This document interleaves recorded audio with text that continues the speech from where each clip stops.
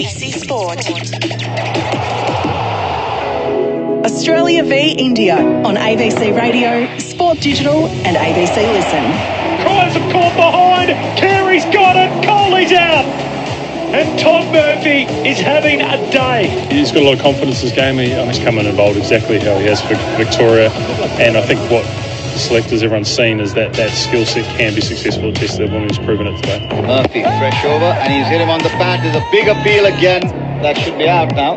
And it is.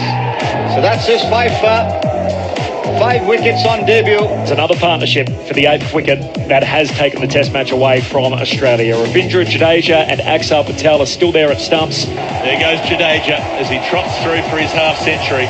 He's done it 4 times before against Australia, and he makes it 5 now. Rohit Sharma was up to the contest and was exceptional. As he drives it away through extra cover, the ball will win the race and it goes for 4. That's Test match century number 9 for Rohit Sharma. It's going to be a whole lot of grind out of this Australian batting order to try and hopefully get only 3 or 4 down at the end of the day. Australia v India on ABC Radio, Sport Digital and ABC Listen. Day 3 from the BCA Stadium in Nagpur, located in the middle of incredible India. The hosts in a commanding position. The Aussies need to get Axar Patel or Ravindra Jadeja out fast and then scratch and claw their way back into the Test match and the series. It is a big, big day for the Aussies, and they're a long way back. My name is Corbin Middlemass. Alongside me is former Australian quick Dirk Nannes. Hello, Dirk. Welcome to Day 3. Hello, Corbin. Great to be here. Another nice, warm day here in India. It's going to be hot, but it's not going to be too oppressive. It is a dry heat in the middle of India where we are, but it will be uncomfortable if Australia have to stay out there for too long this morning. It was a great setup. Todd Murphy was the feel-good story for Australia yesterday. 244 runs scored in the day, 6 wickets fell, 90 overs. If you love your Test cricket, you would have loved the battle yesterday. And the Aussies bowled pretty well, all bar maybe 7 overs throughout the day where you thought, maybe they got it a little bit wrong. And despite that, given the fact they didn't bat well enough, they find themselves a long way behind. I think it shows in that last session on day 1. Yeah, they lost wickets in clumps and here and there during the batting innings. But I really think it was in that last session on day 1 that the game got away from them a little. I don't think Australia could have bowled much better than what they bowled yesterday. I thought they were miserly. They were accurate, and all 4 bowlers, frontline bowlers, had a terrific day in the field. It's just that India and their batting were up to the task and up to the challenge, and it was high-quality Test cricket. I guess it proves the point. You can't win a Test in a session, but you sure can lose one. And I think that's probably an indication of the Australians losing their last 5 wickets for 15 runs and then allowing those easy runs late on day 1, and I think that's going to cost them in the end. Have you checked in with the Australian camp? Any word on morale? Oh, morale seems fine. Yep.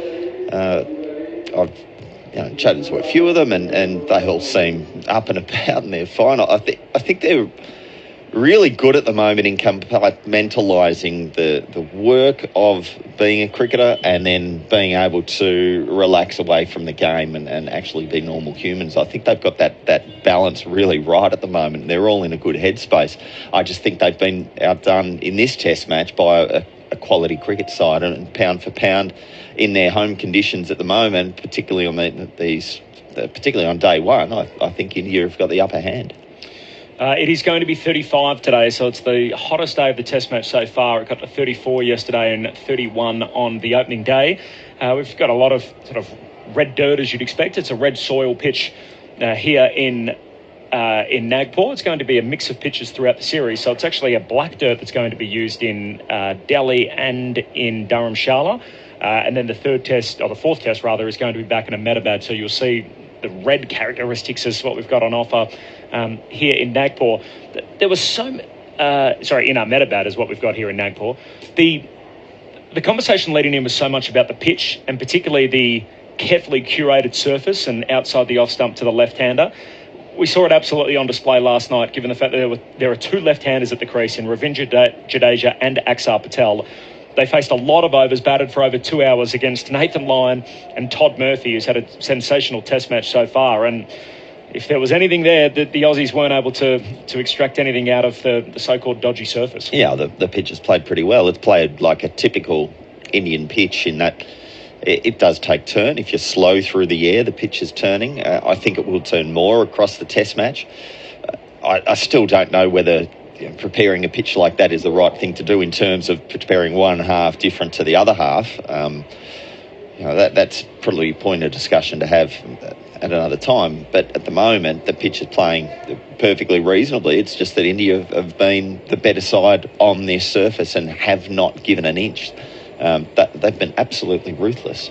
And I think that's really typified in the way that Rohit Sharma made his century. He had played through all the gears. It was a wonderfully mature knock, and Australia need to have at least one person match, if not better, what Rohit Sharma's done in that first innings, so that Australia can at least get themselves back into the Test match. Because at the moment, if it continues as it is going at the moment, then Australia are going to be swept very quickly in this Test match. It's a 4-game series. It sounds stupid just to lay it out, but the math is starting to work against Australia if they lose the first test. The first test is so important given the fact they haven't held the Border Gavaskar Trophy since 2015, so it's been a while since they've beaten India anywhere, having lost obviously 2 home series, let alone the trip here in 2017. So you do the math, it's pretty simple. India win 2 of the 4 test matches and the series is done. Australia can't win from that point. So if they go one behind here, they need to win the remaining 3 test matches to win the series, which winning any test in India is hard, let alone trying to string 3 together on the bounce. So a lot of work to do here on day 3. India to resume their first innings at 7 for 321. They've got a overall lead of 144 with half hundreds for Jadeja and Patel still at the crease. I'll tell you more about the 3rd test in Dharamshala in just a moment. There's been a story from ESPN Cricinfo to say that test match is in doubt. So it would throw travel plans upside down for a lot of Aussies that have made the trip over here. There's a huge press contingent that have actually come along as journalists and radio broadcasters, and obviously Australians as part of the television commentary as well, for people that have caught that during the week. But there is some doubt about whether the Dharamshala test match will go ahead at the venue in which it's slated in the Himalayas, which would be a huge disappointment, Dirk, for our commentary team as well, as I know both you and Prakash and Clint Wilden are really looking forward to that trip. It is a special place up there. It's like having a holiday, well, it's within India, of course, but it's almost like a completely separate world up there. It's the home of the Dalai Lama, and it's just a completely different climate, a different aesthetic, a different feel up there. You go mountain climbing and all this sort of stuff up there. It's just a wonderful place to go. And it'd be a shame. What the talk is that the playing surface, not so much the pitch, but the outfield has been relaid, and they've had new drainage in there, and the grass just isn't quite up to standard yet for international cricket. And hopefully it comes okay, but they are doing another inspection shortly, and they'll determine whether that test goes ahead there or whether they shift the test away to somewhere else in India. More on that in just a moment. But Geoff Lemon had the chance to head downstairs last night. We didn't get this as part of our broadcast, so a little insight into the Australian camp. Their bowling coach, and a name that is very familiar with cricket fans right across the world, Daniel Vettori, caught up with Geoff Lemon at Stumps last night. We've got Daniel Vettori with us. Usually when we're talking to one of the coaching staff, that means it wasn't a great day. Had India 5 down, still in deficit, and then they've pushed out to a substantial lead. It must have been a frustrating day in some ways. Yeah, it was. I think we understood that to bowl them out for parity around that 170 mark would have been tricky, particularly with their start. But we actually bowled exactly how we wanted to bowl through those first 2 sessions. A lot of control. I think the spell between Boland and Murphy was indicative of how we wanted to do it, and they were able to build a lot of pressure, and that paid off on the back end. And I suppose the reverse of that is that India, through Axar and Jadeja, were able to soak up that pressure and then capitalise at the back end, where it became harder and harder to bowl. Guys are tired, the ball's softer, etc., etc. So, yeah, two-thirds of the day really good, but in India you got to realise that they can put so much pressure on that back session, and that's what they did today. It obviously makes it so much more difficult when they've got 3 frontline spinners, but all of them can bat. They all consistently contribute with runs rather than once in a while. Yeah, and that was a real focal point for us. at the start of the series that there's no way we can relent if you get them 5 or even 6 down, because they've got such good records. And it's not just about their ability to bat, it's their ability to score, and I think they put pressure back on, and Jadeja was able to soak it up and get through some tricky times, and then Axar came and complimented him with being able to score a bit more freely. So look, we're under no illusion that those 3 batters in a lot of ways hold the key, because we sort of fell away quickly at the back end of our innings where these guys have been able to hang in there and score. The pitch got a lot of conversation before the match. It didn't look impossible to bat on out there, and hasn't done for the first couple of days. What have you made of the surface? No, I think it's as expected. I think it's spun at times, but that's what you expect. But there's been nothing extravagant. There's been nothing worrisome for either team. So I think it's a traditional Indian wicket and what you'd expect every time you come to the subcontinent. Todd Murphy, I mean, he'll obviously get the headlines for today. 5 wickets on debut isn't something that happens all the time.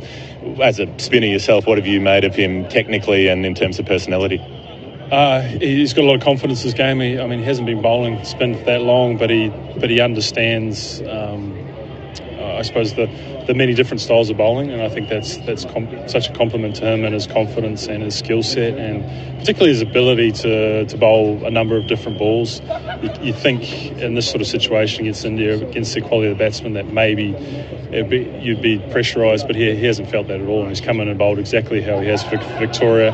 And I think what the selectors, everyone's seen, is that skill set can be successful at Test level, and he's proven it today. Looks like a difficult day for Nathan Lyon. Picked up the 1 wicket, been relatively expensive. What have India been able to do? You know, given that he's got experience in these conditions, he has bowled really well in these conditions before. How have they been able to nullify the threat from him?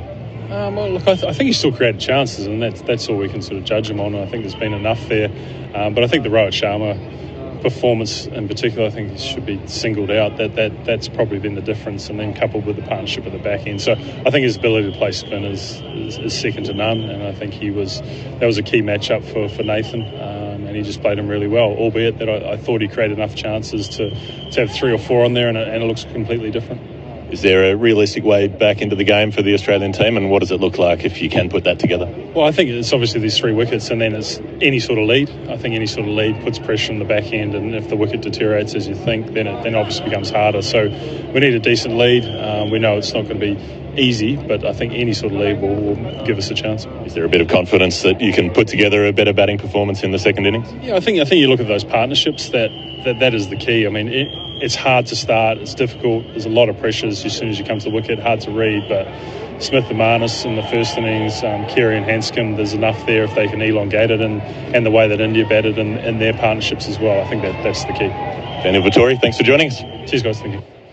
Daniel Vittori last night with Geoff Lemon on Grandstand Cricket, and that was the mood inside the Australian camp. Anything out of that, Dirk, that stood out? I thought he was spot on in everything he said. I mean, watching from our vantage point, I thought he summed up the day exceptionally well. The difference is Rohit Sharma. The way he's been able to be out there and go through the gears on what has been a difficult pitch, and you look around at everyone else who found scoring quite difficult. He seemed to find a way to grind his way through the difficult periods where Australia were bowling well to him, and then counter-punch nicely, and Australia need to take a leaf out of his book, work out a way to be able to absorb that pressure and the spin that Jadeja and the threat of Jadeja in that second innings, and come out and play an absolute blinder, because that's what Australia need to get back in this contest. But step one is to take these 3 wickets. Bowlers will be freshened up a little bit after last night, having a bit of a rest, and can they come out and take a quick one and then hopefully run through this tail?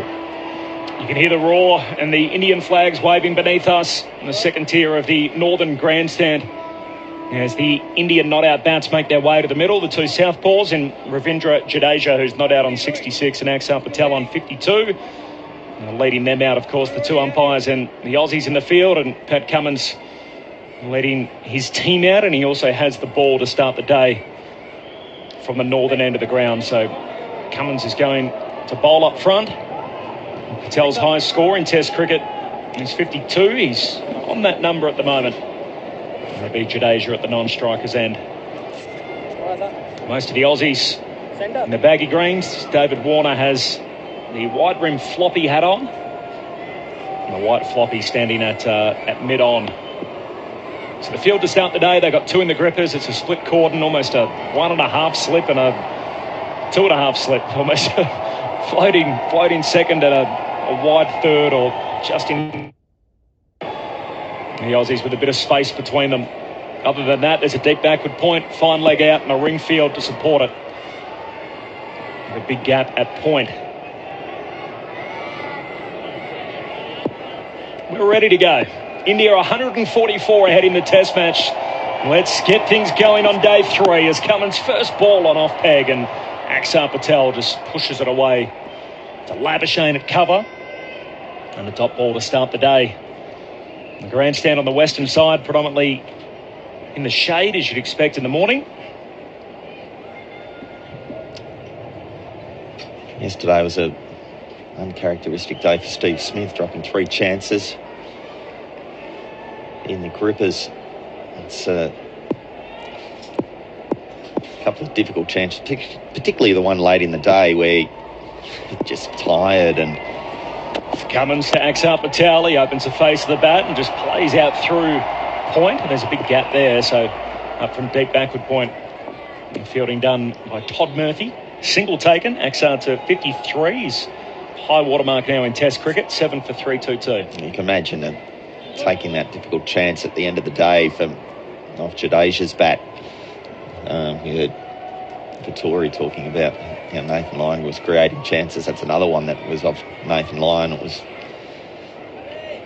just a desperately unlucky drop.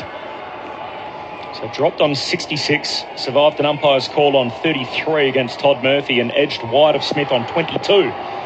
So the double numbers striking on 3 different occasions, providing chances, but none of them converted for the Aussies. Jadeja's still there, awaits Cummins. It's fallen wide off stump, and puffs of the red dirt come up as the ball passes alongside the popping crease and through into the gloves of Carey behind the stumps with very little carry.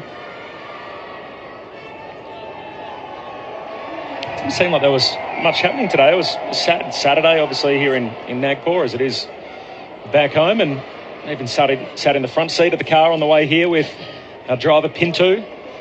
You had expectations of seeing everything this morning up front. It didn't happen, did it? Here's Cummins on his way in again, around the wicket. Jadeja forward and just defending into the covers of Labuschagne. Well, the last couple of days I've sat in the back seat and I've been trying to film things and trying to come up with some content to see what people are doing in Nagpur on our drive in. And you pointed out to me, look, that the front seat's the place to be if you want to try and get some shots. So sat up there today, didn't really see much at all, didn't see much wildlife. Yesterday when we were coming home, there was, or on the way to the venue, you saw a pig milling around in the street. Usually see a couple of dogs and some cows, but wasn't too many people out, wasn't much going on at all. And tomorrow morning will be even quieter. Sunday, it's absolutely dead. Cummins around the wicket to Jadeja. He just angles his bat and finds the gap wide of that floating third slip down to Murphy at third man for 1. All seem to move away a little bit from Jadeja.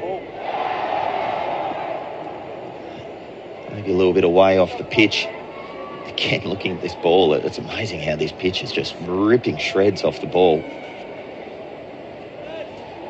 There's dog tags hanging off the sides, but at both sides of the ball, it makes it very difficult to get it to go reverse. The SMS number, of course, 0467920222. 0467920222. Cummins to Axar Patel as he squeezed the ball off leg stump down to fine leg for a single.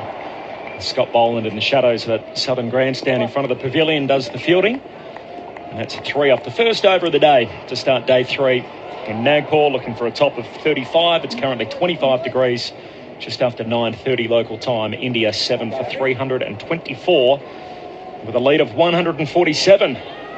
Slow and steady start this morning. Pat Cummins has bowled 2 days in a row. This is the 3rd day he's had to bowl, so you're going to be a little bit sore to get going. No outrageous pace, nothing crazy happening off the pitch as you would expect this stage of the test match.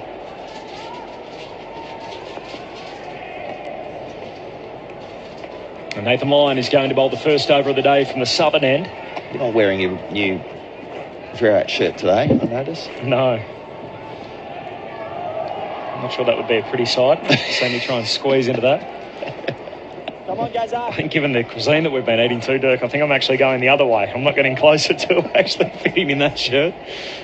As we touched on yesterday, I was able to pick up a Virat knockoff for about 300 rupee on the way out, an Indian team shirt, and came through as an extra large, but in Asian sizes, so far too small for practical use.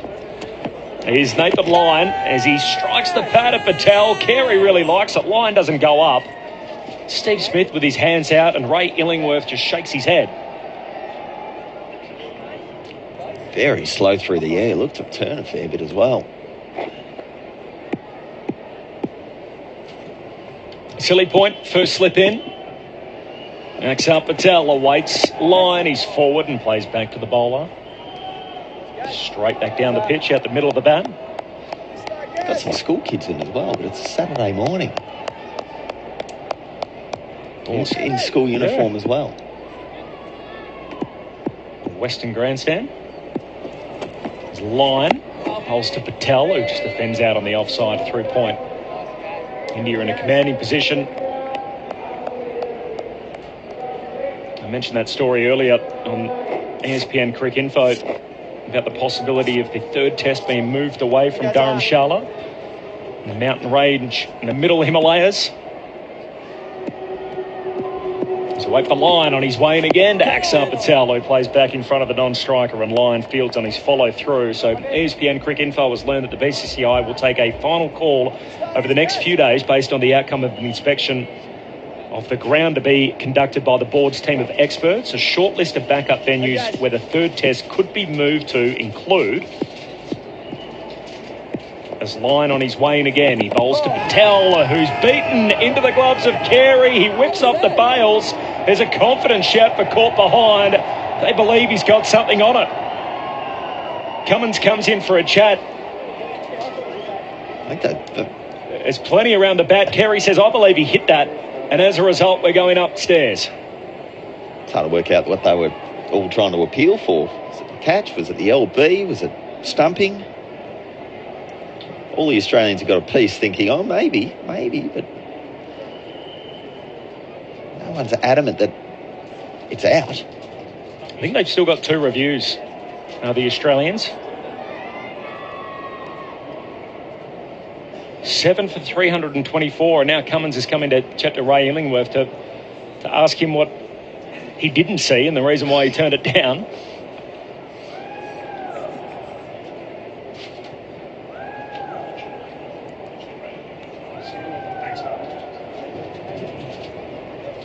So here we go, Dirk. Talk us through the replay. Clear daylight between bat and ball as the ball goes past the bat. Probably 2 centimetres, 3 centimetres in it. So he hasn't hit it. Maybe he's just hit his shoelace or his shoe or something as it's gone past. Nothing on the bat. Yeah. Missed by a long way. The Australians are going back to their position, so clearly they don't think there's any other mode of dismissal that they're going for, because it's probably 30 centimetres outside off stump, and his back foot's planted as well. So Richard Illingworth, of course. I think I called him Ray Illingworth on a couple of occasions, so I'm not sure who Ray Illingworth is, but it's not the guy standing officiating out there in the middle next to Nathan Lyon. So not out is the call. Still looking at the decision pending. It'll be not out. Axar Patel still there on 54.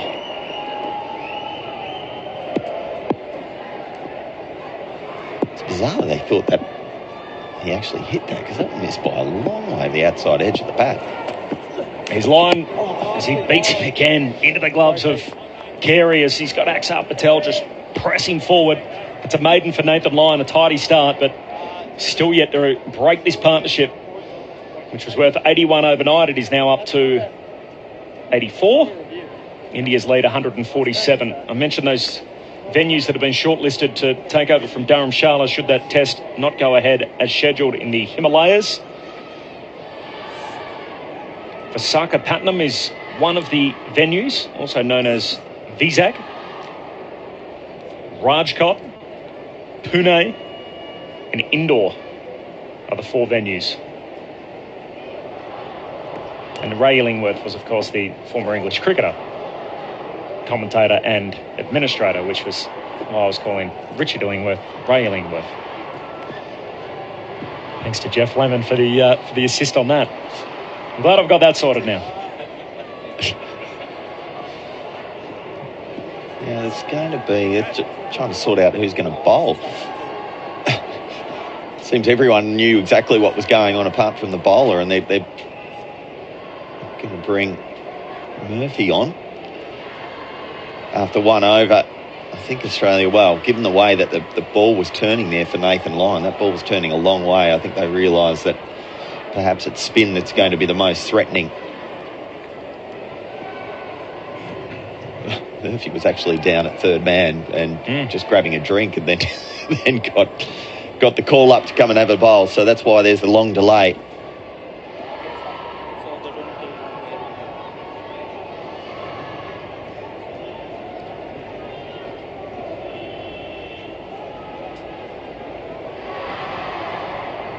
Zero 467920222, the SMS number if you want to get in touch with us. We're in the first 10 minutes of play on day 3 here at Nagpur, and we're going to see 3 different bowlers used. So Todd Murphy on from our end, the northern end of the ground, where he did the majority of his work. He had one spell from the southern end yesterday.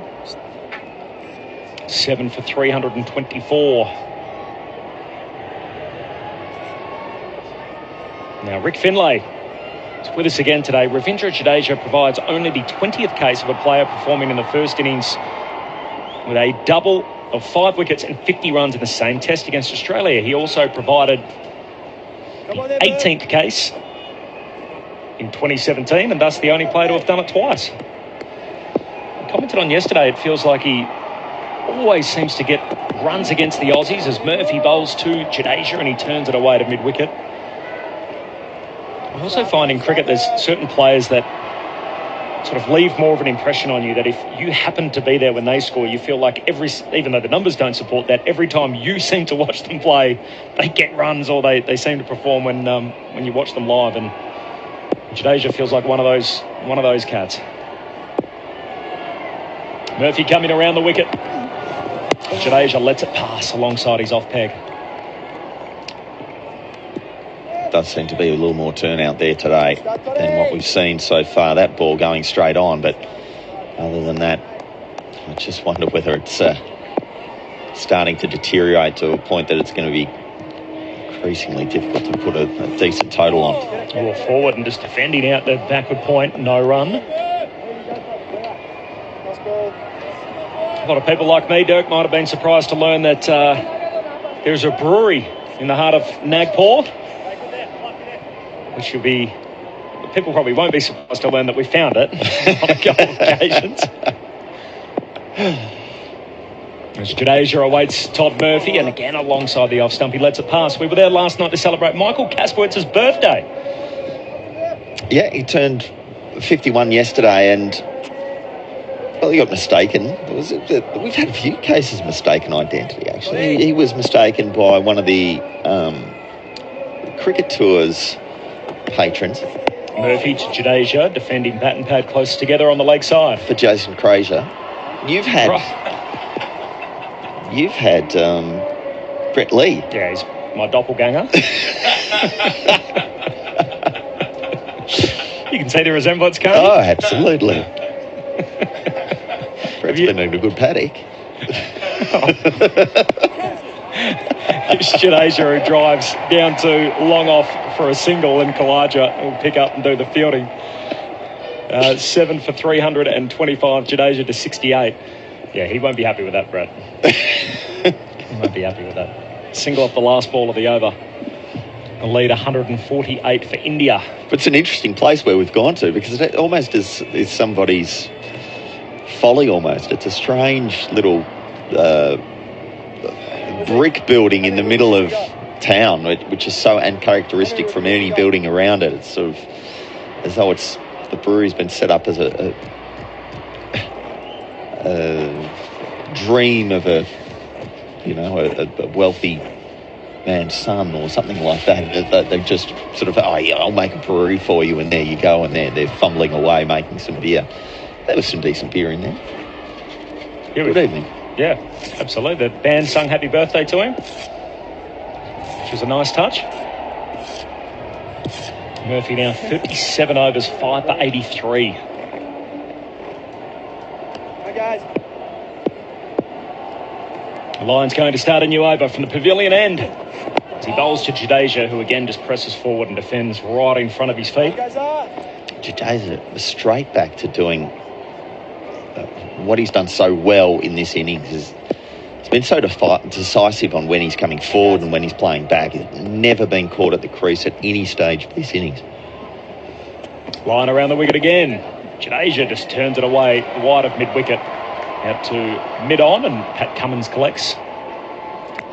So what that does, it either gives the ball, if you catch it on the half volley, if you're reaching out really far, you're catching it before the ball's had too much time to spin. And when he plays back as deep as he possibly can, he gives the ball enough time to spin and then play it off visually off what's happened off the pitch. Patel cutting out through point. Man back saving the boundary. There's Matt Renshaw and a single taken. I've got a question for you, Dirk. We arrived on Monday, and as we mentioned earlier as part of our broadcast, we were both on the same flight, and of the two of us, 50% of our bags arrived. As Nathan Lyon bowls to Jadeja, who's forward and defending to backward point, a Labuschagne, no run. So today's Saturday, so I thought, gee, I would have thought I'd see a few more shirts in your rotation by now. Why haven't you worn any of the other stuff in your suitcase? You're still rolling the same 3 shirts. The saga continues, doesn't it? I got a phone call yesterday from somebody informing me that it's going to be another 48 hours maximum. This line around the wicket, Jadeja cutting out into the deep. So it's still not here. So single there for Jadeja, by the way, so he moves to 70. So they can get me and a bag, well, normally they could get a bag with me to Nagpur from Melbourne in 16 hours or something like that. But to get the bag there takes another week. So that's been a challenge for me to deal with. What have you missed the most? It's in your suitcase that you haven't got. His line around the wicket, and he beats Patel again. Pressing forward, and a little chuckle back down the pitch as it ends up in the gloves of Carey. And a dot ball to end the over. So 7 for 328. And Lyon in rhythm against Axar Patel, who's on 55. Jadeja looking a little more comfortable on 70. Lead up to 151 for India, where 18 minutes into the morning on day 2. There are certain comforts that you take with you. An experience sort of says this is something that you need when you travel. And so the most important thing I'm missing is my coffee machine. It makes me sound like an absolute idiot, but that's what I'm missing. Because you can get by without shirts. You can get by. And the other battle that I'm facing is how many clothes do you sort of buy and sponge off the airline? How much is reasonable? He's Murphy to Jadeja, who again lets it pass. Because when you lose the off stump, when you lose your bag, you're allowed to go out and buy some clothing. But how much are you allowed to go out and buy? I didn't know you could actually do that. Well, it's pretty reasonable, isn't it? Yeah. And then what, you just claim, they don't give you a price limit, obviously. They just say, well, what's reasonable? What is reasonable? I don't know. 100 Aussie for every day it's late. So what, I can go out and splurge again today. About $600. Oh, Murphy knocks him over. Jadeja lets it go, and it cannons into the top of his off stump. And this star-making performance continues for Todd Murphy. He has 6 in his debut innings with the ball. 6 for 82. Jadeja out for 70. Letting it go as it hits the top of his off peg. Well, this is almost taking a leaf straight out of Jadeja's book. Looking for all intents and purposes like that's going to be the offie that spins away, and as he's been able to do so well, this one's more almost side spin, or almost like a UFO. Hits that side of the ball where there's no seam, skids straight on, and a wonderful innings comes to a close. Done by some wonderful bowling from the debutant in Murphy, who's now got 6. But that was a real turning innings for this game. 8 for 328. Lead 151. And Murphy picking up his 6th wicket. Axar Patel is 55 not out. Prakash Wakankar is coming in now to join Dirk Nannes on grandstand cricket. But finally into 10 and Jack, who are the two genuine tail-enders, Dirk in this lineup. Stunning bowling from Murphy again. It's been such a mature bowling effort. Having the ball turning away, and then having the maturity to not try and bowl the wicket ball too often, but that ball sliding on nicely. Shouldn't be too long now, Dirk. Don't be too negative about the number 10 and Jack. No, I know where it comes from, but really, I mean, these two are good old-fashioned 10 and Jack, because, you know, Shami will swing at everything, and I suspect that with the spinners on, Siraj's move towards square leg will be distinctly limited. But that's typically how these two bats. They're not going to be, I don't think, troubling anyone. It'll be interesting to see what Axar Patel tries to do. He might just try and get a few if he can. But another brilliant breakthrough by this young off spinner. And what a game he's having. And also shows you how mature in his thinking he is about the game. He's seen Jadeja leaving a couple, and then he just gets one in. As you said, almost, I think you used the phrase UFO. Certainly wasn't unidentified. It was very identifiable, but it went and did its job. So breakthrough for Australia in the morning. 8 for 328. Here's Murphy now to Shami. Comes in and bowls, and Shami, outstanding forward defensive stroke. Leant forward, head over the ball. I think he's been watching Rahul Dravid talk to the batters. Shami. But it won't be long. And what have we got? We've got in the nature of a long on and a deep mid-wicket for that Hoik, which is coming. This time he's headed straight back at Murphy. He gets a foot out. And hopefully he's not damaged it in any way, because that could have been dangerous if that gone on to hit somewhere on the bone. But it doesn't seem to be the case. He drove it along the ground. Slip forward short leg. 2 men in the deep on the onside. In fact, 3 of them. There's a long on, there's a deep mid wicket, and a man on the deep backward square leg boundary. There's a 45, and there's an orthodox mid wicket. That's the offside field. 6 men as Murphy changes line of attack now over the wicket to Mohammad Shami. He's in, he bowls, and Shami comes forward, lets the ball bounce and hit him on the thigh pad. No damage done. Again, a good example, that delivery of when he slows it up a bit, how much this ball's turning. That just 79 kilometres an hour. Almost baiting Shami into play that slog across the line. Quicker ball, and Shami goes back and across in defence, back along the track on the offside. I think that approach also just suggesting that the Indian batsmen know very well that every run here is really crucial, because they want to keep, if they can, as small a target to have to go after in the fourth innings. They will bat last. And what is very interesting for me, Dirk, is Jadeja and Axar Patel have batted the number of balls they've batted. 185 by Jadeja, 113, and still at the crease Axar Patel. And they are the next two after Rohit Sharma, who took 212. Nobody else has gotten close to that. And that is an indication of how crucial that partnership has been. Axar now eyeing the onside, having a look around the deep field just to see where he might conjure up something. He realizes that there may not be a lot of time left in this Indian batting innings as Lyon starts a fresh over from the pavilion end bowls, and Axar Patel goes back and cracks it away. It will be fielded, and I don't think he'll come back for the second. It's Renshaw, I think, out there on the square point boundary, and one more to the total. So no attempt at shielding Mohammad Shami. He's batted really well, Axar Patel. And he's come along in leaps and bounds. When he first burst onto the scene in international cricket, of course he scored lots of runs for his state team in Ranji Trophy. But when he first burst on the international scene, batting wasn't exactly one of his competencies, but he's come along really well from an Indian perspective. Over the wicket now to Shami. And this one turns sharply, and Shami's worked it away rather nicely. Work for Renshaw, who does well to drag it back. Full length dive, and will limit the scoring to 2. He saved 2 runs there for sure. Good work by Renshaw, showing no signs of any soreness in his knee. The umpire will just have a look to make sure, but from what we saw, Dirk, very good effort in the deep.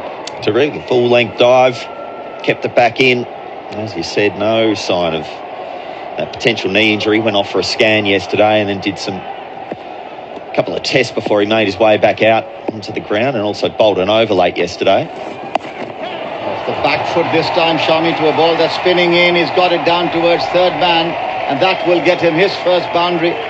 These are welcome runs from an Indian perspective and frustrating ones from an Australian one. 8 for 331. 335, I beg your pardon. The challenge here for Australia, they just need to take these 2 wickets as quickly as they possibly can. Because if this lead gets up towards 200, this is Test match over.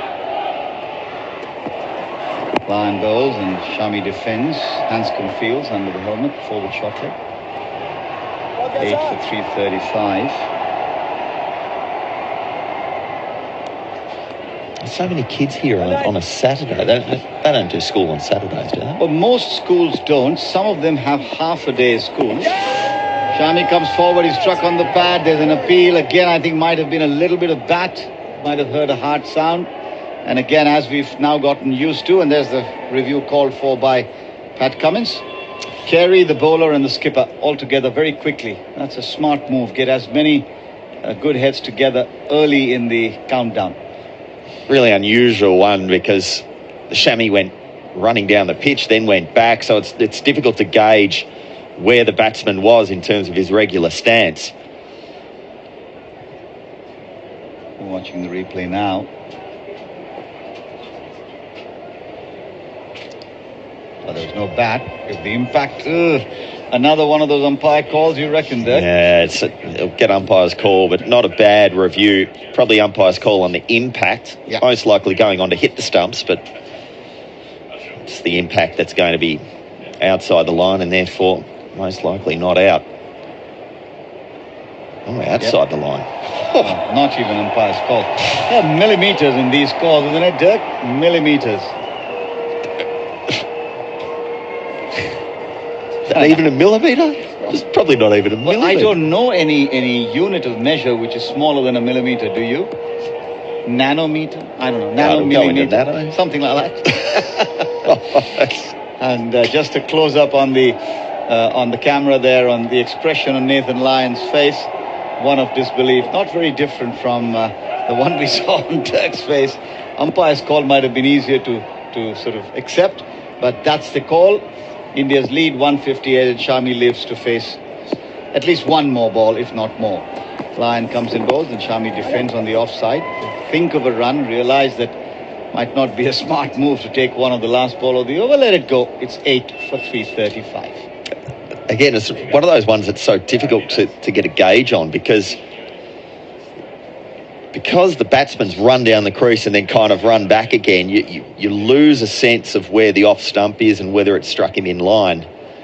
And those ones where you're a little bit unsure and it's late in the innings, it's not a bad review. Even though you lose it, it's one you can totally understand why they've gone that way. Indeed. And Pat Cummins in a longish chat with Steve Smith. Maybe just having a few words on what he might do to expedite the end of this Indian innings, as Todd Murphy is already with the ball to try and get and pick up what could be his 7th wicket. What an unbelievably good, or great in fact, debut performance. Comes in and bowls to Akshar, who goes back and pushes it into the covers. Labuschagne fields, no run. This morning then, 6 overs so far, 14 runs have come off them, and the important wicket of Ravindra Jadeja, who was bowled letting one go outside the off stump. Murphy bowls, and Akshar comes forward, defends. He's growing in confidence already. As you can see it in his body language. Not that he was lacking too much of it when he first came on to bowl. didn't show any sign of nerves, and there's so much that's now been spoken about this young man. He just looks like he belongs here. Goes away from us again. Into bowl to Aksar, to a ball that's coming in, and he's played it away off the back foot into the cover region. They'll take one as Warner comes off the boundary to field.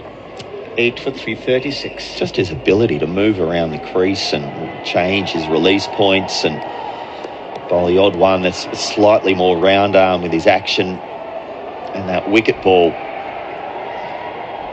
just a hint of being not quite the standard axis of the ball, therefore not hitting the seam and turning and biting off this pitch and going straight on.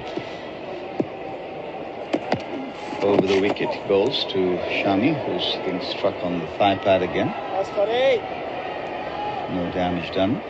So you were saying about the school kids, some schools, some schools Saturdays actually have half a day on Saturday, and some don't have any school on the weekends. in addition to their normal 5 days of schooling. Defended by Shami, and the ball sort of rolls back but goes away from the off stump and goes behind the keeper where Smith does the fielding. What kid would want to sign up to that school if they have to go on the weekend? Well, some of these public schools tend to have 2 batches, if you know what I mean. Tossed up on the off stump, defended on the onside. So you have a set of classes in the morning and a set of classes in the afternoon for different numbers, depending on size and where they are and how many they can accommodate. And therefore, many of them do have a session which is half a day.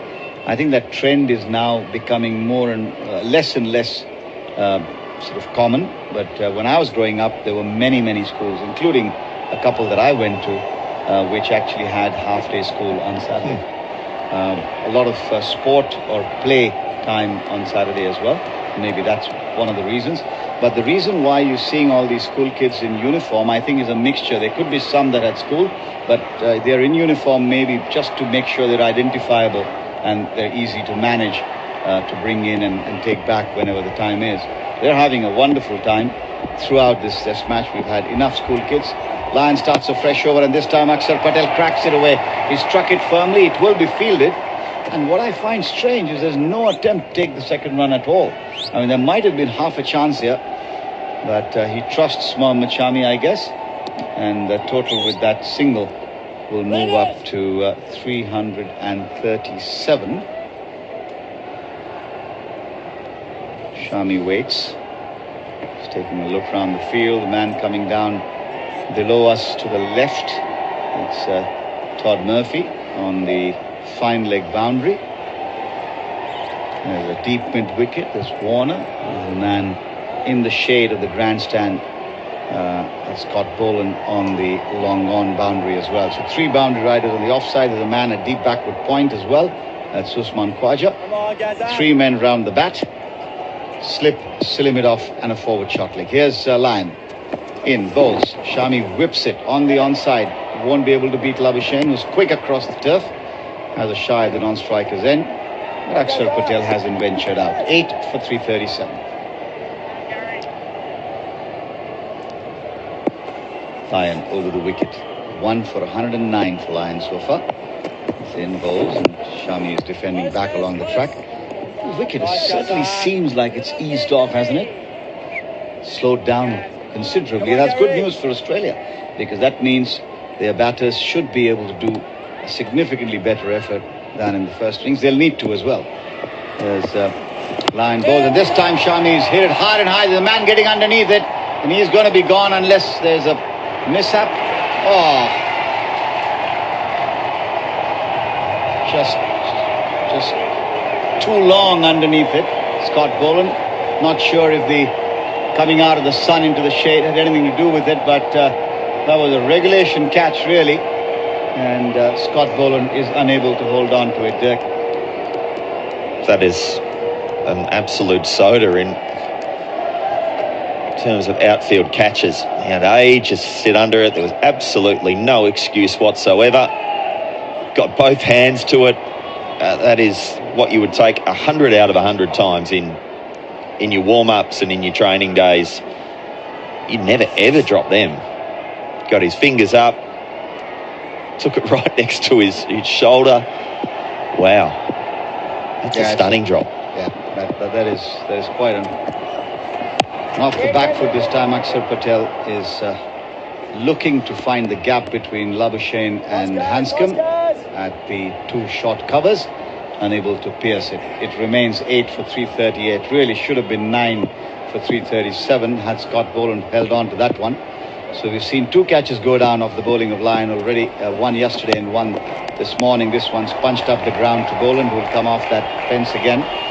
His field all right, he must be feeling terrible, but that doesn't take away from the fact that it was a catch that, as you said, Dirk, almost every single time you would count on an international cricketer to take it. Almost any cricketer. That's another example in this game where Nathan Lyon has been a touch unlucky.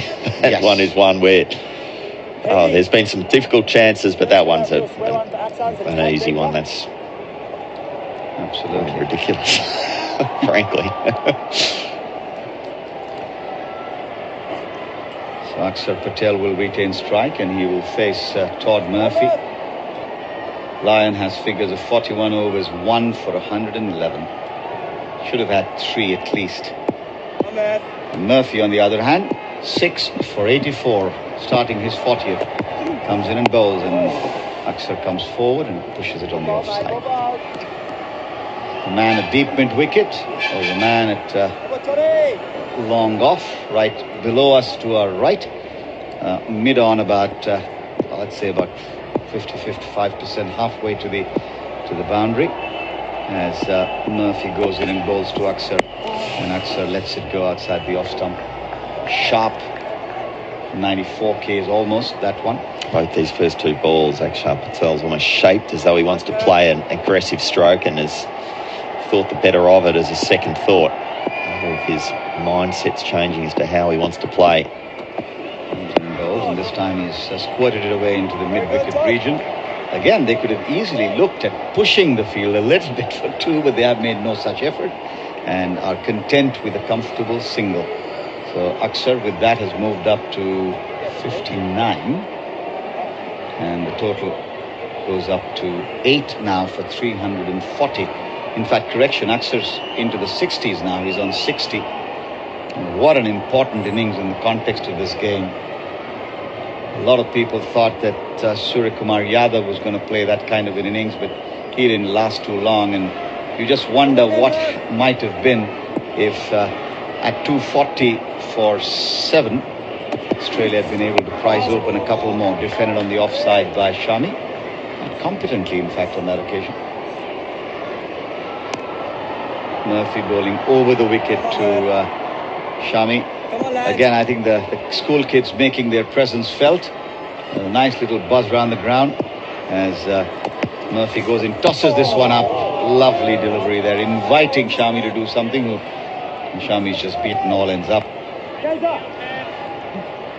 Shami at times looks like he's really competent with his forward defence. I wonder why it's almost like dot swing. Why does he just hit the ball up in the mid-wicket all the time?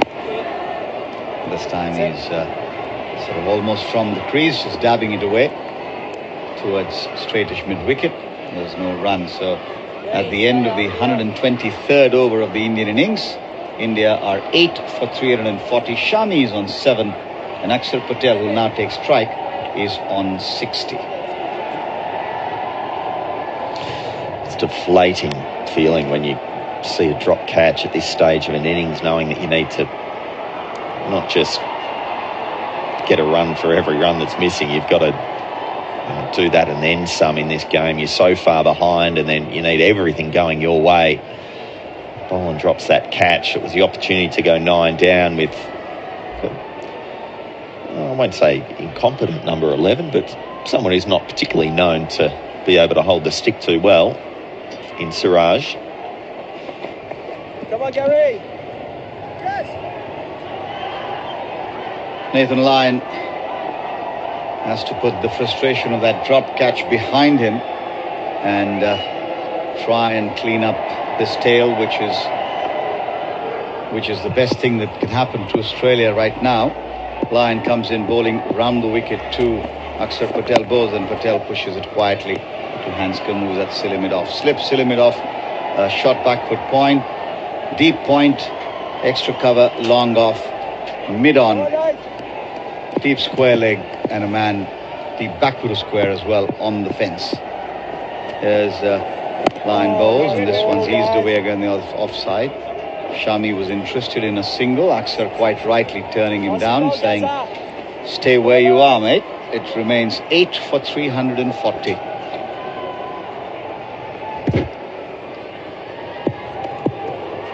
Line now with 2 slips to Akshar bowls, and Akshar defends again. Line fires it in, gets a bit more turn, and for the first time this morning we have the company of Dinesh Karthik. Good morning. Hello. DK. Good morning from India. Good afternoon to everybody in Australia. Here's line bowls, and once again defended on the offside by Akshar Patel. What a magnificent innings Akshar Patel has played, along with Jadeja, really taking this game further and further away. Very true. I think he's applied himself. He's somebody who is very good down the ground, but he has on this wicket waited, played a lot more square of the wicket, which shows that he's adapting on the go as a batsman, which is always good to watch. No question about it. Here's Nathan Lyon into Akshar Patel, who slips back looking to cut that off the stumps, and this time the ball actually bounces over the stumps into the gloves of the keeper. Have you felt the wicket slowed down a bit now, Dinesh, or is that just my perception? Interestingly, I actually feel there's a bit more bounce. I don't think it's slowed down. I think it's stayed the same speed, but I have a feeling there's a little more bite from the middle of the wicket, which we will see in excess when Australians bat because of the height of the Indian bowlers and their release point. So that we will see much more, and that's when the Australian batters are out there. You will definitely get the feeling that the ball is bouncing a lot more, because it is. But right now the Indians have batted well, and also you have to understand they've bowled more than 123 overs now. Sure. Last ball of the over down the leg side, and there will be no run. So time for me to make way for Geoff Lemon. More from Dinesh Karthik, and we'll see how long India's innings carries on. Generally, when tailenders come, the ploy that touring teams use is the fact that they'll bring a fast bowler and try to pepper them with short balls and try and put the fear of God in the bowlers. But for the moment, that's not an option that Australia can opt for at the moment, because the pitch is not really helping in that direction, and the fact that the Australian fast bowlers have bowled quite a lot of overs, and when you try to bowl the short stuff, it takes a lot out of you on the body, so that will make it really hard. So in one sense, Shami will be breathing easy, but having said that, it's not that easy to play the spinners either. Good morning, Dinesh. Nice to see you. Morning, Geoff. Great to hear you. It's another warm day out there. It's going to be the hottest one so far as we head into the afternoon. I tell you what, these Australians, I think they've been broken. Except for this fella, perhaps, Todd Murphy, who flights a ball into the block hole. It's driven away nicely, but David Warner's back at long on, so there'll only be a single. India keep building this lead. Mohammad Shami doing okay. But the one thing you expect from Shami when he comes out is that he'll play a massive slog and get caught on the fence. He plays the shot, the fielder's there. It's hard to picture a drop of a more straightforward catch than that one. Yes, the ball went high, it went a long way, but Scott Boland was perfectly positioned. His feet were planted, he was in the right spot. Murphy around the wicket to Akshar Patel, who'll get a run off the inside edge to mid-wicket, just pressing forwards. 8 for 342. Well, if you didn't pick up on the commentary earlier, he's down at long on, Scott Boland. Gets the big hit down there. Both feet planted, reads the positioning perfectly. He's got both hands up over his left shoulder. The ball hits the middle of both of his hands and goes through the gap between his hands at the back and just bursts out over his shoulder. So there was none of that running into awkward position. It ended up dropping behind him and it didn't go to the boundary, but they didn't get the wicket. Coming forward is Mohammad Shami and defending circumspectly on this occasion. So it's when you see a side miss chances like that, that's when you think, well, they've been baked in the field for too long. They're tired. The chances they missed yesterday, the tricky ones that slip, bad review this morning, that caught behind that was missing the bat by about 6 inches. They don't look like a settled or composed team anymore, aside from Murphy with that wonderful delivery that he bowled to knock over Jadeja.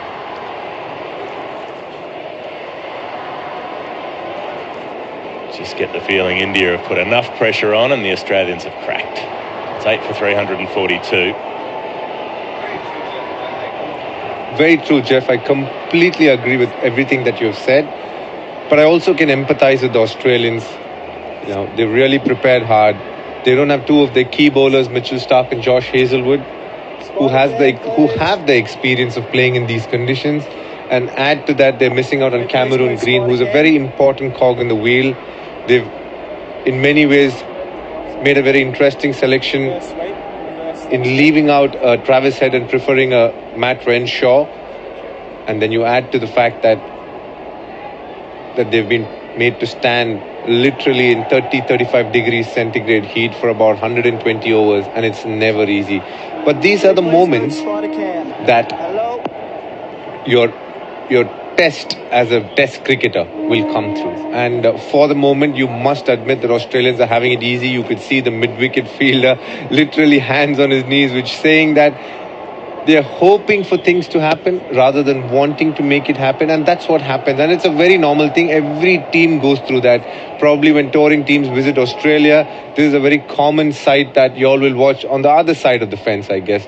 So it's very understandable. It's very relatable. But the good thing through this test match has been the fact that the silver lining for Australia has been Todd Murphy. The man with the spectacles has come and definitely shown the way as to how it needs to be done on a pitch which offers spin.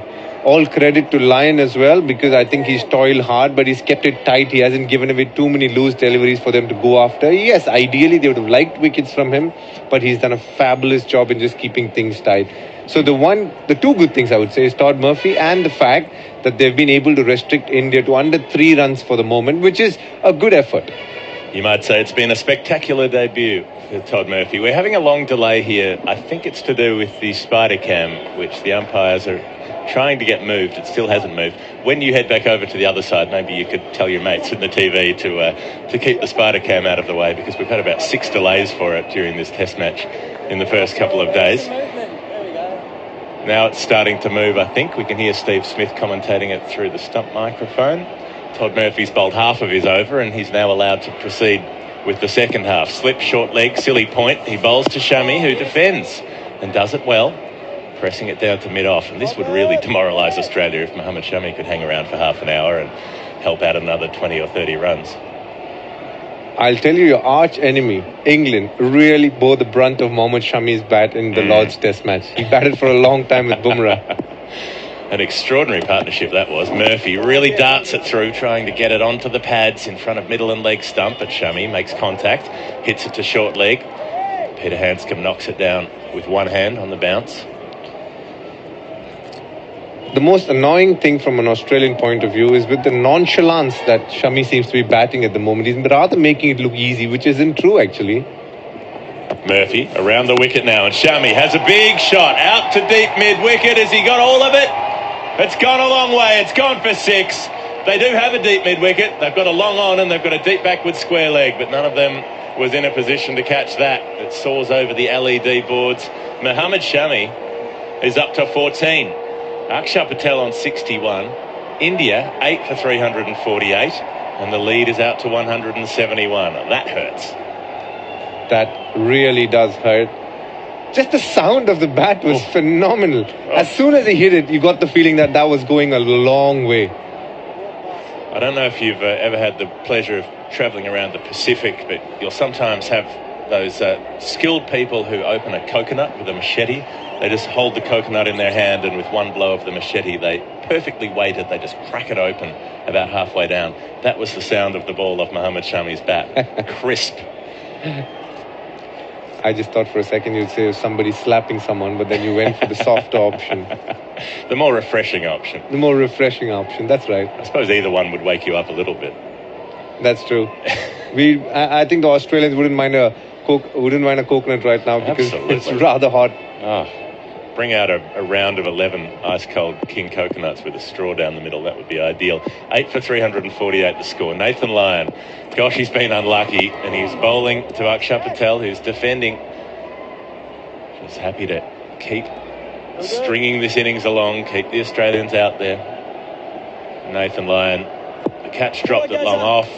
The one that went down at slip last night. He's had some umpires' call decisions go against him.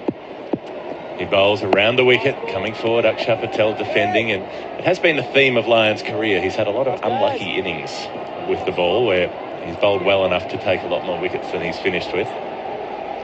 It's very interesting you say that for a man who's got 450 test wickets, isn't it? Imagine if things had gone exactly his way for a larger part of the days that he's missed. Comes in, drops a little short, and Akshay Patel is cutting. It's his favourite shot out to the deep. David Warner sweeping there, a single, 8 for 349. I get the feeling this over could be the over that Shami either gets another 6 or he'd probably get out. As a lower order batter, when you hit a 6 like that, you feel the world is your oyster and you just go for another one. The thirst takes hold, doesn't it? It must feel good to have that sweetness off the bat. And also, as a tail ender, Nathan Lyon is a very tempting bowler to go after because he's slower in the air. He will make it hard for you to defend. So you're scared to defend and get out close in. So you'd rather do something that suits you, which would be to play a big slog across the line. And let's see. We got 3 balls to go. Nathan Lyon versus Mohammad Shami. It's going to be an interesting one. He's going to come over the wicket to the right-hander. 3 close catches. Lyon bowls at the stumps and Shami backs away, but then just shovels it to short mid-wicket. No run. Certainly thinking about smashing that one, but didn't in the end. Come on, guys. TV cameras lingering on poor old Scott Boland. At least he's in the shade, but he'll be feeling pretty bad about himself at the moment. Oh, that's the ball. Defensive shot, inside portion of the bat, and Hanscom grabs it at short leg. The one good thing Shami has not done so far is the fact that he's played a lot more of the back foot than the front foot, because in these conditions it is better to play slightly of the back foot because you get that extra bit of time. Lyon bowls to Shami, who's again just backing away and defending it really to that short mid-wicket. So he does the right thing, the team thing, says, OK, back to you, Akshay Patel, for the over to come. Let's see if you can add a few more runs, get India past 350. They're 8 for 349. They're 172 ahead. That's a massive lead on this pitch. I mean, this could already be an innings win for India if Ashwin and Jadeja get things right on this surface, which looks tailor-made for them as opposed to the Australians. In my first stint with Mark Waugh, when I was doing a bit of commentary for TV, I said that right when India started batting, I said that I have a feeling India wouldn't bat again. And he said, don't count your chickens so fast because we can only know the nature of the pitch when both teams have batted on it. So I genuinely wish my prophecy comes true.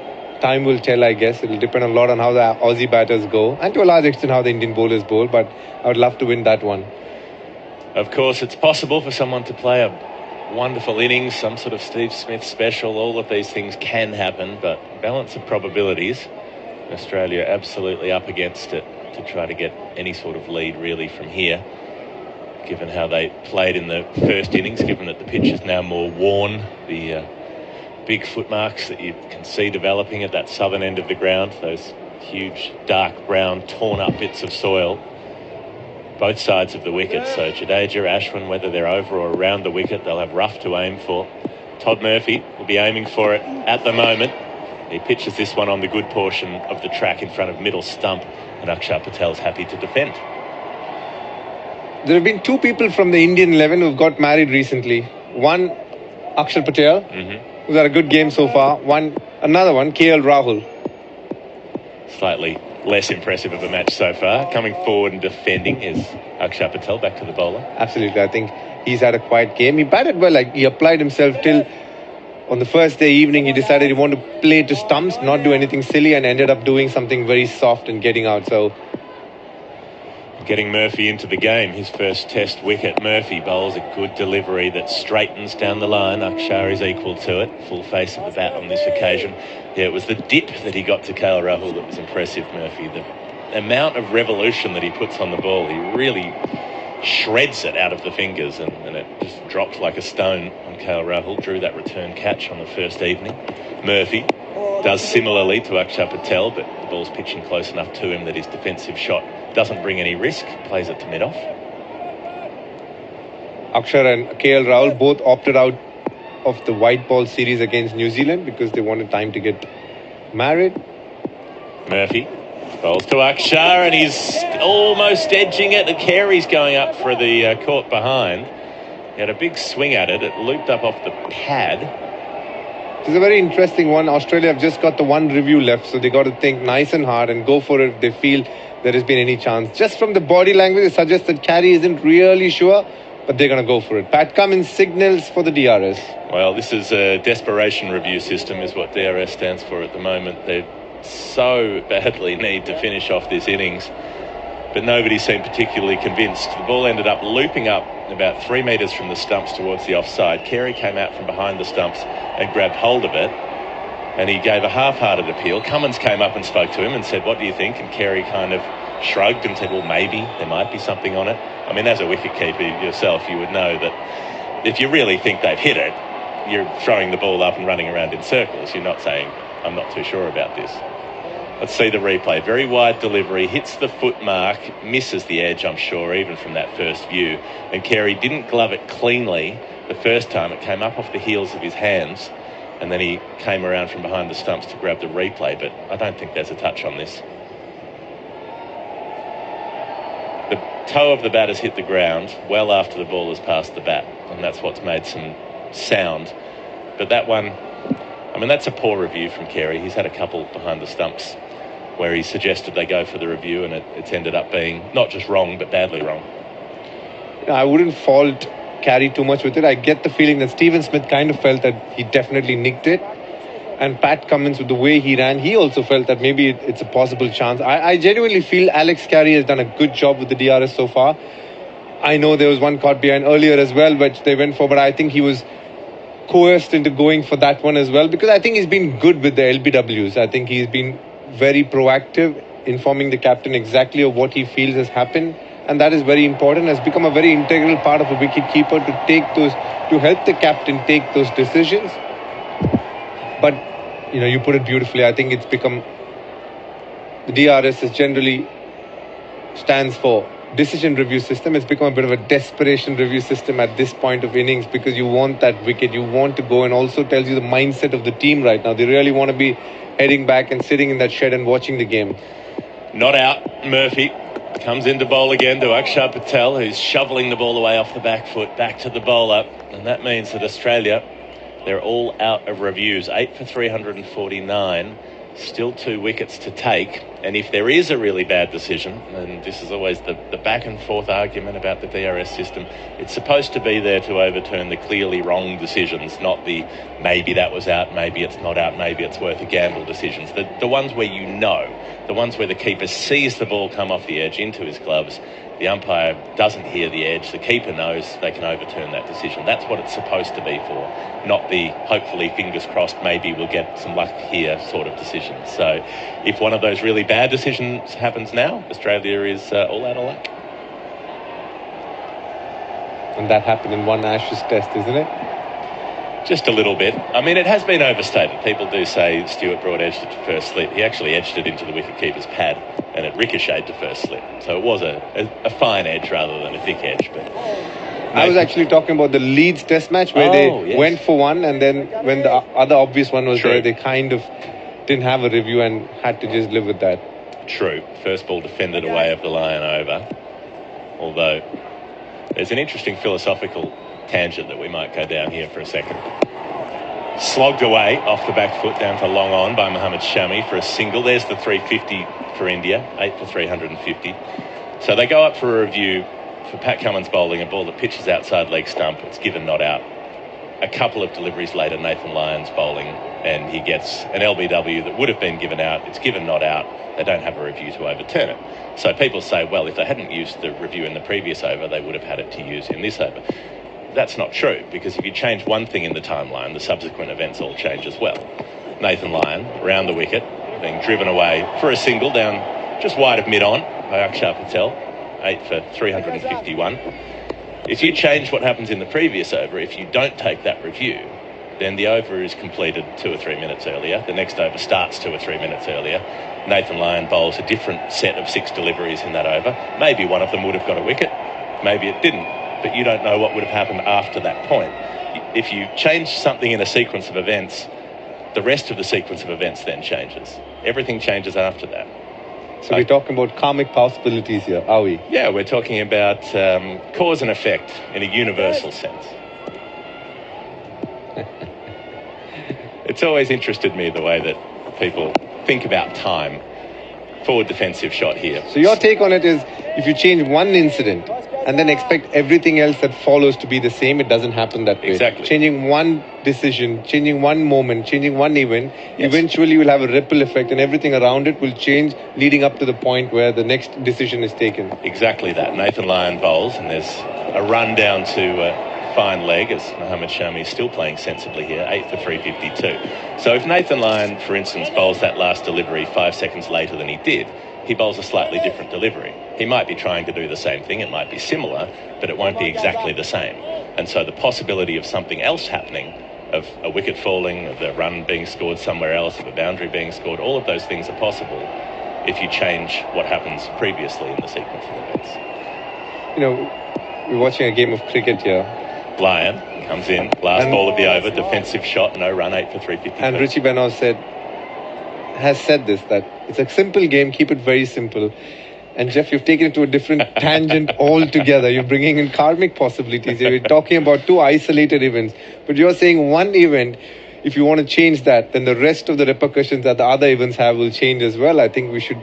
It's a very, very interesting philosophy. Every time I've come here to the box and I've done some radio commentary, I've gone back a rather enlightened man, and I'm going to leave this one again with very as a very enlightened spiritual soul. I must admit the possibilities of having such conversations on TV is few and far in between, but must say that it's been enjoyable doing radio commentary. I really like the kind of information, the kind of knowledge that I'm able to gain on my way back, and it keeps me pondering on my long walk back from the radio commentary box to the TV box. But thank you. It was one hell of a conversation. Thank you, Dinesh, Karthik. That is the beauty of radio commentary, the fact that we can have our tangents and have our conversations. Drinks are on the field. You are listening to Grandstand Cricket on ABC Sport. The score is 8 for 352. India pushing along that lead while drinks are on the field. Let's get the latest from ABC News. ABC News with Satyam Weinstein.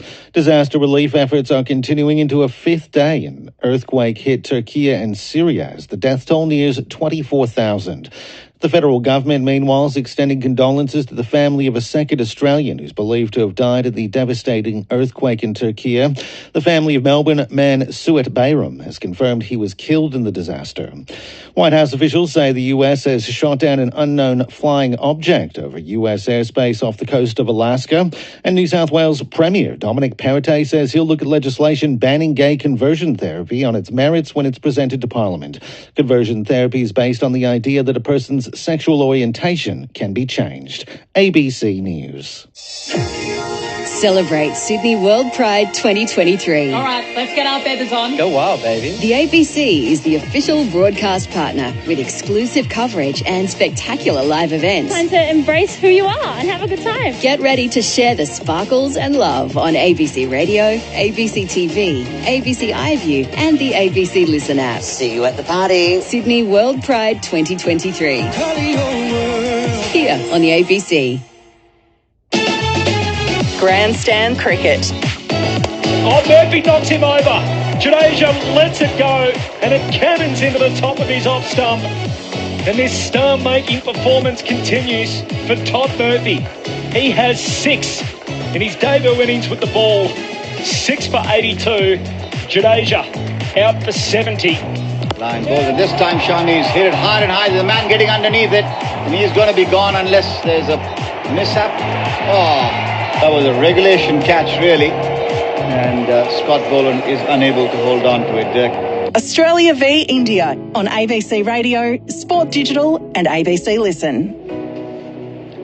So 6 for Murphy, and more reasons to celebrate this 22-year-old on debut. And yet for Australia, they're still in the dirt. And they're putting thorns in their own paws as well, with Scott Boland dropping Mohammad Shami when he was on a handful. He's now on 16.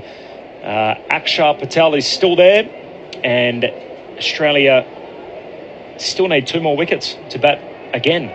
8 for 352 is India's score at the moment. The lead is up to 175. Patel's on 63, the only wicket to fall this morning. Jadeja, as you heard in the highlight, bowled by Murphy. He let it go. And Murphy set him up well, had a couple of balls outside the off stump. Jadeja was happy to let them pass. And then one which came in and just took went straight on, really, the arm ball for Murphy, and picked up that big wicket of Jadeja for 70. In the hot sun, the Aussies still toiling, 28 degrees on route to 35 today, the expected top.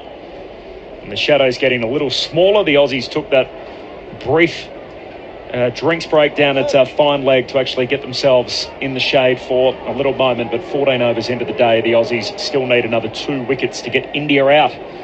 Lead continues to swell, Dirk. 175, the lead for India. And that key word that you said there is toil. That's exactly what they're doing. And it's so disheartening when simple catches like Boland's catch goes down, because it just drags everything out. It's that little period longer that you have to stay out there, and you just start getting tired. Todd Murphy looking for number 7 on his way into Mohammad Shami, and he turns it away off the front foot to mid-wicket. As a batsman, you just want to be fresh when you get out there, and it's okay if you have a quick bowling effort in the morning because you're still fresh, but if you're out there for a session after being out there already for a day and almost a full session as well, just grinds. Murphy over the wicket, Shami back, cross-batted shot, straight to Labuschagne again at mid-wicket. And mentally, you just want to think that, righto, now we're into the tail. These guys he's going to slog it, he's going to give us a chance, and now all of a sudden you're out there they've put a 15 runs. Murphy well flighted. Mohammad Shami goes in the air again. Down to long on. 1 bounce to David Warner. And the frustration continues. And Warner spits it back in. Shami collects a single. He moves to 17. 8 for 353. You know the tail's going to give you a chance, and it just isn't coming again. That ball's spinning a long way again. It's just the variation in turn that has been so effective for Murphy. He's got Todd Murphy's baggy green on top of his head, David Warner, and he's got the wide brim hat on. Here comes Murphy, outside the off stump, thick outside edge from Akshar Patel, and that'll break the infield and run away for 4. 67 for Akshar Patel. It's his highest score in Test cricket. And his young journey at this level, 8 for 357 India, the lead up to 180. Renshaw's hurt his knee as he's gone to dive for that ball. It's a terrific diving effort, but he is hurting. Still out there, still moving, but not moving very well. Taking a bit of a bump as he landed, full stretch dive. Had problems with his knee yesterday, missed the first 2 sessions as Murphy outside the off stump. Patel's cutting out through point. There is a playback right on the boundary. That's Khawaja, so a single for Patel. He moves to 68. Lead up to 181. So the lead is now more than Australia's first innings total.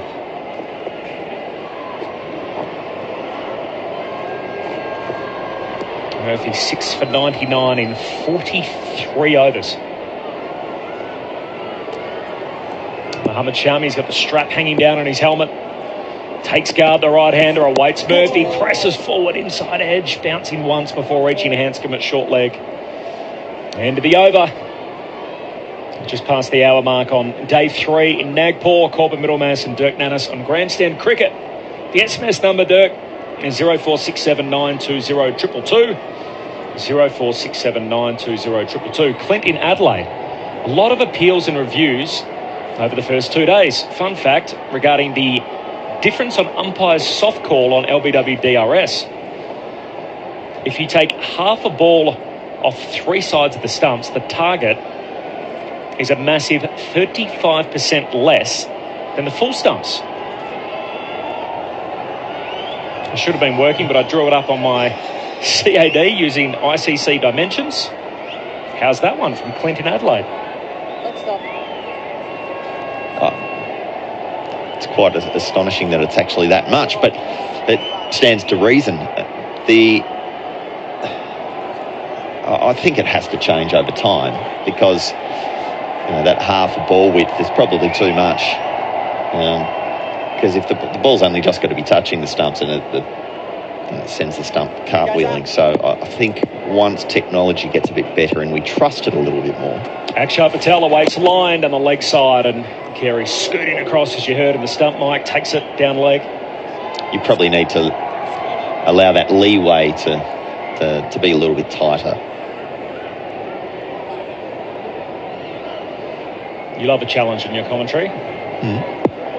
Dirk recently said that Smith's drops in the slips were uncharacteristic. But are they really? I seem to recall a lot of drops in the slips in the last couple of years, not just from Smith.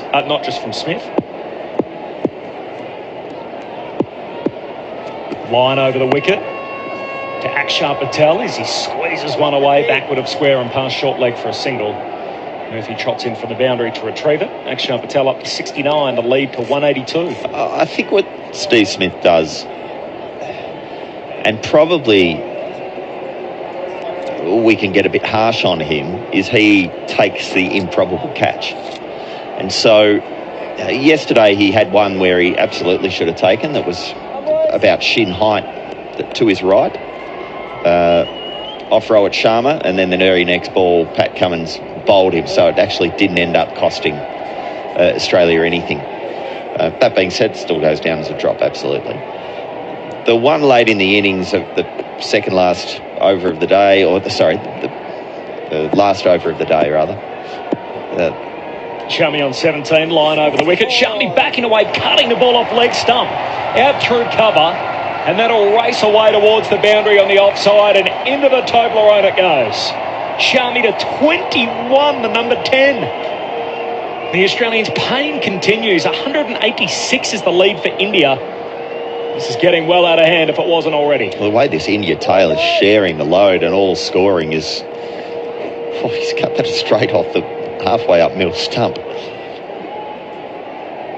Probably not a recipe for a long innings, but that has come straight out of the middle of the bat as well. Excellent shot. Muhammad Shami awaits line, well flighted. Shami clubs it out through cover point. They've had to put that player back. And that point in Khawaja saves the boundary, single to Shami. The catch late yesterday where he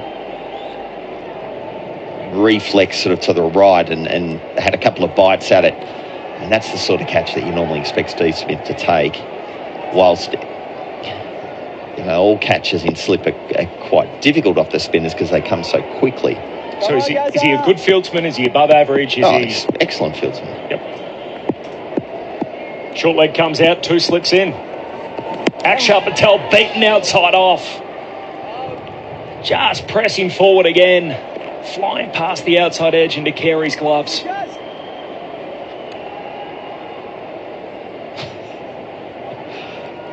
He has been fairly unlucky, it's got to be said. He's bowled very well. Carey crouched down in the red soil, awaits line as he bowls to Patel, who's forward and defending back down the pitch. That's the end of the line over. So Akshar Patel is on 69, 22 for Muhammad Shami. I think the challenge also, though, and when you're catching, these guys, when they train, and if you have the benefit of being at the ground and seeing them warm up and seeing them go through their catching drills, they are extraordinary at what they can catch. The challenge is that they're out there for, 540 balls a day when they're out in the dirt? And they have to switch on and off every single ball. And you have to mentally be prepared for that ball to come to you, even though there might be a day where 0 comes to you.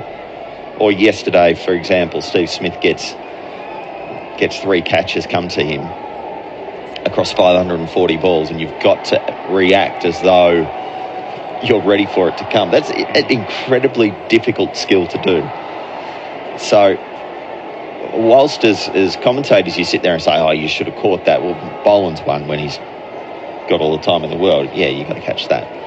But it is a difficult craft, and I think we are very harsh on it, as we probably should be, but you've got to have some sympathy to them because it is a very difficult art. Murphy starts a new over, still looking for number 7. 8 for 364, India's total. Mohammad Shami on 22. Come on, Murph. Akshar Patel on 69. 0467920222 the SMS. 3 around the bat. Murphy well flighted and playing back to the bowler. It's Mohammad Shami. The boys playing cornhole in Murdoch in Western Australia. Great call, boys. Not the best cricket. Awesome debut from the young fella. What a game cornhole is. People that aren't aware, it's essentially where you throw the beanbags at the big piece of plywood on an angle with the little cornhole in the middle. Very popular in the US. Often played at a lot of tailgate parties before American football games. There's a fairly big one of those coming up on Monday morning Australian time. Murphy with 6 wickets to the number 10. Mohammad Shami again takes the aerial route, clubs it straight down the ground for 6. Have some of that. Mohammad Shami with a powerful blow, and the lead for India is up to 193. Sunil Gavaskar is with me on Grandstand Cricket. Sonny, nice to see you on day 3. Morning, everybody. This is an incredible shot. The ball was given a bit of air, of course, by Todd Murphy, but the way he's played through the line, Mohammad Shami. Shami goes again, this time leg side, maybe even bigger it is. He lumberjacks one out of the ground.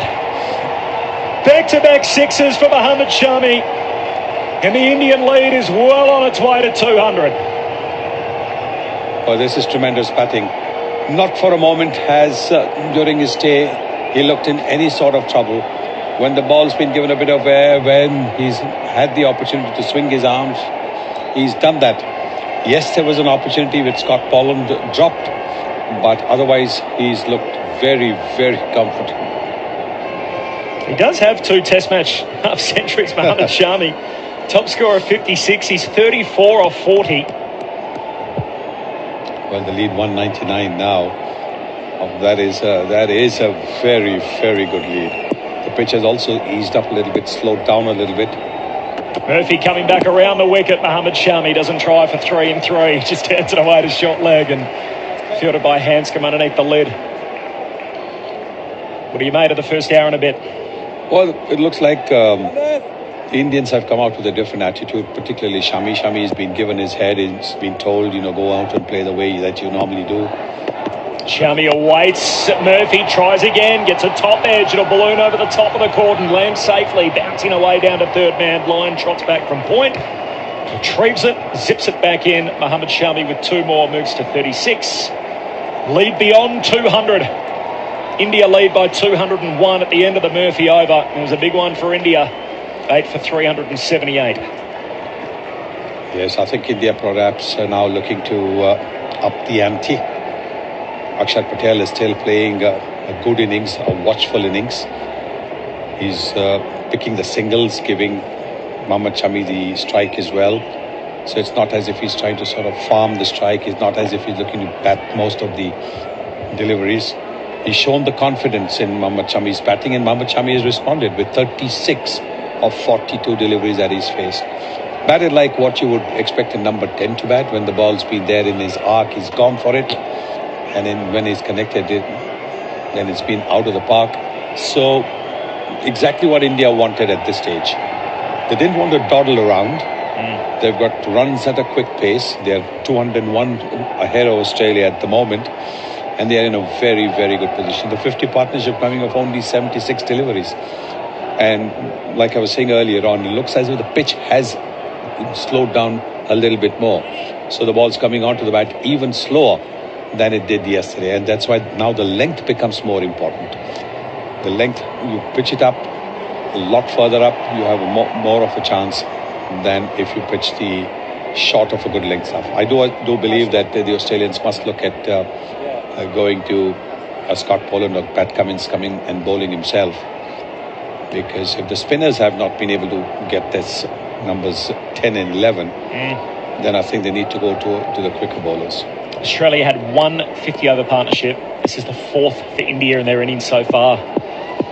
Akshar Patel, he's on strike to Nathan Lyon, and he plays back down the pitch in front of the non-striker.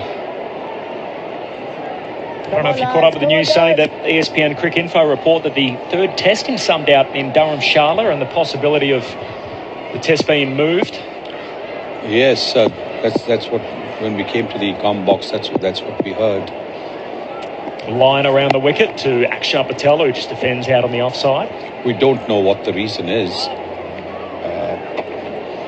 but it would mean that they'll have to make a quick call as to where it is going to be, which venue. So just reading the report again, I sort of don't have any more knowledge than what was part of that, but line around the wicket, he bowls to Akshar Patel, who turns it away through the vacancy at square leg for one. Recent renovation of the ground, so the centre wicket area apparently is fine. There's no problem with that. It's more the outfield that needs to pass a test. Visakhapatnam is one of the possible alternatives. Rajkot, Pune or Indore. Yeah, normally we were talking about the matches being by rotation, the test matches being by rotation. So I think it will come by rotation again. Having said that, it could also happen that because of the fact that of all the matches so far, there are 19 matches available for India in this domestic season with Sri Lanka, South Africa. Bangalore hasn't got a match. Wow. And the president of the BCCI is from Bangalore. Roger Michael Humphrey, my teammate in the 1983 World Cup winning team. He's the president. I hope he's making the calls and said, hello, hang on a minute, you've had 19 matches and Bangalore, Karnataka hasn't got a match. We need one match. Could happen. Yep. Have you got a... we're asking this question a lot at home. As Nathan Lyon on his way in here, he bowls to Mohammad Shami's on the back foot and just takes that down to long on for a single. So Shami now to 37. Australia hasn't played at Eden Gardens since 2001, which feels like 2001, this famed cricket ground we hear so much about. Even sort of growing up, we used to always talk about Eden Gardens and what an amazing place to play. Haven't been there in over 20 years. Well, that could be a venue. Wankhede Stadium could be a venue.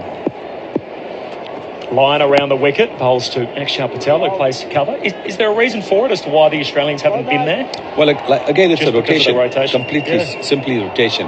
Ahmedabad, because it missed out on about 6-8 years while the stadium was being constructed, does get the matches a little more often. Line to Akshar Patel, who plays back to the bowler, and that's the end of the over. 8 for 380. Well, it'll be interesting where the match will be, the third test match will be, because there is a gap, of course, between the second test and the third test, a gap of 1 week. So as far as travel, etc., is concerned, for the teams, for the hotels, and hotels, etc., in the month of February and March, not easy, because it is the wedding season. So because of the wedding season, the hotels are jam-packed. And so that will also have to be one of the factors, I'm pretty certain. Prakash Wakankar is coming in to join Sunil Gavaskar on grandstand cricket. Yes, Prakash will probably have a better idea which hotels we should be going to, which part. He'll also have some preference. Prakash, where would you like the third test to be? Certainly not Pune, I can tell you that. Why not?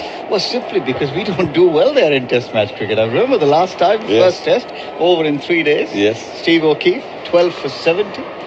And what a marvellous 100, Steve Smith. Oh, he looked like he was from a different planet in that test match. Absolutely. He's going to have to pull off something similar here if Australia to make even a really solid fight of this game, as Murphy starts a fresh over to Shami. And Shami defends. Well, these two have put on 52 runs. See, when you see Shami bat, you see how still he is.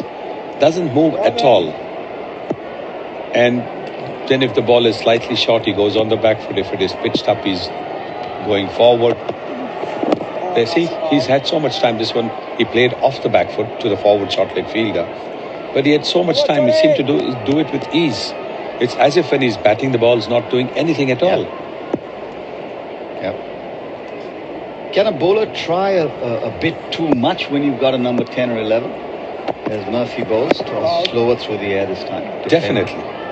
But don't forget also that, Todd Murphy has bowled a long spell yesterday. Yes. The fingers would be just that little bit sore. not easy to impart the same kind of revolutions on the ball if you've got sauce fingers. He's in his 45th over. This one's gone up in the air. The keeper's getting underneath it. Surely he will hold it. He does. So Mohammad Shami's 47 ball cameo comes to an end finally. But he's played a valuable hand. 37 runs have been added. India now are 9 for 380. And Todd Murphy now got 7. What a dream debut. It is. What Mohammad Shami is trying to do is clear his front foot, which is not what he had been doing earlier on. Earlier on, he was looking to smash the ball, which was outside the off stump. So coming in the range of his swing. This time around, he's tried to do it a little bit differently, but clearing his front foot, which would obviously mean that he would not be able to get the ball in the middle of the bat. Oh, what an innings. 37 of 47 deliveries. He's helped India to take a lead of more than 200. And that is going to be something that the Australians will have to bat really out of their skins to get past. Certainly looks like that. Mohammad Siraj coming out to replace Shami. But a word or two, Sunny, on Akshar Patel's performance. 152 balls, exemplary, 70 not out. Yes, yesterday when he came into bat, Jadeja was the one who looked so good. But in Jadeja's company, in his senior's company, because he and Jadeja are pretty similar with their bowling styles, with the way they bat. He picked up so much and he's batted so well. He's taken India to the score of 380, which is a huge lead. At one stage when he came into bat, it looked as if Australia will be looking to restrict India to a lead of under 100. Now you're talking about India having taken a lead of more than 200. And it has been mainly due to the fact that Akshar Patel and Ravindra Jadeja had that partnership. And then now this partnership between Akshar Patel and Mohammad Shami. Absolutely. 7th wicket fell with the score at 240 when Suryakumar Yadav was out. And really thereafter, it's been first Jadeja and Akshar Patel, and then this morning it's been Akshar Patel in the company of Mohammad Shami. Now Siraj. So Todd Murphy, 3rd place best bowling on debut by an Australian, behind Bob Massey and Jason Krejci, who both had 8, and he does have a chance to equal that here if he can pick up the last Indian wicket. Bowls to Siraj. Siraj stretches forward out towards the onside.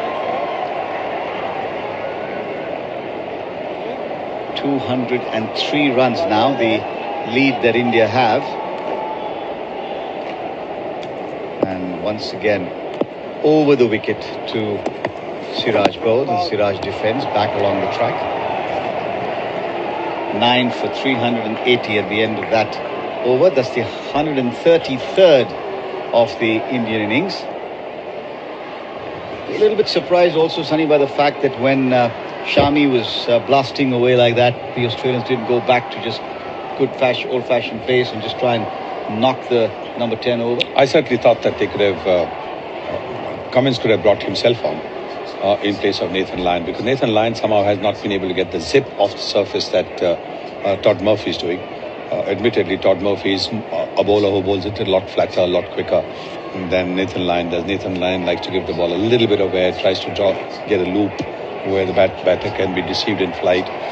But on the surface, what has happened is that the ball has actually come in off the surface just a little bit slower for the batters to make the adjustment. Even now, you have Nathan Lyon bowling to Akshar Patel. Now, what will be Akshar Patel's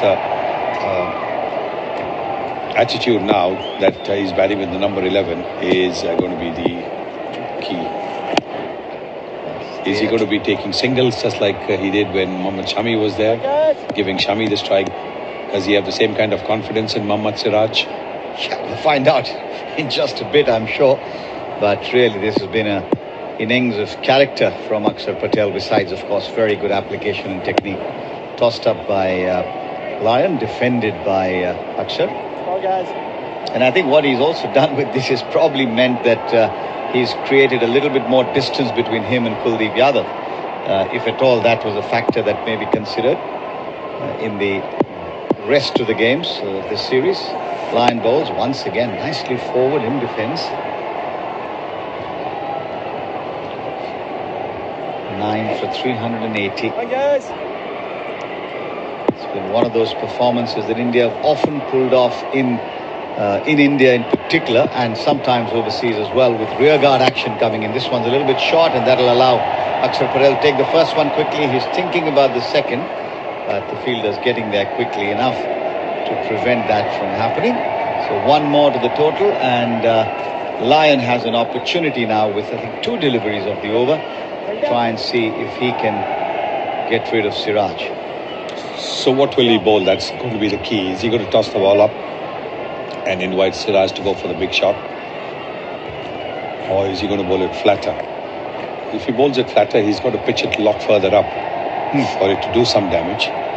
If he bowls it at the good length, Siraj will have the opportunity to make the late adjustment because of the slow nature of the pitch. Slips Silimid off and forward short leg. Lion is in. Siraj crouches, waits, and he gets some bat on it, does it? Looks like it's running down below us for 4 runs. It's 4 byes. That one turned sharply then and beat everything, including, of course, the wicket keeper.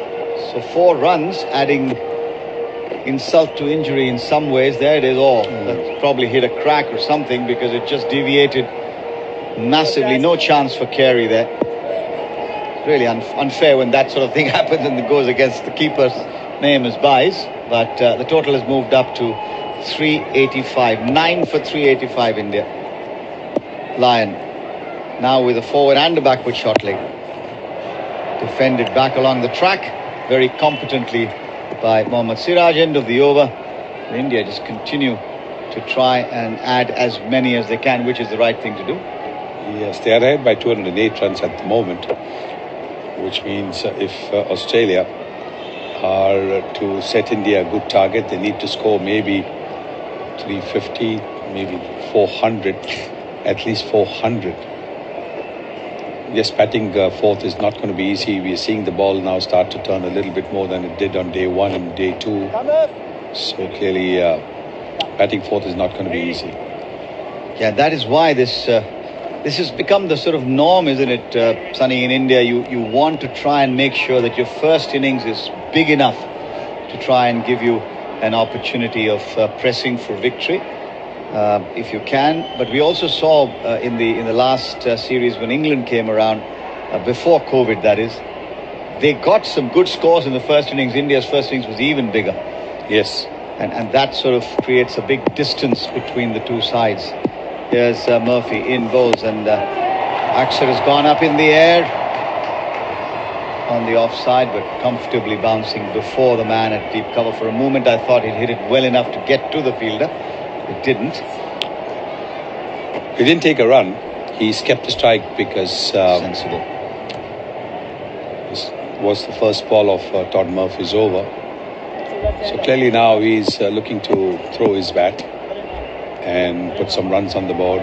Todd Murphy smiling. He knows, he fancies his chances. 7 wickets under his belt already. Yes, the chance for his 8th. Balls to Patel, but this time he's just forward in defence to a quicker delivery aimed right at the stumps. And this was the replay of the one that spun away sharply from line in the previous over. Here's Murphy in again. Balls to Akshar, who leans back this time, hits it into the deep cover area where Usman Khwaja does the fielding, and this time he does take the run. So Siraj's got 3 or 4 balls at least in this over to face from Todd Murphy, and that improves his probability of joining Bob Massey and Jason Kreischer as the best bowling performance by Australian on debut.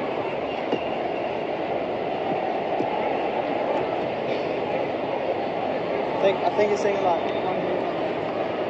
So John Carey just wants to make absolutely certain where he has the 2 close catches for Todd Murphy. It looks like it's Hanscom and Renshaw, figuring out who's more comfortable at Silimidon and who's more comfortable or less uncomfortable, if you want to put it that way. So the man just behind the popping crease and one at an orthodox Silimidon. Tossed up outside the off stump and pushed away by Siraj. This is where we talked about the unbelievable exploits of the late Eknath Solkar. Remember, no helmets, no extra guards and padding on his shins, but what an unbelievable fielder. He has beaten him outside the off stump. He's beaten the keeper as well. There will be runs. Just a single. As Boland has to run around and field. Watch that replay again. I'm sure that took off as well sharply. So it's beginning to happen. But look at the length from where he's taking off. The length is much fuller. Perhaps where landing on the bowler's foot marks. So there was no deviation, mind you, this time around. So there's no excuse for the wicketkeeper to have missed that. Every run just adding to the lead that India have and makes Australia's task that much harder. The lead now 210 as Murphy comes and bowls to Patel, who's now gone through the offside and will one bounce over wideish long off. Tremendous hit. And that will now take India lead to 214. The total inching towards 400 and Akshar goes to 76. 9 for 391 at the end of that over. What a good shot that was. He hit it with the turn. Todd Murphy gave him just a little bit of room around the off stump, sensing that he was looking to play the big shots. In the first ball of the over, he looked to go the aerial route. Didn't quite go to the fielder at deep cover. But this one was very well timed, very well connected by Akshar Patel for a boundary.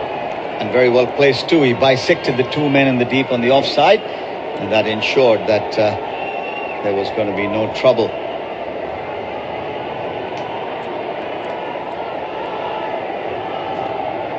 So Murphy now has Australia's first 7-4 since Nathan Lyon in 2017 in Chittagong. Lyon, of course, has 4 of the previous 8 7-wicket hauls for Australia. And Mitchell Johnson has 3. That information being shared with us by Rick Finlay. And thank you, Rick, for that. But at the moment, the Australians looking to dislodge this last pair as quickly as they can and then try and steel themselves, really, for a batting effort which will be of epic proportions.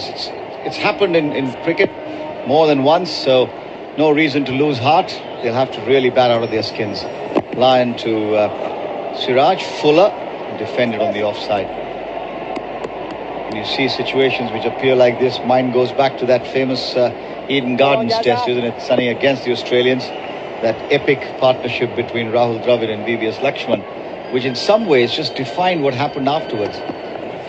Bowls defended, no run. Yes, Australia had enforced the follow on, and that massive partnership between VVS Lakshman and Rahul Dravid took India to a good total. So rearguard action can happen. Here's Lyon again, and very competently defended by Mohammad Siraj. It's good to see that number 10 and 11 are also not just throwing their wicket away, not throwing their bat at everything. They realize every run's crucial. And they don't get wickets cheaply themselves, so why should they make their wicket cheap to the opposition bowlers? Here's Lyon again, past the umpire bowls, and Siraj defends right under his head. When you have a number 10 and 11, I do believe that the faster bowlers should be coming in. It's just one of those psychological things. Come on, guys. Encouragement from behind the wicket. Slip, forward shot leg, leg slip. Lyon bowls down the leg side. Fumble by Carey, but not interested in the single is Akshar Patel, realizing just one more delivery in the Nathan Lyon over to come. India 9 for 391. Sunil Gavaskar alongside me here at the VCA Stadium in Jamtha, just outside Nagpur. India in a commanding position here. Last ball of the 22nd over of the morning. Comes in and bowls and defended by Mohammad Siraj. More thoughts from Sunil Gavaskar of where and how this test will pan out. And coming in for commentary, Geoff Lemon. Well, this way, the way that the test is panning out, certainly India's way.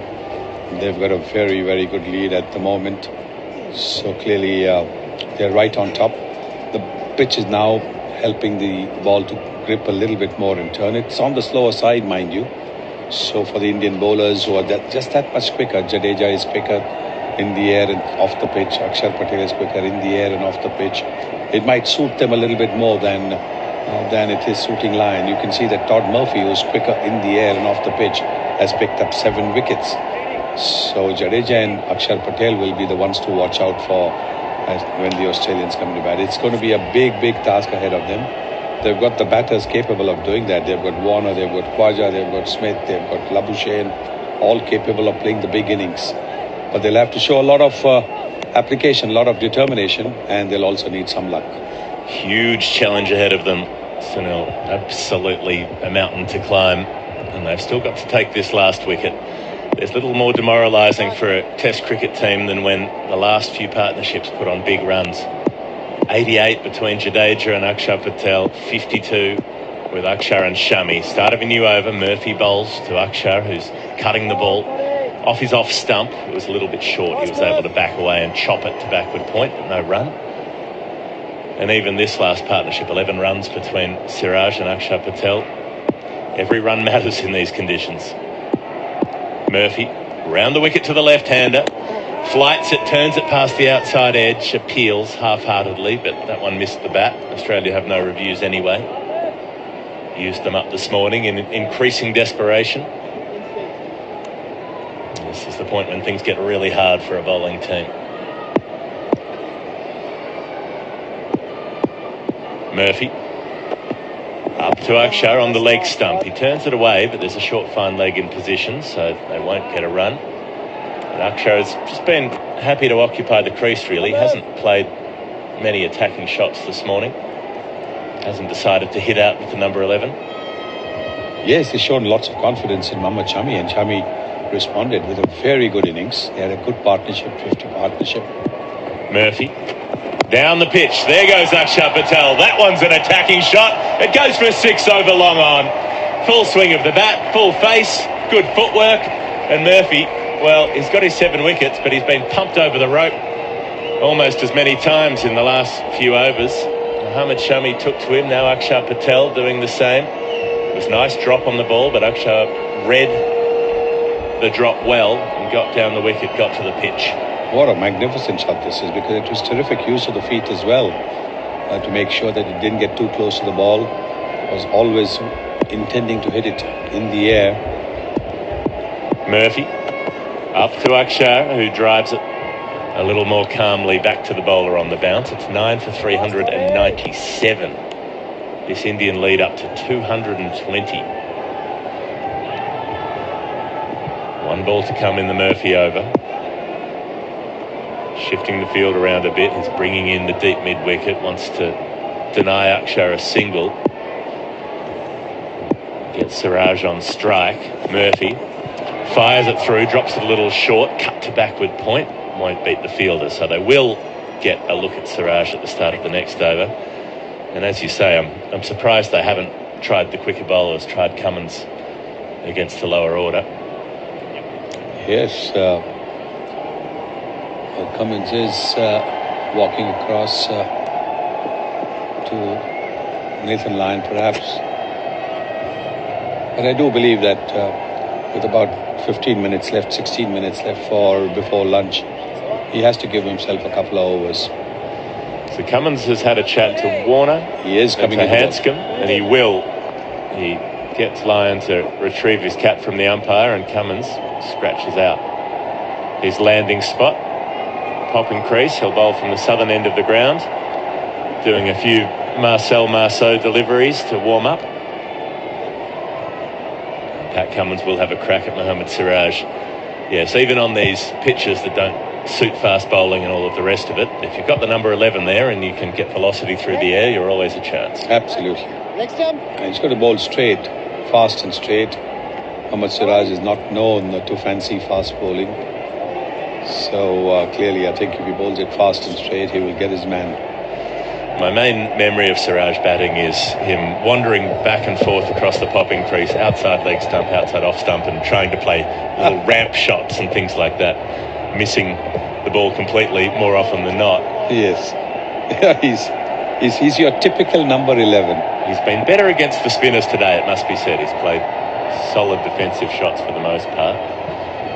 But he will be on strike to the Australian captain. 2 slips in place. Got Hanscom and Smith in the cordon there. Backward point, cover, mid-off, mid-on, mid-wicket, fine leg. And they've got a deep third in case there's an outside edge that evades the cordon. Cummins up to Siraj, who tucks the ball away off his pads, won't beat square leg. Played that well enough. He did move across to the offside a little. Akshar Patel walking down and maybe suggesting to him, just tap the ball around and I'll run for a single. Try and take the strike from you. Getting a man in that forward short leg under the armpit, so to speak. So they've taken the second slip out, and Hanscom will put the helmet back on. Go into short leg, asking Cummins where he wants that short leg positioned, whether it's closer to the pitch. In the end, he's standing back about 4 metres or so off the edge of the cut strip. Now Akshar's coming down to speak to Siraj again. A lot of confabs between deliveries. Now Siraj is backed away while the field changes. Hanscom goes back a couple of paces. He's about 6 metres back and right on the line of the paint at square leg. Cummins will bowl at last to Siraj, who defends. Ball rolls away to Hanscom. He didn't seem unduly troubled by that one. Cummins in the mid-130s on the radar there. It's just warming up, loosening up. It's his first over. So hasn't worked up steam as well.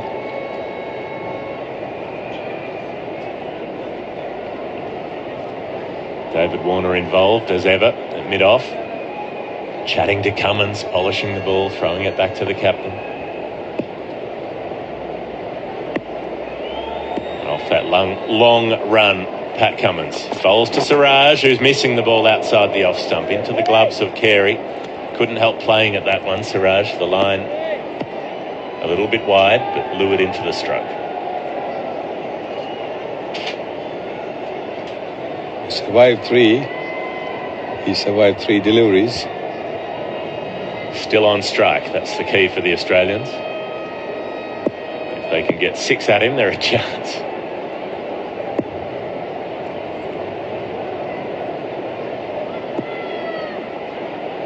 Cummins to Siraj, who's driving a ball nicely enough, straight to cover where Kawaja fields, no run. That is actually quite impressive, the way he's getting behind the line and just playing it with soft hands. Very, very impressive. They are making the effort now for the numbers 9, 10, 11 to have a long time in the nets, to be able to hang around if required with a regular batsman at the other end. Because everybody now recognizes that you have to make some contribution at all. You can't be a first bowler every time. And it's the difference that you see with the really great cricket teams, the ones that establish legacies and dynasties, the ones that go on long periods of dominance. They can bat down the bottom of the order. Cummins to Siraj, who's squared up, thick outside edge. They do have that deep third back, so it will only cost them a run, but it does cost them... No, they won't take the run. Oh, it's just the 5th ball of the over, so Akshar Patel doesn't want to lose the strike. He's hoping that the batter can survive one more, so then he will be able to take on Todd Murphy if Todd Murphy can continue to bowl from the other end. Playing the percentages. One more to survive for Siraj then. Can Cummins get that Yorker on target? Bowls to Siraj. It is full, but he's turning it away into the leg side, straight to mid-wicket. And Siraj does survive 6 deliveries from Patrick Cummins. The score is 9 for 397. The lead is 220. Thanks to Sunil Gavaskar, who's been good enough to join us through this test match and will do through the series, the former Indian captain, legendary opening bat. There he is. absolutely nothing that Sunil Gavaskar does not know about opening the batting in these conditions. So that lead, already the sort of score that Australia might struggle to make. 220, they were all out for 177 on the first day. Conditions will be more difficult to bat. They might argue that they've acclimatised a little bit to the heat, the light, the surface, but they'll be tired after a day and more in the field. Dirk Nannes coming back in to join us, and the thing that would suit Australia best really would be to take the final wicket in the last over before lunch, so they could go in for a 40-minute break instead of having 10 minutes before they have to come out and bat. For sure, and you can still take that extra period of time rather than take the lunch interval on time as well, which is probably something that they'd be looking to do as well, just to finish it. Ensure that they end get the misery. Break. Yeah, end the misery however way you can. Yep. Nathan Lyon with the ball in hand. From the southern end of the ground, he comes in and bowls, lands it nicely, but Akshar Patel's defending on the front foot. Haven't seen bowling today as well. You wonder whether he could have bowled earlier. It just all seems just muchness at the moment. It's nothing. I thought he'd been under-bowled really in the whole innings. There were times when the ball was reversing. He only got a couple of overs with it. Lyon bowls to Akshar. He'll take a run down to long on. He was thinking he might get back for a second. He's yelling to hustle for two. Siraj runs back. It's like the last overs of a T20 international. And Siraj dives back in as Lyon takes the ball over the stumps. Doesn't bother breaking them because he can see that the number 11 is back. So that was good calling from Akshar. As soon as he struck it, he said yes to, picked the gap. And it's death by 1,000 cuts from Akshar Patel. A lot of players in this situation would be thinking, well, I'm 70 or 80, I'm a chance to get 100 if I bang a few boundaries quickly and take on the bowling. He hasn't been willing to take that risk. He said, no, I'll just keep Australia out here as long as I possibly can, and I'll take whatever score I get by the end of it. That thought of personal glory hasn't entered his mind, which is impressive, I think. Yeah, that's fair. 9 for 399 as Lyon bowls to Akshar, who digs out a full ball, straight too long on this time, so he won't take the run. India lead by a Richie Beno 222. Akshar on 84. Nice. Lyon round the wicket to Akshar, faster, darts it through. Akshar defends, no run. Body language of Australia is pretty flat, understandably so. They've been out in the dirt for a while. They have toiled. They've tried to maintain that accuracy that they've had with the ball, but it's pretty flat, particularly when you're out there just watching the game slip away if you're a top order player. Lyon, Akshar Patel cuts straight to cover, backed away, hit it well in front of square. Can't beat the field on that occasion. He is opening the shoulders a bit here. When the first wicket would have fallen today, they would have started turning their minds towards the next task.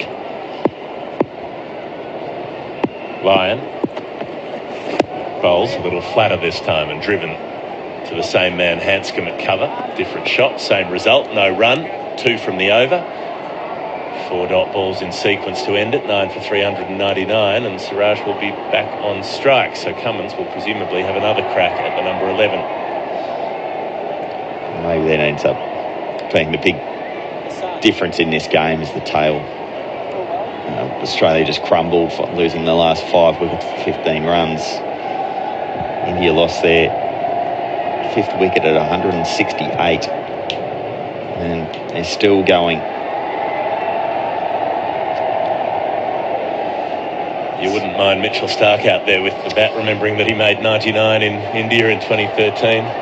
Yeah, and the challenge for Australia is, imagine having Green in this attack. Imagine being able to chop out a little bit, 10 overs here and there, to bring someone slightly different. And at the moment, they've got a bit of muchness with everybody. If they'd had Green, they probably would have had another spinner as well. So more variety. It just adds that extra element to this attack and to this side. It's so well balanced when he's in. And now you've got the couple of offies, and you don't really have a lot of variety elsewhere. And it's hard to see how you could have changed that bowling lineup that they've gone with.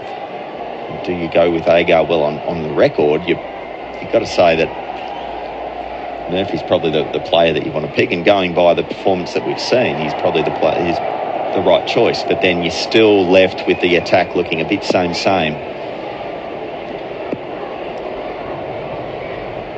Cummins in and bowls to the right-handed Siraj, and this time they will take the run down to deep third because it's the first ball of the over. Ideal result for India. Get the 11 off strike, raise to 400. Get a run for Mohammad Siraj. Akshar Patel back on strike on 84. India 223 ahead. Everything going the home side's way at the moment. It's the bind that you're in, I think, when you pick a squad and you pick a couple of spinners in Ashton Agar and Mitchell Swepson who haven't had vast test opportunities, but they've had a few, and they have had a lot of first-class cricket.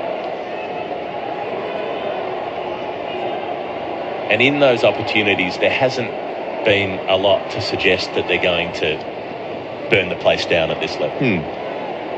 Of course, players need the opportunity to step up. You have to see what they can do. But from what we know of them, there wasn't a lot to suggest that either of them would come out and dominate at this level. And I think the selectors have shown that by the fact that they weren't willing to choose either of them in this test match. They're players who were picked because they were the best available, but not necessarily of the standard required. Yeah, I think that's fair.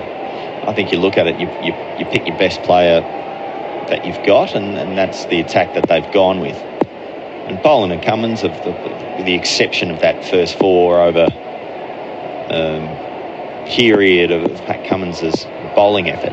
Cummins in and bowls to Akshar, who's playing a back cut but won't take the run to deep backward point. And maybe a little period where Scott Boland was perhaps a bit greedy with the reverse swinging ball and just bowled a couple of bad balls in there. I think apart from that, they've bowled exceptionally well. The challenge being on this pitch, there's been zero assistance. It's been hard to get the ball to go reverse for long periods because the ball just gets chewed up like a dog's toy on this rough surface. So even though you can get its reverse swing for a little period, it doesn't last for very long. Well, particularly if you have spinners bowling it at the other end. Cummins to Akshar, who plays a big slog, and he's bowled. It's hit the off stump. And finally, the torment is over for the Australians. Exactly 400 on the board for India. Their lead is a massive 223. Cummins gets his second wicket. Akshar Patel out for 84.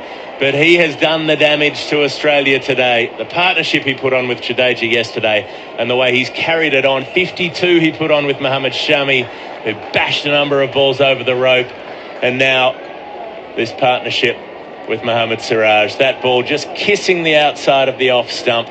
Well, if it had been an LBW, it would have been not out on umpire's call, but it just clipped the outside edge of that stump, knocked the bail off. And at last, Australia get to walk back into the sheds. And you would imagine that'll be lunch as well. The misery is over. Australia tried their best, and unfortunately for them, India were up for the challenge. It's been an exceptional batting performance and shared around in this Indian team. Not just in the with Rohit Sharma's 100, but so too so many starts in that lower order. Not just wagging a little, they absolutely destroyed the morale of this Australian team. And they'll be happy to have lunch. They'll sit down for a while and put their feet up as they clap Murphy off the ground with his extraordinary performance on debut. 7 for 124. It's Australians will be happy, but they have a mountain to climb if they're to find their way back into this test match. 223 in arrears. They have to get that total and then probably another 200 past that. So it's improbable, not impossible. Call of the card. Australia won the toss and elected to bat, all out for 177. Marnus Labuschagne top scored with 49. Steve Smith 37. Alex Carey 36. Peter Hanscom 31. So a few starts, but those partnerships in that first innings they weren't able to go on with. Those were the first two opportunities missed. Then with the ball, Australia led runs early. Rohit Sharma took them apart early on. KL Rahul didn't have to do much. He was out on the first evening for 20, caught and bowled by Todd Murphy for his first test wicket. On the second day, Ravichandran Ashwin playing a night watchman role at number 3. LBW Murphy for 23. Cheteshwar Pujara caught Boland off Murphy for 7. Virat Kohli caught down the leg side by Carey off Murphy for 12. Surya Kumar Yadav was bowled by Nathan Lyon for 8. Rohit Sharma went on to his 9th test century. He ended up on 120 before he was bowled by Cummins with the second new ball. Ravindra Jadeja returned this morning, took his score on to 70 before he was bowled by Murphy, leaving a ball that went straight on. He was out for 70 off 185 balls. SK Bharat had been out the night before. LBW Murphy for 8. Akshar Patel taking his score through to 84 before he was bowled by Cummins. Mohammad Shami caught by Carey off the bowling of Murphy for 37, a top edge sweep, and Mohammad Siraj ended up 1 not out. So all out for exactly 400 after nearly 140 overs in the field. So that lead, as you say, Dirk, 223. What hope do Australia have of what can they try to do? How can they try to approach this to come out in that second innings and say, well, we have to outscore ourselves in what we did in the first innings, and then we've got to try to build a lead. I mean, they need to make 450 to be in the game. Yeah, well, their hopes are slim. But I think if they can take a leaf out of what they've seen from initially Rohit Sharma, but then late in the innings, Jadeja, I thought, played an absolute stellar hand. He was positive in his defence. He played forward and back really well. I thought he was the pick out of all that tail. If they can take a leaf out of that, and in particular, another point on that is that Jadeja's left-handed. And whilst there are demons and they might be thinking about this pitch misbehaving, it hasn't been, and he and Akshar have shown that it's okay out there. Well, they can put a bit of innings together. 2 left-handers in the Indian team. One of them made 70 and the other one made 84. And they bat down the back end of the order. You know, very capable with the bat, but nonetheless, that idea before the test that you wouldn't be able to play on this track if you were left-handed, that at least needs to have been put to bed. Yeah, absolutely. There's still question marks about the idea of watering one side of the wicket and not the other, but we can't argue with the way that this pitch is played. Yes, it's a slow Indian turning pitch, but that's exactly what you expect when you come out here. And there are no demons out there. If there is a player out there who is willing to have the same temperament and show the level of concentration required on this surface, then there are runs out there and there is an ability to stay out there for the long time. I think the big challenge is Jadeja is an exceptional bowler, so too Akshar Patel and Ashwin. That's going to be the big challenge. Get through that opening burst with the quicks, but then withstand the spin and the challenge. It's going to be just all-consuming and continuing from the spinners. And they know how to bowl in these conditions, down to the inch of the length on which they need to pitch. They know everything about how to operate on this surface, whereas for a visiting team, for a visiting spinner, you go to India, it's supposed to favour spin. In a way, that puts pressure on you because you're supposed to come out and take 7 for 50, not 7 for 120. You're supposed to dominate opposition teams, but you don't know exactly how to use the conditions in the way that the opposing spinners do. And that's what I expect we're going to see is more effective spin bowling, more frequent breakthroughs from that trio. Correct. That's why it's such a challenge to tour in India. Case in point. So, yeah, it's the old you're in my house at the moment, and this is Ravichandran Ashwin's house. This is Ravindra Jadeja's house. The 5 that he picked up in the first innings and backing it up with 70 with the bat, Jadeja is just an extraordinary cricketer. Long injury layoff, had played 1 first-class game as his prep for this, but apparently they had him at the Injury Recovery Academy just bowling hours and hours at a time to simulate test match bowling, and he's such a metronomic cricketer that he's able to just hit that length again and again and again. So that is what he'll come out and do. The footmarks are there. The roller is on the pitch.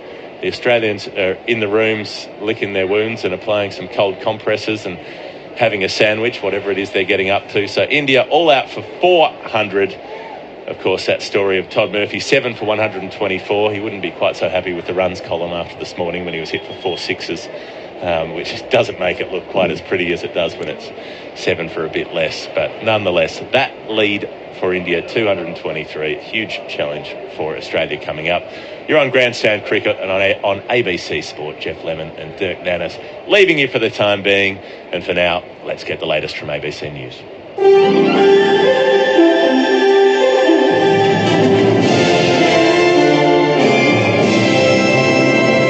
ABC News with Satyam Weinstein. A Melbourne family has confirmed the death of their father in the Turkey earthquakes, which have now claimed nearly 24,000 lives. Zilla Gordon with the details. Suat Bayram was believed to be visiting Turkey with family when the building they were in collapsed. The 69-year-old's family took to social media saying, "Our pain is too immense. We lost our beloved father and grandfather." The Department of Foreign Affairs and Trade says it's deeply saddened by the death of Australians and sends its deepest condolences to their loved ones. It's providing support to around 80 Australians and their families who were in the affected areas. While experts say those trapped could live for a week or more, hopes of finding more survivors are quickly fading. Anthony Albanese says he'll be the first Australian Prime Minister to march at the Sydney Mardi Gras.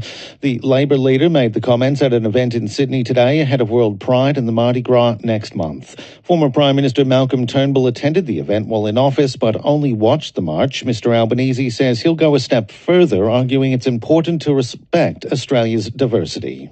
I really look forward. The next month will be a fantastic celebration with Pride coming here to Australia in a celebration, the walk across the bridge. I'll be doing that. I'll also be the first Prime Minister not to watch the march on Mardi Gras, but to march. There are reports of Ukrainian forces launching a missile strike on the Russian-occupied city of Melitopol in the country's south. The city's Ukrainian mayor says Melitopol trembled with strong explosions, but a Russian official in the occupied city says air defense destroyed most of the incoming missiles. It occurred around the same time as Russia launched a new wave of attacks on Ukrainian power and infrastructure. There's still no indication of who a flying object downed by the US off the coast of Alaska belongs to and what its mission was. More from the BBC's Peter Bowes. What's very unusual is that the White House and the Pentagon should hold news conferences really just within a few hours after this object being shot down, but news conferences with actually very little to share. It's clearly an attempt to be transparent about what happened and explain the reasoning that this object, about the size of a small car, was floating. It was moving relatively slowly. It seems at about 40,000 feet, that's about 12,000 meters, which is about the same altitude as civilian aircraft. Spain is offering citizenship to more than 200 dissidents who were released by Nicaragua and deported to the United States. The Spanish foreign minister says his government took the decision once it emerged that Nicaragua had planned to declare them stateless. Francisco Aguirre Cercasa was one of the high-profile opposition figures who've been freed. His daughter, Georgina, says she's thrilled to learn about her father's release. I had an inclination the night before. I was hearing rumblings. It wasn't confirmed, but I knew that something was happening. And then around 4 a.m. of the day when he was on that plane, I received word that, in fact, he was on the plane and he was heading to Dulles. Gale force winds are developing on Norfolk Island as a Category 2 cyclone approaches. Tropical cyclone Gabrielle is expected to pass over the island this evening with wind gusts of up to 155 kilometres per hour.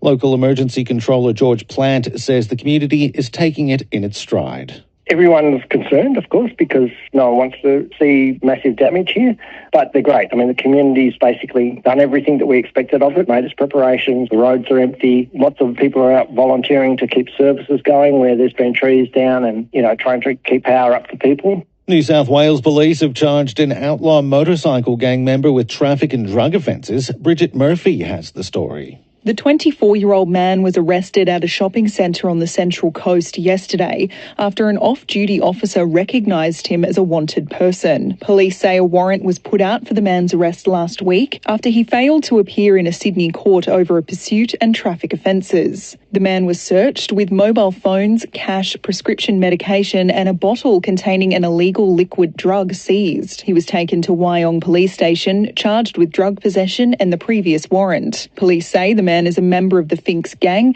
and is from the Blacktown area. And Australia's Sam Kerr has missed out on the shortlist for FIFA's most prestigious award for the first time since 2020. This year's top three for FIFA's best women's player includes Spanish captain Alexa Putellas, England's Beth Mead and the USA's Alex Morgan. ABC News. The quest for the big brass mug continues. On the new season of Hard Quiz, award-winning comedian Tom Gleeson is throwing down the gauntlet to some new contestants. You made that sound really creepy. And challenging some more unusual expert subjects. When you thought things wouldn't get weirder, Sam, colonoscopies is your expert. The new season of Hard Quiz. Nothing's weird on this show, mate. Wednesday nights on ABC TV and streaming on ABC iView. Grandstand cricket. Oh, Murphy knocks him over. Jadeja lets it go and it cannons into the top of his off stump. And this star-making performance continues for Todd Murphy. He has 6 in his debut innings with the ball. 6 for 82. Jadeja out for 70. Back foot this time, Shami to a ball that's spinning in. He's got it down towards third man, and that will get him his first boundary. Line ball, and this time Shami's hit it hard and high. The man getting underneath it, and he's going to be gone unless there's a mishap. Oh, that was a regulation catch, really. And Scott Boland is unable to hold on to it, Dirk. Murphy around the wicket now, and Shami has a big shot out to deep mid-wicket. Has he got all of it? It's gone a long way. It's gone for 6. Here comes Murphy. Outside the off stump, thick outside edge from Akshar Patel, and that'll break the infield and run away for 4.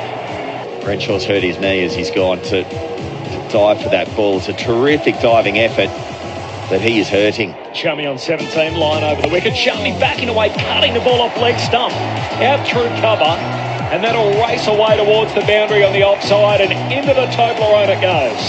Shami to 21, the number 10. Murphy with 6 wickets. To the number 10, Mohammad Shami again takes the aerial route, clubs it straight down the ground for 6. Shami goes again, this time leg side, maybe even bigger it is. He lumberjacks one out of the ground. This one's gone up in the air. The keeper's getting underneath it. Surely he will hold it. He does. So Mohammad Shami's 47-ball cameo comes to an end finally. India now are 9 for 380. Todd Murphy now got 7. What a dream debut. Murphy comes and goes to Patel, who's now gone through the offside and will one bounce over wideish long off. Tremendous hit. Murphy down the pitch. There goes Akshar Patel. That one's an attacking shot. It goes for a 6 over long on. Full swing of the bat, full face, good footwork. And Murphy, well, he's got his 7 wickets, but he's been pumped over the rope. Cummins to Akshar, who plays a big slog and he's bowled. It's hit the off stump. And finally, the torment is over for the Australians. Exactly 400 on the board for India. Their lead is a massive 223. Australia v India on ABC Radio, Sport Digital and ABC Listen. Precarious position for the Aussies on day 3, dismissed for 177 in their first innings and now trailing by 223 runs after India posted 400 in their first innings. 22-year-old Todd Murphy's debut continues to amaze. 7 wickets, the first Aussie bowler to do so since Nathan Lyon in 2017. And the 6th Australian to take 7 or more wickets on Test debut. Aaron Bryan's with you in the Grandstand host studio. It is lunch in Nagpur, so we'll head back to the ground for the second session in about 10 to 15 minutes' time. It gives me a chance to update you on the Sheffield Shield venues. And and the games happening around the country, all at different stages as well. We'll start at the MCG, day 3 between Victoria and Queensland. It'll likely end tomorrow, you'd imagine, because the Bulls are 2 for 48 heading towards stumps, trailing by 302 runs. That's after Victoria were dismissed for 217 in their second innings. Some pretty impressive scoring, although that being said, Marcus Harris, who posted a ton in the first innings for the Vics, was out for a duck in the second. Mitch Perry had 75, Matt Short had 58. Best of the bowlers for the Bulls, Xavier Bartlett with 4 for 32. And in their innings at the moment, the 2 wickets to fall, Joe Burns for 6, bowled by Fergus O'Neill, and Sam Truloff out for 7, wrapped LBW by Cameron McClure. So Bryce Street not out on 15 and Jack Clayton on 18. The Bulls 2 for 48 and still need another 302 runs for victory. And they're obviously on day 3, so plenty to play out there at the MCG. Day 2 action at the Adelaide Oval between South Australia and Western Australia. And the Redbacks, they look like they're returning to the form of old at the moment. They declared at 7 for 438 off the back of a double century by Daniel Drew, who was unbeaten on 208, alongside Nathan McAndrew's 56 from 59 as well. In response, WA 7 for 144, so still trailing by 294 runs, and they're looking a little better than they were at the start, to be honest. Their top order really battled. Bancroft was out for 27, but Whiteman departed for a duck, Marsh for 1, Cartwright for 5, Inglis for 5 as well. Marcus Stoinis really steadying the ship at number 7. He's 50 at the moment, and Charlie Stobo alongside him on 22. Nathan McAndrew and Wes Agar both with 3 for him. McAndrew was on a hat-trick at one point, but just couldn't finish it off. So the West Australians, 7 for 144 in their first innings, trailing by 293 runs. And the third of our venues is at the SCG. It's day 1 action there between New South Wales and Tasmania.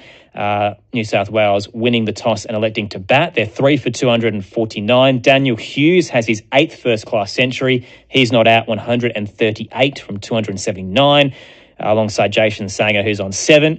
The wickets to fall so far today are Nikitaras for 16, Patterson for 56, and Enriques for 24. So New South Wales 3 for 249. The T20 Women's World Cup is underway in South Africa at the moment as well. The opening game overnight saw the hosts fall to Sri Lanka by 3 runs after finishing 9 for 126 in response to 4 for 129. Chamari Adipati was named player of the match for her 68 from 50 deliveries, whilst Dinoka Ranawira took 3 for 18 as well. So a very impressive performance by the Sri Lankan side. Australia will be in action tomorrow morning about 4 a.m. Eastern Daylight Time against New Zealand. It's a pretty star-studded team that they have, and it's led by head coach Shelley Nitschke, who joined Ben Cameron today on Summer Grandstand to preview the tournament. A loss to Ireland in the warm-up games. How concerned should we be about it? Oh, look, I think, we are not panicking, that's for sure, but I certainly think it's a nice little reminder that T20 cricket can get pretty big on you when you're not at your best. So, whilst it wasn't ideal for us, I think it could be quite timely to make sure that we're switching on every time we get the opportunity. So, I think we're not panicking, but we certainly will look at that game and go that's probably not going to cop it when we hit the rounds. Has that been your message to the group? We sort of haven't had a chance to review yet. We obviously had the game yesterday. We tend to not review straight away, so we'll have a bit of a discussion about that tomorrow before training, just to let, I guess, the dust settle and we'll have a bit of clarity about it. But I think that'll be my messaging, and around where we're at with that. It's certainly it's not the end of the world, but we certainly can't ignore it in the same breath as well. We did see Meg Lanning batting at number 6 in that warm-up game against Ireland. How settled are you on the order of the top 6? Yeah, we're pretty settled. I think there's going to be times in the game where we're going to be quite flexible through that middle, just given the nature of how the game changes so quickly and the conditions and things like that. But I think we use the 2 warm-up games to make sure that as many batters and bowlers got exposed to the conditions as we could, so that we know that when we call on them during the tournament, they're ready to go. So I guess that was a little bit around that. Pez, she missed out in the first warm-up game, and so did Talia McGrath, so they kind of slid up the order, and Meg went down. So, we're reasonably settled, but there's also that element of making sure people are getting a bit of time in the middle in those warm-up games. So will we see a little bit of mixing and matching with that middle order? Say the openers put on a significant stand. Will we likely then see maybe Ash Gardner or Grace Harris promoted up the order?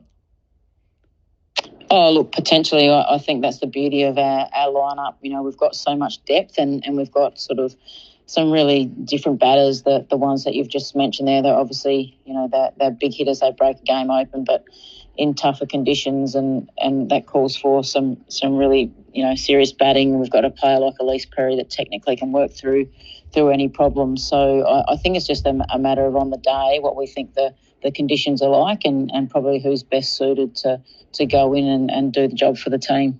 But generally we can expect Meg to bat at number 3 broadly? Yeah, I think. Yeah, look, I think Meg will be up in that top order for sure. She's a quality batter.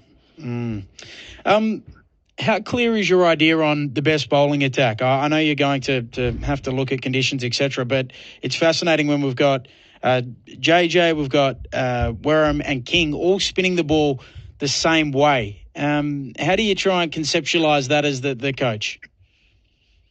Yeah, like you said, it probably comes down to a little bit to the conditions and the matchups, and what we think the best balance of the team is. And I think as we sort of go through the rounds, we're using a fair bit of data these days to make sure we're getting all our matchups spot on. So, but we'll also be using a little bit of intel around the conditions and seeing what's suitable there. So I think we're pretty settled in our own minds, but there's certainly going to be discussions, or ongoing discussions around matchups and conditions, and what we think is going to be best for each game. What are what is the intel you're receiving around the conditions? The first practice match I saw a lot of, and it looked pretty low and slow from what I could gather there. That's at Newlands, where the semis and the finals are set to be played. So hopefully Australia are playing there. But the other conditions at Boland Park and St George's Park, what's the intel you're getting around the conditions?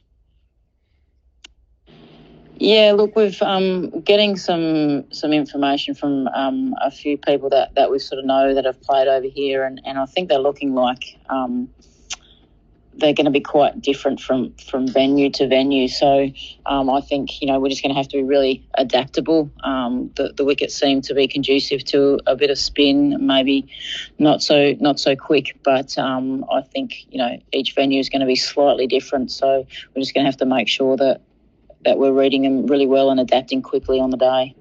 Shelley Nitschke, the Australian women's team coach, chatting to us here on Summer Grandstand right around Australia from over in South Africa. The Women's T20 World Cup is taking place. Shell, I know you won a World Cup over in South Africa way back in 2005, which we can get to, but it feels like we don't tour there that often. Is it a little bit of a disadvantage, a lack of familiarity with the conditions in South Africa, given how infrequently we're actually over there? Yeah, look, potentially a little bit. I think, we've also had a good week here. We've, had some decent trainings, a couple of games. We know we're an experienced, adaptable group, and I think we've played in similar conditions in different parts of the world before. So it's just drawing on every, experience that we have. But, we probably haven't toured here of late. I think we were actually due to tour here straight after the 2020 T20 World Cup, just before the pandemic hit. So we missed that tour, unfortunately. So not many of the group have had exposure to the South African conditions. But in saying that, I'm not sure a lot of the teams have toured here a lot, but we certainly have only got a small number of players that have been here before on an under-19s trip. But, I think that's something that we pride ourselves on, is our adaptability and the experience of the group, and we're going to have to draw on, every one of that in these conditions to be able to make sure that we can sort of match it with those teams that have been here a little bit more. Meg Lanning has come back. She seems like a completely different person since she's returned, which is great to see, given her extended sabbatical away from the game. Through your eyes and ears, What Meg Lanning has come back to the group? She's come back. I think just enjoying her cricket again, and I think that that just makes everyone really happy to see her back. You know, she's back as captain. She loves being the captain and marshalling the troops out there, and she's a fantastic captain. But I think that the difference that we've seen is Meg's just, I guess, enjoying herself a bit more on tour and playing cricket. She just has a smile on her face and doesn't sort of let things get to her too much. So it's just really nice to see her back enjoying herself. A little bit of a different one, Shell. The differences in tournament cricket, a T20 World Cup, as opposed to a bilateral series, what are they?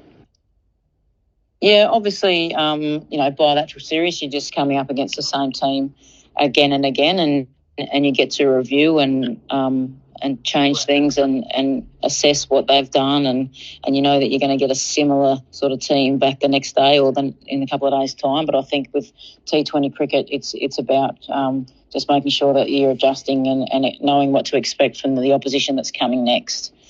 So obviously I have the Kiwis, they'll play a slightly different style of play to Bangladesh. So I think it's just about being really clear on the opposition and how they like to go about things and what our best, I guess, attack and strategy is against those particular teams. So you've really got to be, I think, have that ability to reflect and then park and then move on to the next team as well is really important.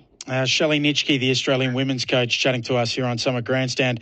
I promise I'm not trying to get you in trouble with this, Shell. We had Jess Jonathan speaking to us on Summer Grandstand last weekend, and she gave a brilliant answer around Dane van Niekerk's omission from the South African squad. But I'm interested through your lens as a coach. So I've heard coaches say previously that the coaching is treating everyone the same and yet everyone differently at the same time. How do you view the hard and fast rule of the 2K time trial and Dane van Niekerk not being in the South African squad? Yeah, look, it's an interesting one. Thanks for asking me. Look, I'm certainly not going to speak for South Africa and or anything like that. So that's totally their decision. But I think from my position, I think we obviously have fitness benchmarks, but as well as we have performance, not really benchmarks, but performance comes into things. So for mine, it's just a combination of a lot of things in and around selection and what that looks like for each team is totally up to them. So, and it's also about balance of team and group dynamics and whatever it might be. So I think in true sitting on the fence style, I think it comes down to a number of things when it comes to selection. And I don't think you can really judge until you know the whole picture, I guess. Yeah, I don't mind that too much. I heard you, I don't know whether it was a chuckle or a scoff or what it was when I said about treating everyone the same and everyone differently at the same time. More broadly, not about that unique situation, but I'm fascinated with the art and science of coaching. What were you thinking when I said that? Oh, look, I think in high performance sport, I think, there is an element of treating people the same, but at the end of the day, not everyone is the same, and that is what it is, and that is high performance sport, and sometimes that doesn't always make everyone happy, but I think that there's an element of that across any high performance sport that I'm sure some of the bigger name soccer players don't get treated the same as a rookie and things like that. So that's the nature of the beast. That is high performance sport, but there also is that element of being really fair about, I think, how you go about things and how you treat people. Last one. This is a fun one. You'll be happy with this. 2005 World Cup in South Africa, 50-over World Cup back then. Australia win the final over India. Shelley Nitschke, I'm just looking at the figures here. 9 overs, 2 for 14. Does it bring back some nice memories having a World Cup in South Africa, Shell? Yeah, it was my first World Cup actually, and only about my second tour with the team. So it was actually a really good World Cup for me individually and obviously as a team, where I managed to make my way into the final team where I hadn't sort of been playing a lot in the round game. So yeah, it was a really, really nice thing. I've got Belinda Clark with us here on this trip for a few days, who was the captain of that team. So it's nice to reminisce and roll that out every now and then. It seems such a long time ago now. It certainly is. Shell, best of luck. Hopefully the team goes well over there at this Women's T20 World Cup. Thanks for taking some time out to chat to us here on the ABC.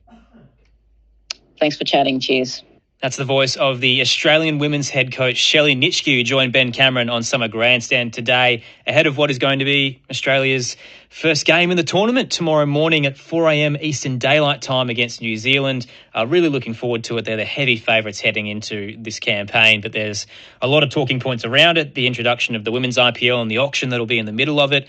The fact that Australia did lose one of its warm-up games to Ireland during the week, although they did, I guess, have a couple of batters that decided to end their innings early as a result of just getting ready for this weekend. So take of it what you will, but regardless, the Aussies will head in as the heavy favourites, but New Zealand have managed to beat them a couple of times since the last World Cup cycle, so certainly not a lock-in win, especially when it comes to T20 cricket.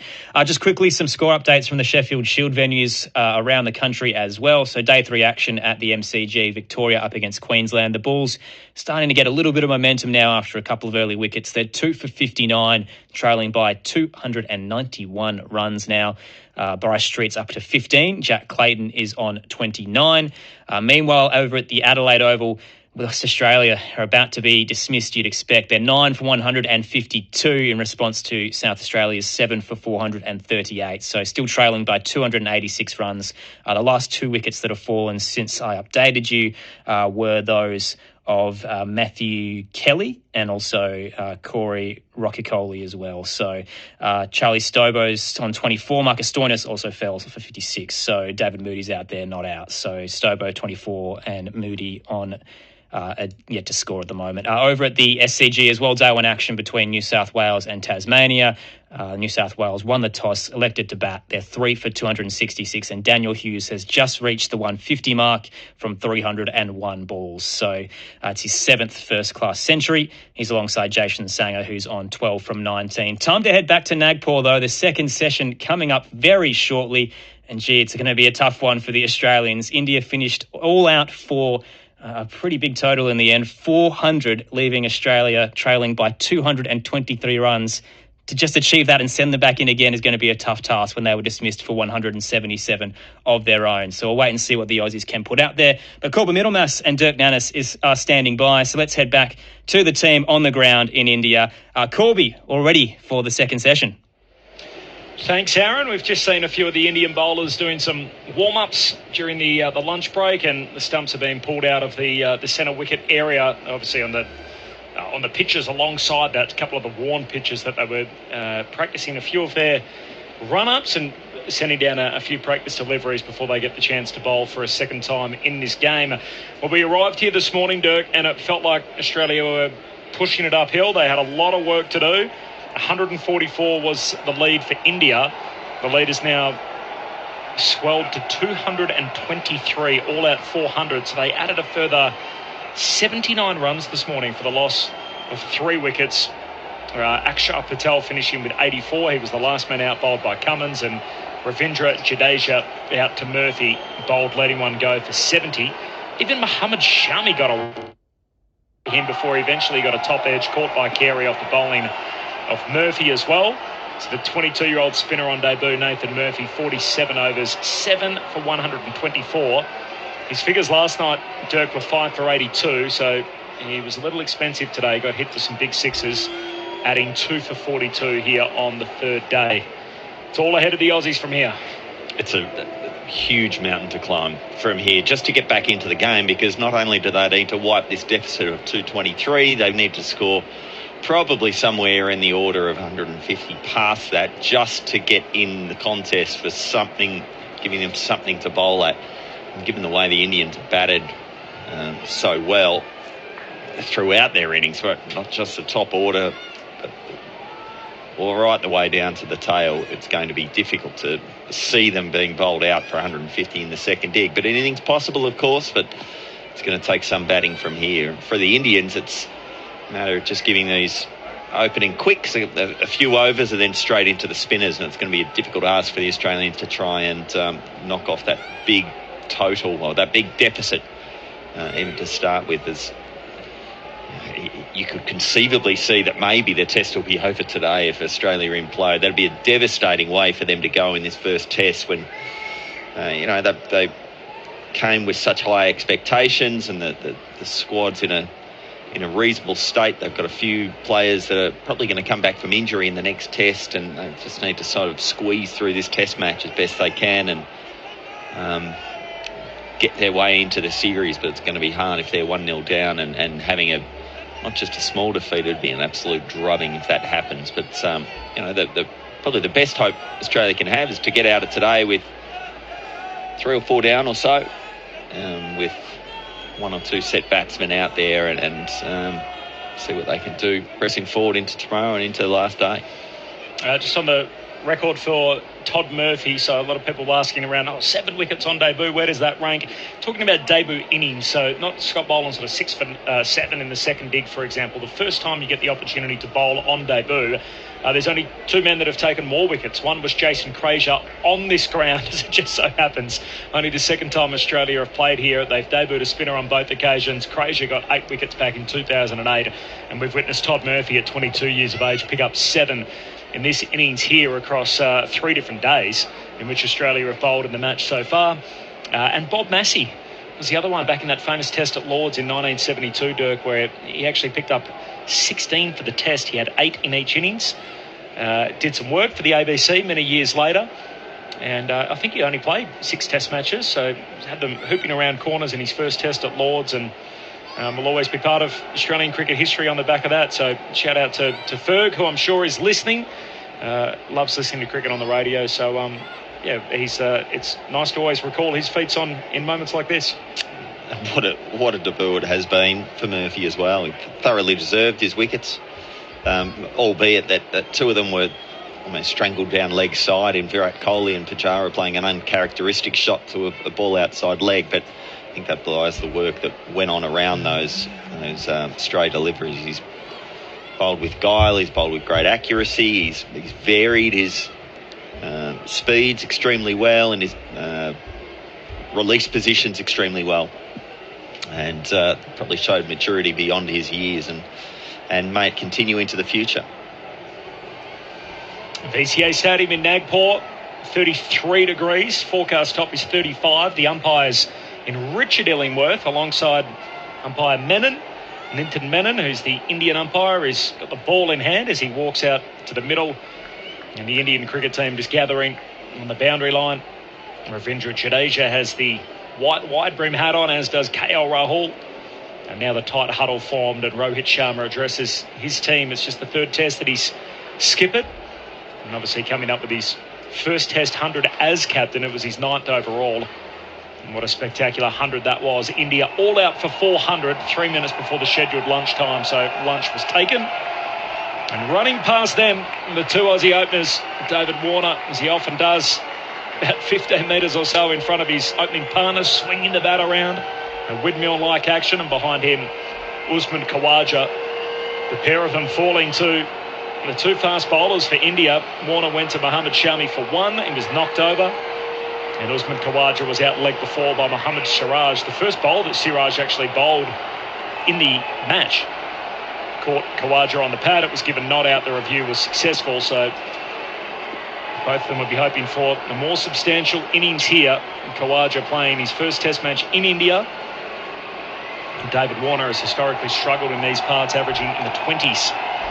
Off the SMS, is there a world where Pat Cummins isn't in the 11 next test? From John in Darwin. Have to be an injury. It's the only way. This match could be over today. India might not need more than 2 sessions. Cheers, Skip. Spot on. It could be. It'll be a terrible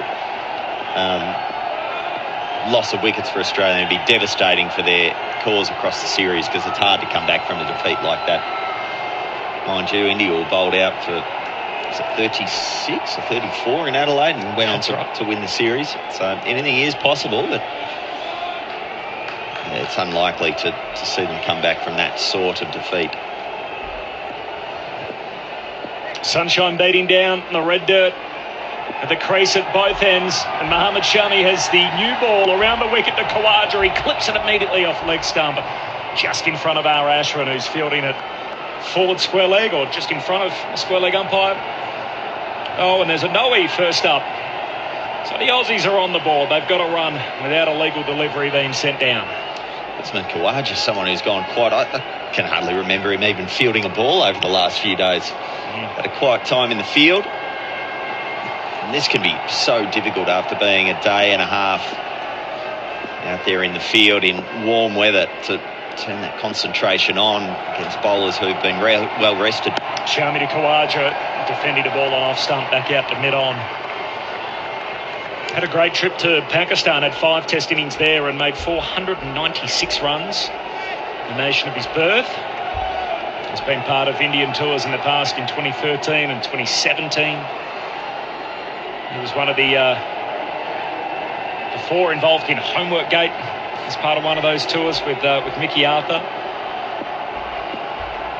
He didn't actually play a test match on either of those occasions, so first time we've seen him here. 2 slips in a gully. Mohamed Shami around the wicket from the pavilion end. Khawaja straight out the middle of the bat. Defends the hard new SG ball into the covers. There's Pujara to collect it. So the Aussies none for 1, make that none for 2. Mohamed Shami's overstepped again coming around the wicket. So 2 no balls in the first 3 attempts. Virat Kohli at first slip. Alongside him, KL Rahul, of course, who keeps on occasions for India. KS Bharat is the keeper here. And Suryakumar Yadav is in the gully. So 2 no balls. Second legal delivery. Khawaja gets it inside edge. It squirts away down to fine leg. Picked up by Jadeja. And Southpaw flings it in over the stumps. And that ball keeping a little bit low. Slips with their hands on their heads. This new ball won't be doing much for very long. Just got to withstand this little onslaught. This maybe 4 or 5 over onslaught with the new ball. While it still has the potential to move around, but such is the case with this abrasive surface that the ball does not move for long. Maybe it'll nip around a little off the surface, but that's about it. No cover for David Warner. Pujara into first slip, so 3 in the grippers. Outside the off stump, and gee, they did plenty. Looked like it was angled in an off stump, moved away from David Warner, and taken by KS Bharat around waist height. Shami got him in the first dig coming around the wicket. So just that field for India and for David Warner with him on strike. Pujara at first slip, Kohli at second, KL Rahul at third. We've got Suryakumar Yadav in the gully. Akshar Patel who's fielding at point. Rohit Sharma is almost like an extra cover. He's quite wide at mid-off. And then Siraj at mid-on. Ashwin is at square leg and Jadeja down at fine leg. Mohamed Shami rumbles in again. He bowls to Warner, who's confidently defending back out to mid-on. No wicket for 3, the Australians. They need 223. That's the magic number, just to make India bat for a second time in the game. Beautiful follow-up delivery to the one before, but was leaving David Warner, and he's shown that right arm around the wicket has been a challenge for him. The ball coming in and taking the stumps and attacking the stumps. That's what Shami's trying to do, and after that first ball that Warner faced going away from him, the perfect follow-up was what Shami just bowled. Just a 5th legal ball of the over as he delivers outside the off stump to Warner. He plays down the line of off stump and it flies past his outside edge into the gloves of the keeper. How was your lunch, by the way? You went down to the VVIP room again? Beautiful things happen down there. Yes. Lunch is excellent. We've always got a choice of 3 curries or so, and numerous other bits and pieces. It's been excellent. For food here across this entire tour is going to be brilliant. You're never wanting for food. No.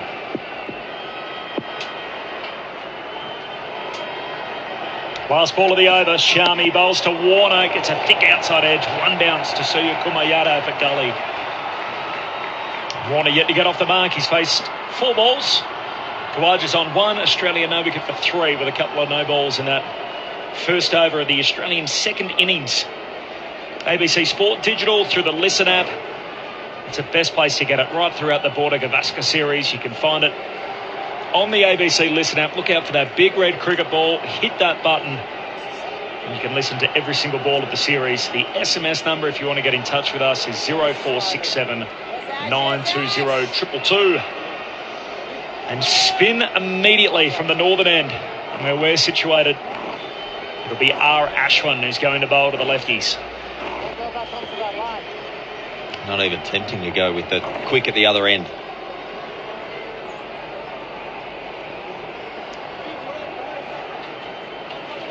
Accuracy of these Indian bowlers has been really impressive in the first innings. Nothing surprising, of course, but it's always impressive to see how they operate in these home conditions. Neither of these guys got to the spinners in the first innings, both out early. Khawaja in an open stance awaits Ashwin. He defends a full ball out the cover. So keeper up to the stumps. That's KS, you can hear. Kohli at first slip to Kumayadov under the lid at short leg. Khawaja awaits Ashwin around the wicket. He drives a half volley. Superb shot. Threads it through cover for 4. It's a lovely stroke. Just offered up a fraction more width. Khawaja turns it into a half volley and belts this through the offside, but the timing of it was perfect. Ashwin in again. Khawaja back, defending on the offside. So Usman 5, Warner yet to score. No wicket for 7.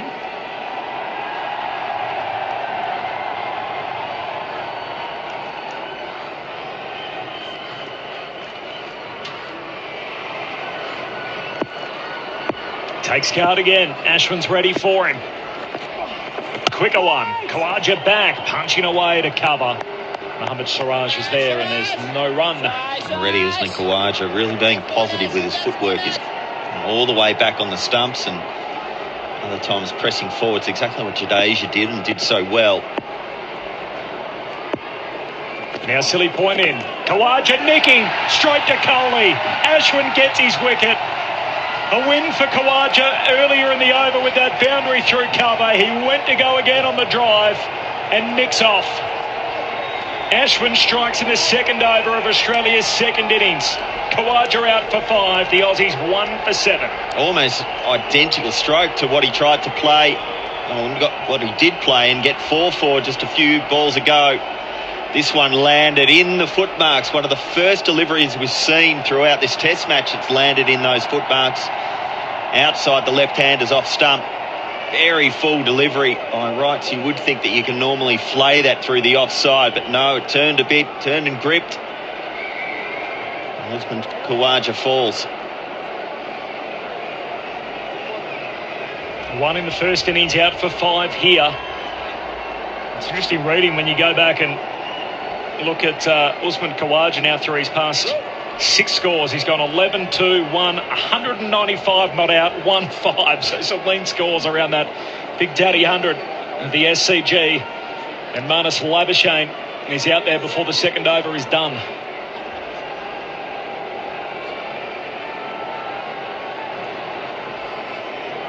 Walking to the crease in the short sleeve shirt.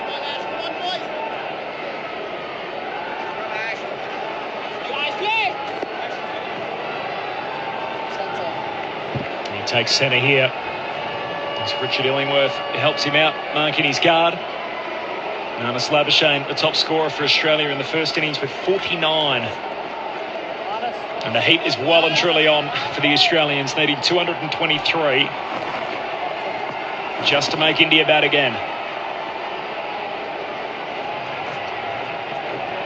Really does show the peril, that ball, of having in your mind the idea that you need to try and be attacking to the spinners, and you see that half volley and instinct just lures you into that stroke, whereas probably a more judicious batsman or someone who's somewhat a bit more conservative in their mind might just leave that for the first few overs just to see what happens. Nannes is ready to go. Ashwin's over the wicket with the right-hander. He takes it on the full and clips it away to mid-wicket. Wants a single. Siraj picks up, heaves it in over the stumps, and Warner makes his ground at the danger end. Manus Labuschagne 1 off 1. Good over for India. They've got a wicket. Australia 1 for 8. Khawaja out for 5. Trailing by 215 runs in the Test match. Rick Finlay and the star statistician. India has 10 partnerships over 10. The 12th time Australia has conceded this in Test history. Last time was against the West Indies in Barbados in 2012. Making 400. They also had 4 50-run stands. Australia only had 1. Contrast that to the Australian innings. They lost 1 and 2 for 2, 3 and 4 for 84. So many quick clusters of wickets, and then the last 5 for 15. So it shows how difficult it was to get started for each of the Australian batsmen. India didn't seem to have that issue.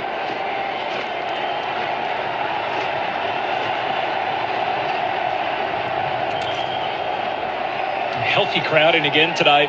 Certainly not as many as day one, but you think there'd be 20,000 people in making plenty of noise, and most of them in the shade, as you'd expect, as Mohammad Shami into Labuschagne. He chops down on the ball on off stump. Out on the leg side, so Australia 1 for 8. There's plenty of reason to make a bit of noise as an Indian cricket fan at the moment, as they're pressing towards a Test victory and a 1-0 lead in the series. And they've already got Usman Khawaja in the first 10 minutes after lunch. I've got another observation for you, Dirk. You know, first trip to India, a few things sort of stand out. Here comes Mohammad Shami on his way in again. Well wide of the off stump, and taken down low by KS Bharat. Diving to his right in front of first slip and Virat Kohli. Not a whole lot of climb off the pitch there. I'm not sure if this is something that happens in Indian cricket across the board, but it's certainly the case here at the VCA Stadium in Nagpur. The pictures on the wall of former cricketers. Now, you're going to have to tell me if this is something that happens everywhere. I love where you're going. Describe what happens. So in any room or corridor that you walk into where there is a wall, there'll often be a picture of a former great. Oh, Labuschagne caught on the crease. Big shout for leg before. They go up behind the stumps. A long look at it. Rohit Sharma's in for the conference. The question is, has he hit it? They're going upstairs to take a look. Umpire Menon said not out. But Manus Labuschagne was caught on the crease. He just walked past Ravindra Jadeja and said, no, I hit it. And he'd want to hope so. That looked absolutely dead. We can't quite see everything from our vantage point, because that's Manus Labuschagne's bat is on the other side of his body from our position. But I think he'll get away with it, because it's just struck in one of those ones where maybe a third of the ball is inside the line of the off stump, but he's confident he's hit it. It looks like there's a gap there between the bottom of the bat and the ball. I'm not so sure he has. I don't think he's hit it, but I don't think the line's right. I think it's umpire's call out of impact. He told Jadeja he thought he'd hit it. It is impact umpire's call, and it's wickets umpire's call, so the review will be retained for India, but it's not out, and Manus is still there. 1 for 8. Not a bad review, but probably also one where if you're looking at it live, you kind of think, how's he not given that one? That's doing nothing else but hitting the stump. Can't say it's a life, but it's very close too.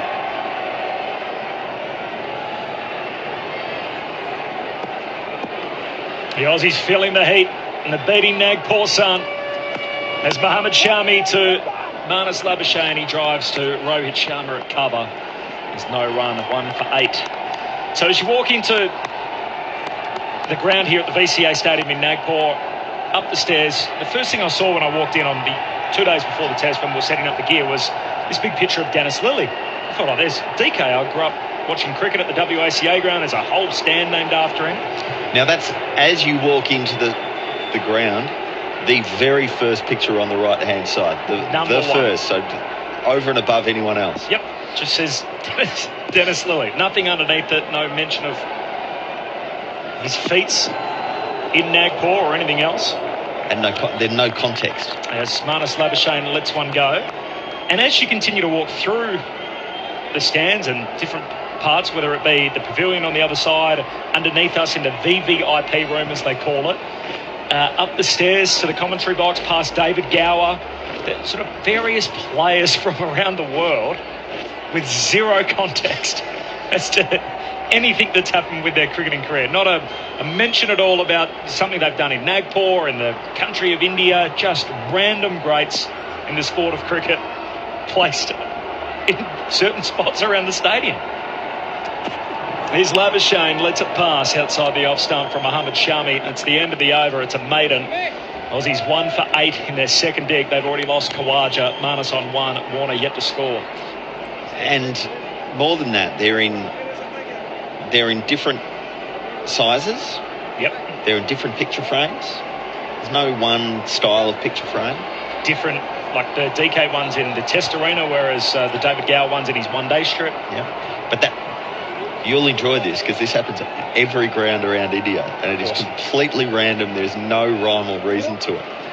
I did say today it's probably not the best time, given we haven't got Mr. Sonny and DK for a little while, but I am going to go for a little walk and try and snap as many pictures as I can, and I'll chuck them up on Twitter to give you an idea on just some of these pictures that are scattered around the stadium in different parts. And some are headshots, yet some are action shots.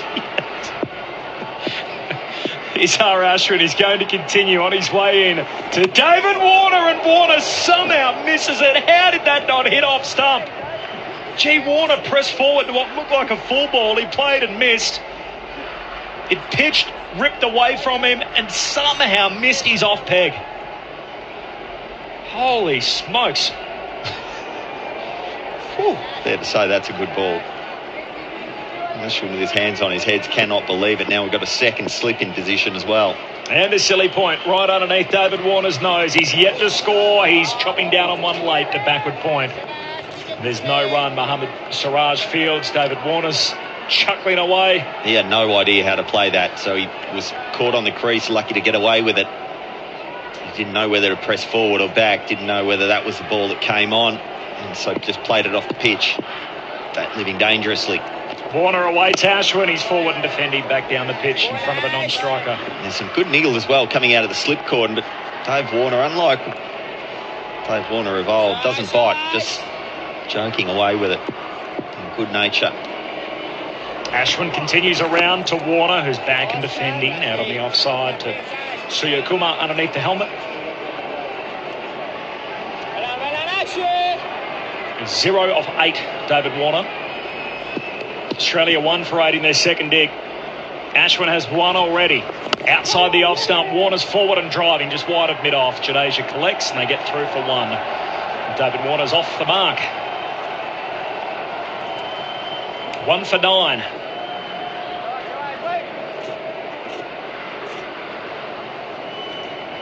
Just repeating, 223 is the number. That's just to make India bat for a second time. Middle session underway on day 3 at Nagpur. Gee, that's full as Labuschagne turns it away back to the square. Finds a gap in the field on the onside. Mohammad Siraj runs back from square leg. And Labuschagne gets a single. He moves to 2. It's the end of the 4th over. 1 for 10, the Aussies. I just wonder whether India see a little opening in Marnus Labuschagne when he first comes to the crease, because each of the balls that he has received from Ashwin has been extremely full. He's pitched it way up, almost trying to hit him on the toe.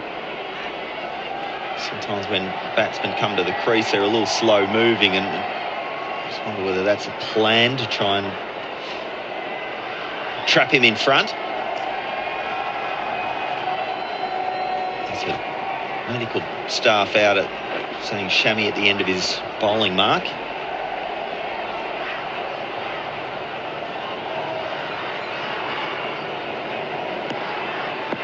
Two slips of gully.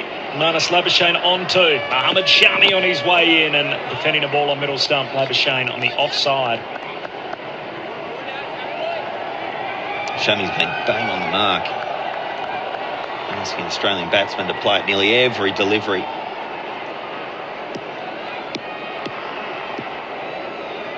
Good atmosphere in the crowd as well. They know that the game's on the line. There's thousands of school kids here today. She touched on earlier, all in uniform, despite the fact it's a Saturday.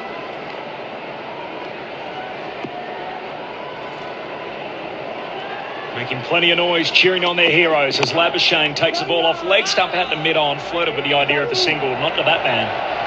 Ravindra Jadeja moves up and is on it in a flash.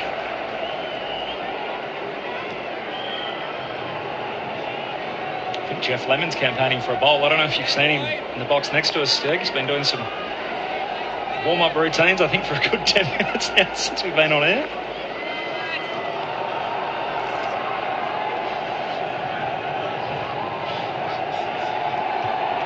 Describe that for me. It's like watching Mohamed Shami bowls to Labuschagne, drives, picks the gap, drew extra cover, great shot. That is perfect placement. Just bisected the two fielders up on the offside at mid-off and cover and split them to perfection. Not at any great speed, but got to the boundary for four. Just a forward press. Wonderful placement. I don't think he got it out of the middle of the bat, but the ball went exactly where he was targeting, and you could see in his follow-through where that ball was. He was trying to hit that ball, and it's exactly where the ball went. Just out of the outstretched hands of Siraj, diving from a wideish mid-off. He's all class. Nannes Labuschagne, 6 not out. Mohamed Shami bowls to Nannes, and there it is. No run as he defends out to mid-on, and Jadeja, just his second innings in India, made 49 in the first dig. Ran past one off the bowling of Jadeja, stumped by the keeper. So, yeah, watching Geoff Lemon's almost like watching a giraffe go through a warm-up routine. It's not particularly elegant, is it? You can imagine a tall, lanky, hirsute guy just kind of trying to act as though he's going to get a nod. I don't think he's getting a nod. Is Mohamed Shami bowls to Labuschagne, who's forward and defending the cover.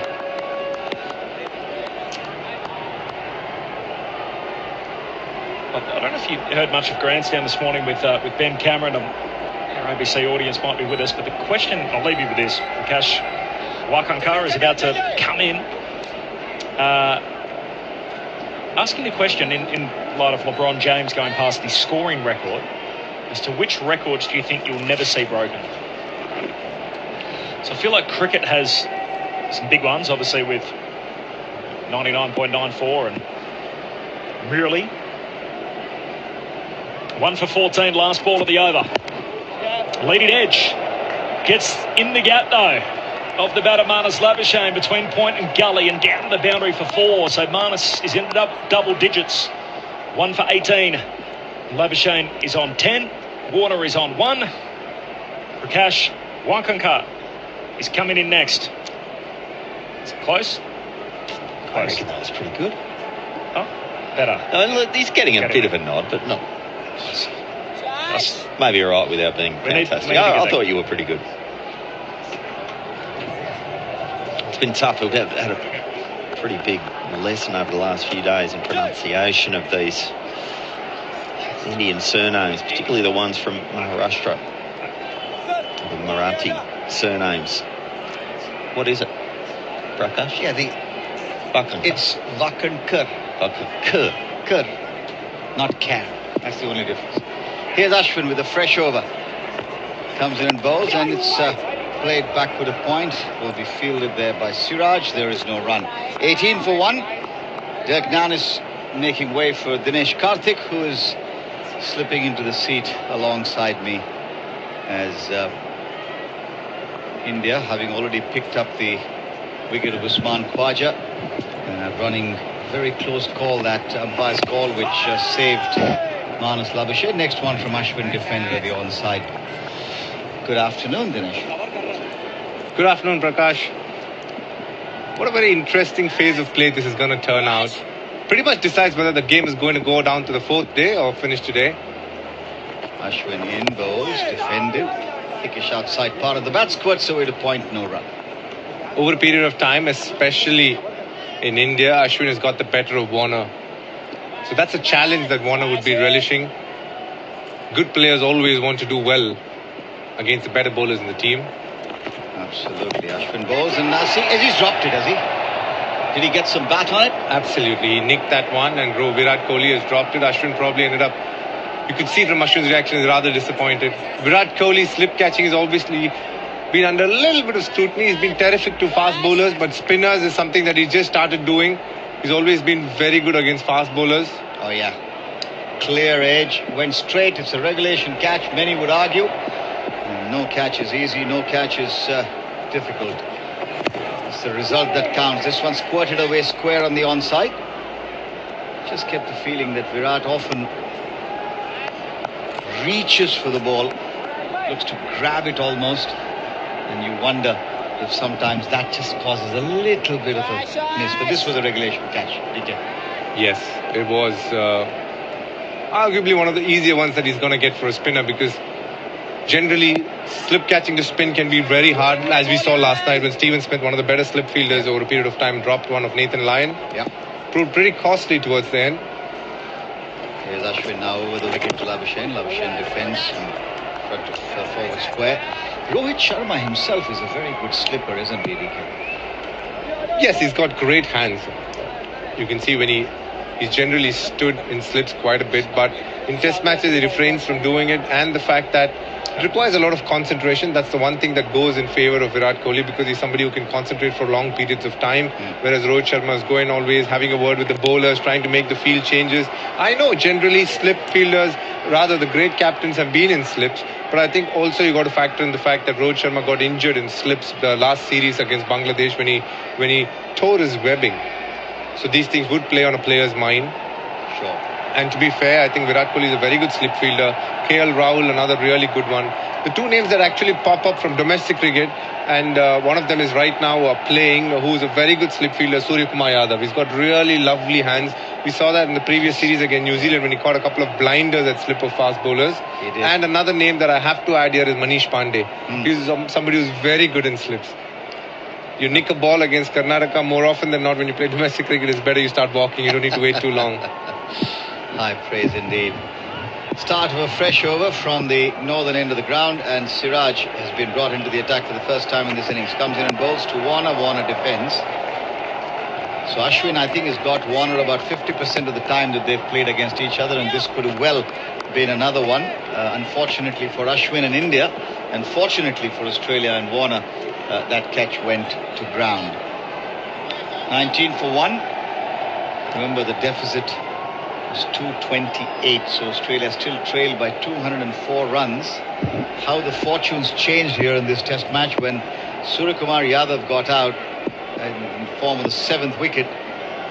Rather, it was Bharat who got out at the 7th wicket. Here's Siraj defended back along the wicket. The total was 240. So the last 3 wickets added 160 runs to take the total to 400 and create that massive lead. That's just not the lead in terms of runs literally, but the massive mental edge they would get over Australia, because now this is something that they're going to dread. They know that Indian team bats deep, and when they come to the first test match and they bowl and they almost feel they're halfway there, and then after that you're made to stand for a larger part of the innings, and that makes it really hard.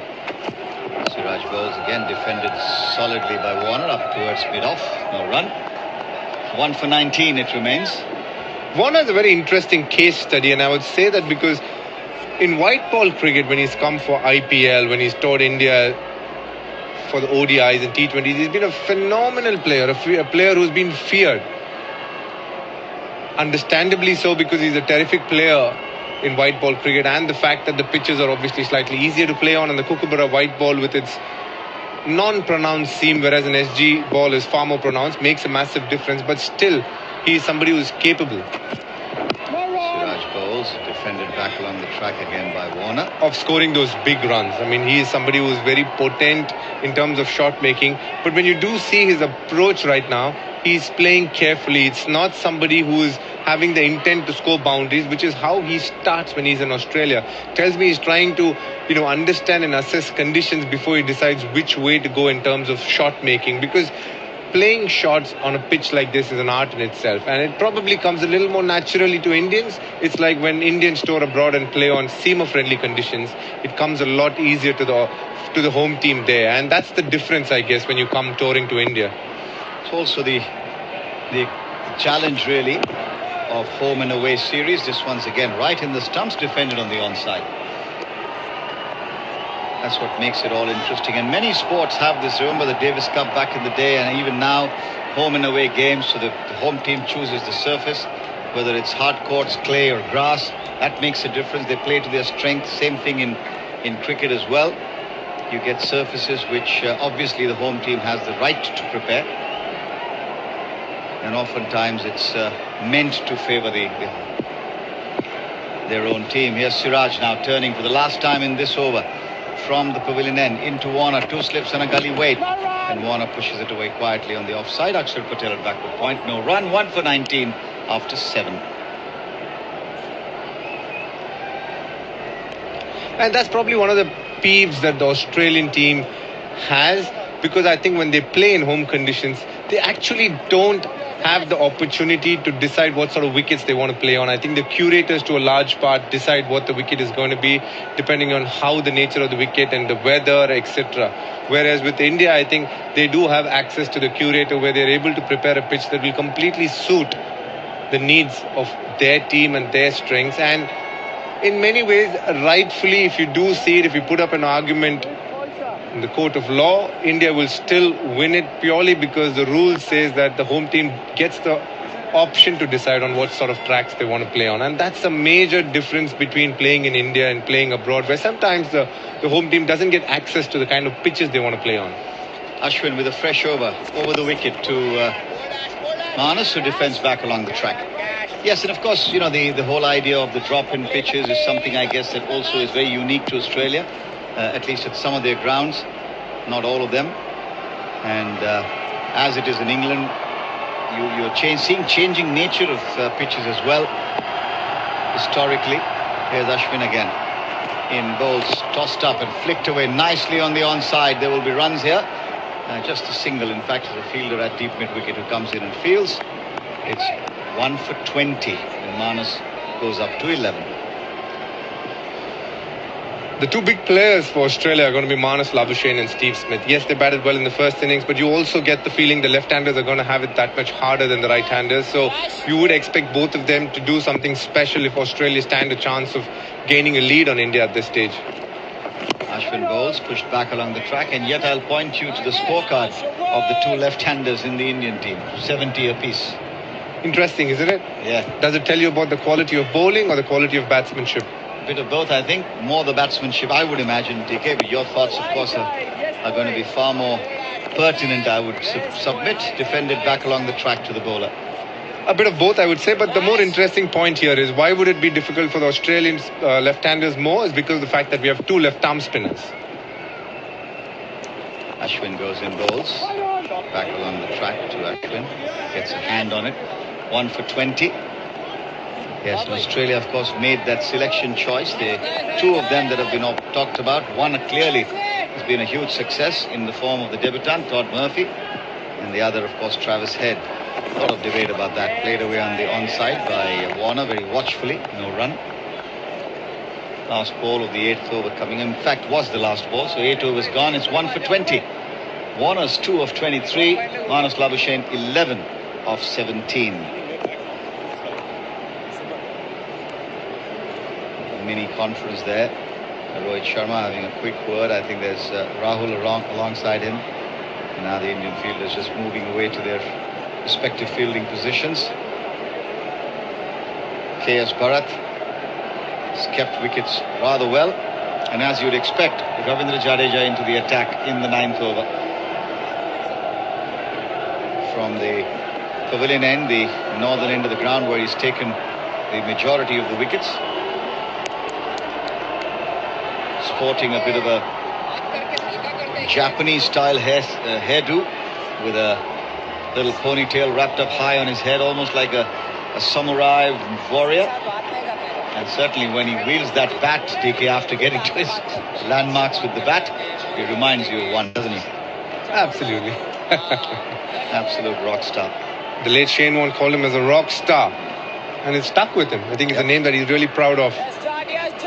And what a cricketer Shane Warne was. Oh, unbelievable. And we talked about that yesterday during commentary, DK. How he named him when he was a relative unknown in the Rajasthan Royals, and how he's lived up to it. Here's Jadeja, first ball of the second innings, pushed quietly forward by Labuschagne. Slip, silly point, catching short extra. 3 men there along with the keeper. Backward point, cover mid-off, mid-on, a straightish mid-wicket and a man on the 45. Fired in and beats him. Really fired that in, and Labuschagne can do no more than sort of have a dry grin. But that's a good attitude. You know that you're going to be beaten every now and then. No point in getting too worked up about it. Just getting a lot of purchase on that one.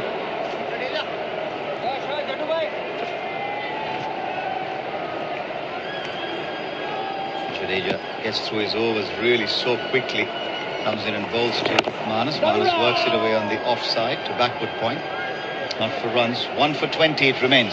Jadeja has been in the thick of things for a long part of this game. He's obviously stood the test of time in the first innings in terms of standing on the field, and then he must have gone in, had a bit of a shower, relaxed, and soon had to pad up because India lost a few wickets, and then he had to walk in again and played a really long innings and a really good one at that. Absolutely. Comes in, bowls again, defended. And for someone coming back after a long layoff from injury, just got that one game, I think it was against Tamil Nadu, yes, in the Ranji Trophy. And certainly leaving no doubt in anyone's mind about the fact that he's fit and back.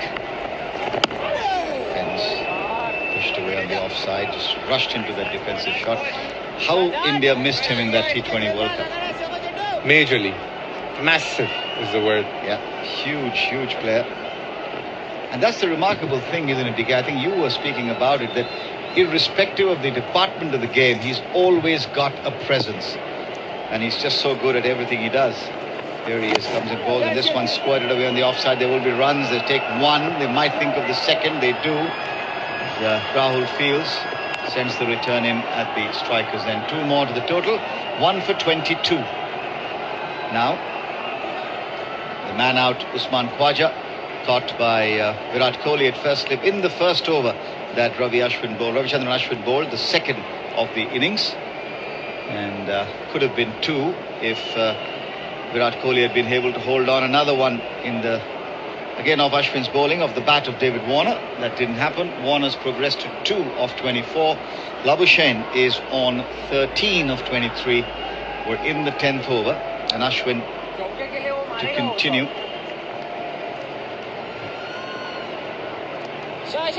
Jadeja was a freak injury. Yeah.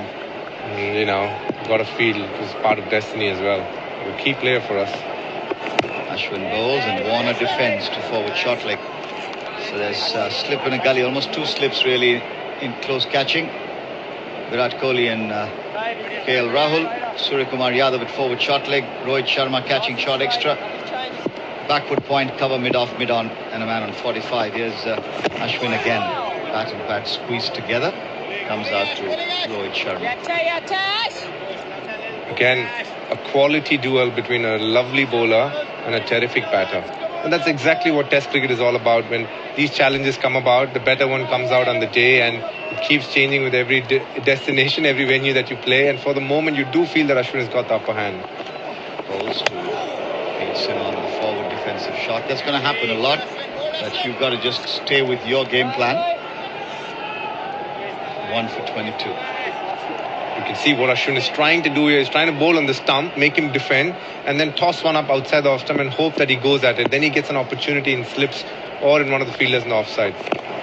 Outside edge, down to short square. Nicely fielded by Siraj. And the other thing that because India have 2-3 spinners to use, they're going to bowl a lot many more overs in a lot relatively shorter time as well, isn't it? It just keeps the batsmen constantly on their toes, concentrate all the time almost without a break. Ashwin bowls, pushed away on the onside, no run. 1 for 22. Realistically, how disconcerting can it get for a batsman with all the chatter that goes round him in a game? A little bit if they're talking to you, but for the moment they're just encouraging the bowlers. But if they are talking to you, some batsmen, Ashwin beats him again, do lose concentration. Some batsmen engage in conversation to keep themselves going. Different batsmen use different methods. Some people just focus on what they need to do and just keep moving forward. Some people like to have a conversation to just ease the pressure that they have. So you got to be careful as a close-in fielder as well, what you want to say to whom. Yeah, absolutely. Some feed off it, don't they? Some of the batsmen are made of different metal, and when they sort of get sledged, if you want to use that word, then they use that as a bit of an inspiration to just up their game and perform even better. So I suppose, as Dinesh Karthik was just saying, you got to pick the ones that you want to use that technique with. Ravindra Jadeja to continue. Labuschagne on strike. And from the pavilion end, both first ones defended back along the track. 1 for 22, 10 overs gone. The deficit 201 runs at this stage. Australia have a mountain to climb and then to set a target. At the moment they'll just be looking session to session, hour to hour, maybe even over to over, defended back along the track. Just play each ball, isn't it, DK? In a situation like you just play each ball, establish yourself, get confident. Absolutely. As a batter, because there'll be runs here, might even be 4. There's a big long chaser for Akshar Patel. He won't get there, so that's a boundary. Thickish outside edge, played with hard hands. 26 up on the board now for the loss of that 1 wicket of Usman Khawaja. A lovely shot, and I really feel that was a good shot for the simple reason for he got out to a very similar ball in the first innings that just dipped on him. This one, he didn't commit to the front foot so much, waited on it to come and just punched it. As a batter, as we were discussing before, it's important to keep your mental energy as much as possible. Play a ball, relax in between, just see the sights and sounds around, get back again, and then keep going with it. Yeah, the ability to switch on, switch off, conserve energy, and yet do the job that you have to do. Sometimes easier said than done. Jadeja is up again, bowls to Labuschagne. Labuschagne has been struck on the pad. There's a big appeal he's been given. Ravindra Jadeja has got the umpire's nod. Now, is Labuschagne going to review that? We will have to figure out. The timer is running down. Having a word with Warner is Labuschagne. He's decided against it, and India have their second breakthrough with the wicket of Manus Labuschagne, who one thought had to play a big hand in Australia's revival. But at the moment he's walking back. 2 now for 26.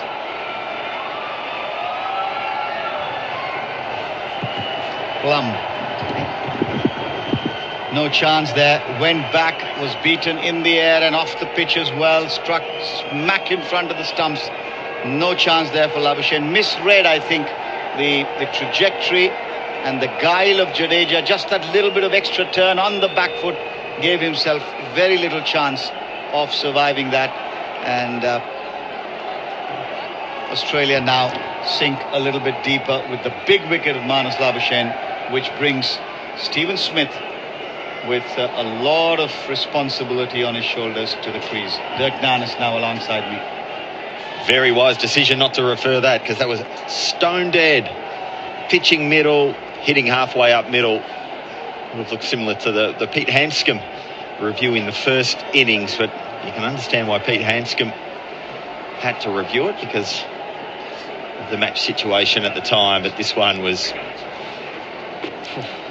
leaving absolutely no doubt. Well bowled. Jadeja has another in this game and shows the quality that he has. Just that guile with which he's able to bowl, the ability to deceive batsmen in flight. Here's the ball spinning. Is this the one that's straightening on? bowling from all different positions of the crease. He's one of the best in the world at that craft. Even Nannes couldn't review that one. Doesn't mind a review. Jadeja, 69 wickets against Australia. Nice work. Is there a stat for reviews? People keep stats on some reviews. people keep track of them. Yeah. Jadeja proceeds to Smith, who's on the front foot defending.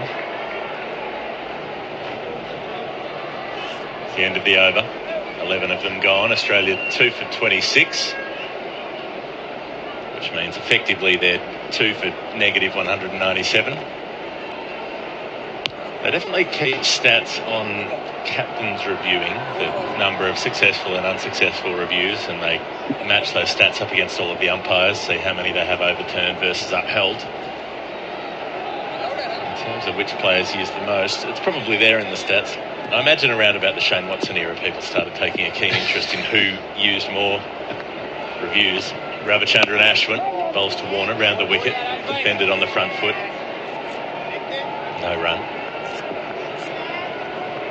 Shane Watson got a bit maligned for that. There were times when he was told by his batting partners to review, and it ended up being upheld, and he was blamed for having made the decision.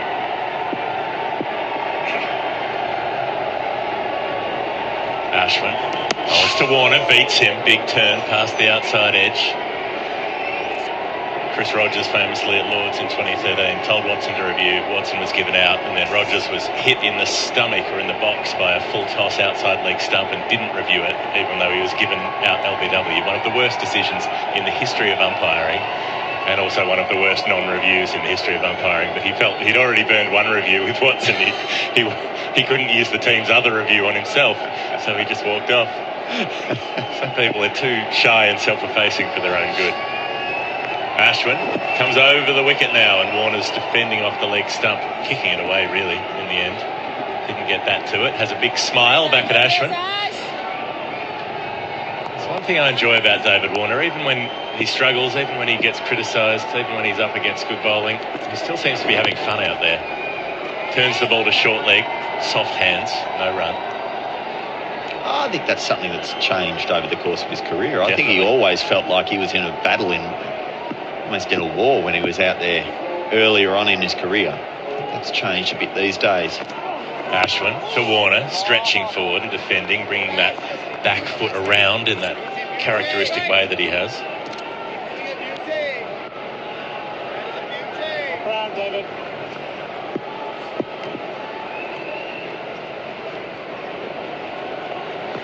Back around the wicket now, Ashwin hits him on the pad, straightens down the line, probably around about leg stump.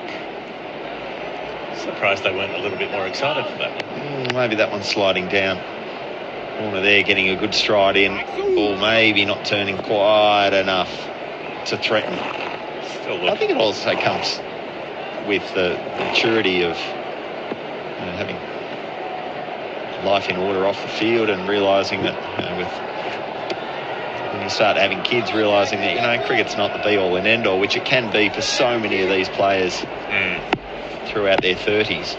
2 for 26 after 12 as Jadeja starts a new over to Smith, who's defending outside his off stump, moves across to that ball. Really, Australia's hopes at the moment depend on Stephen Smith. Done it before in India. Jadeja bowls to him and he reaches outside off, hits the ball back into the pitch hard. Made 300s on that last tour here in 2017. An extraordinary solo virtuoso performance. One in Pune, one in Bengaluru, one in Dharamshala. Lights it in at the block hole and Smith drives it away to cover but didn't quite time it. Catching the outside part of the bat. But enough on it that it didn't just dolly up to one of those close infielders.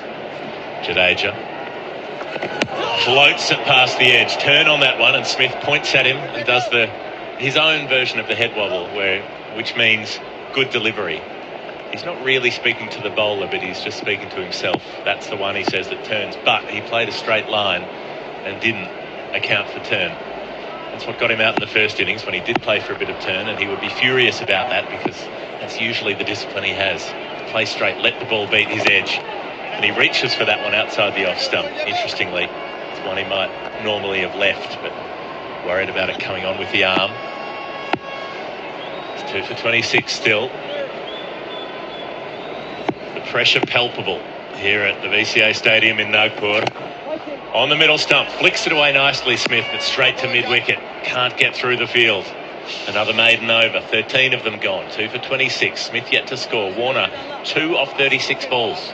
Seems to have pinged something there, almost like he's holding his glute or tapping his glute. There's a bit of flair in that shot that he flicked through to the leg side to mid-wicket and straight away pulled up on his left leg, which is where all that weight would have gone when he played the shot. Not asking for any assistance at all. I would imagine he will at some stage, but certainly looking a little bit ginger. It does happen as players get deeper into their 30s. Those soft tissue injuries come around more often. He's leaning on his bat, not looking too uncomfortable at the non-striker's end. Just tested out that leg a few times. Ashwin around the wicket, the off spinner, full, driven by Warner on the bounce to short cover. The worst part is when those injuries start turning into tendon injuries. That's where it turns into more prolonged periods of rest from cricket. That's problematic. Floated up by Warner, driven out to the deeper set cover. So they've got a conventional cover and a short cover. And trying to swarm Warner on the offside. Let's go through this field. Two slips, silly point, short cover, regulation cover, backward point, mid-off. Seven on the offside. Ashwin into the footmarks. Warner drives him straight for 4. That's a good shot. Comes down the pitch. Not too far. The ball wasn't that far from him, but a little step and a half shuffle, and he drives it straight inside the fielder at mid-on. There's one of 2 on the leg side. They've got the mid-on, and they've got the backward square leg. So with Ashwin bowling into the footmarks outside the left-handers off stump and turning the ball away, they want to encourage Warner to try to hit to leg and provide a catch for one of those 7 fielders on the off. 2 for 30, and Warner is driving into the offside, through the offside. Picks up another 4 through cover. Well, that's a good shot, and again he shuffles. Again he gets to the pitch, something Khawaja didn't do. Gave the ball time to turn and take his edge, Khawaja, when he was caught at slip. Warner, 2 boundaries back-to-back. He's suddenly on 10, 2 for 34 Australia. Noticeable change in length on Ashwin's bowling here compared to what we saw out of the Australian spinners. He's really content to pitch it right up, almost half volley area. Ashwin, straighter to Warner, strikes him on the pad. He's given out. Well, Warner looks surprised. He's backed away to leg. He's thrown his head back a little. Now he's chatting to Steve Smith. Did he get an inside edge on that? It was similar to the one before that Ashwin wasn't interested in. The DRS time is ticking down. And they've decided to go upstairs. So the Indians cluster. Smith and Warner gather. India on the verge of striking a 3rd blow. Hit Warner on the back leg, and you wonder, is this ball going to be spinning too much?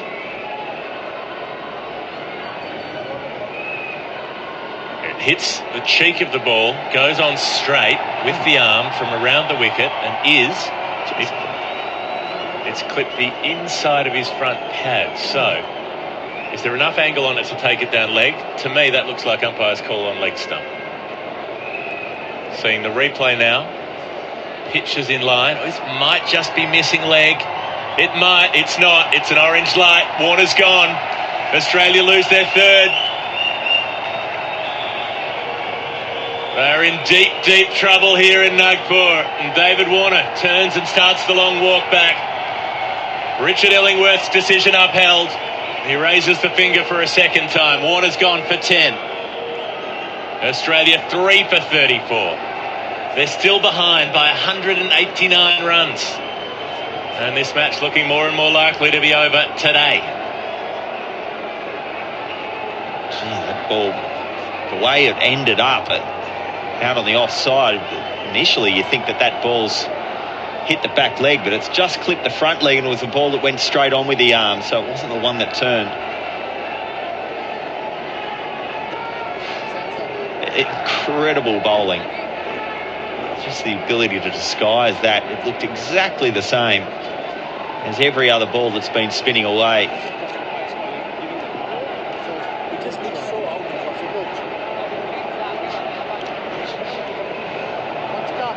Ravichandran Ashwin tormenting Australia again. He's done it so many times. He's up to 454 test wickets. Started on 449 before this test match. That contest we were talking about with Nathan Lyon, who started on 460, he only got one. He might not get a second innings to bowl in.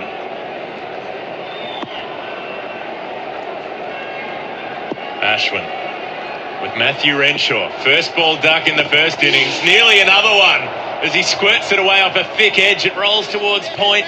It goes in between the close catches. And he was lucky enough to keep the ball down. He gets off the mark, so he's off the pair and he's off the golden pair. 3 for 35. And Australia in real strife. Before Renshaw fronted up and took guard there, Steve Smith and Ashwin were talking for a long time to each other. You could hear Ashwin in the stump mic saying that was just so out while you were reviewing. It's not as out as you might have thought. It was just clipping leg. Certainly well bowled. Absolutely. These two spinners are world class and showing why they excel, particularly in these home conditions. And it's the full length as well. It was the fullness of the length to Warner that meant that the on-field umpire gave the decision and meant that it didn't have enough room to move on the trajectory to actually take it past the leg stump. That is the difference, that in this second innings they're so content to pitch the ball up, asking to drive. You're good enough, keep driving. Renshaw waiting for Jadeja, defending back down the pitch. That's absolutely set and forget stuff for an Indian captain. This is like the equivalent of a slow cooker meal. Just throw all the ingredients in, turn it on for 8 hours and you're done. Put Ashwin on one end, Jadeja at the other, come back at the end of the day, the Australians are cooked. Jadeja round the wicket, the left armour, and Renshaw defending, big stride in.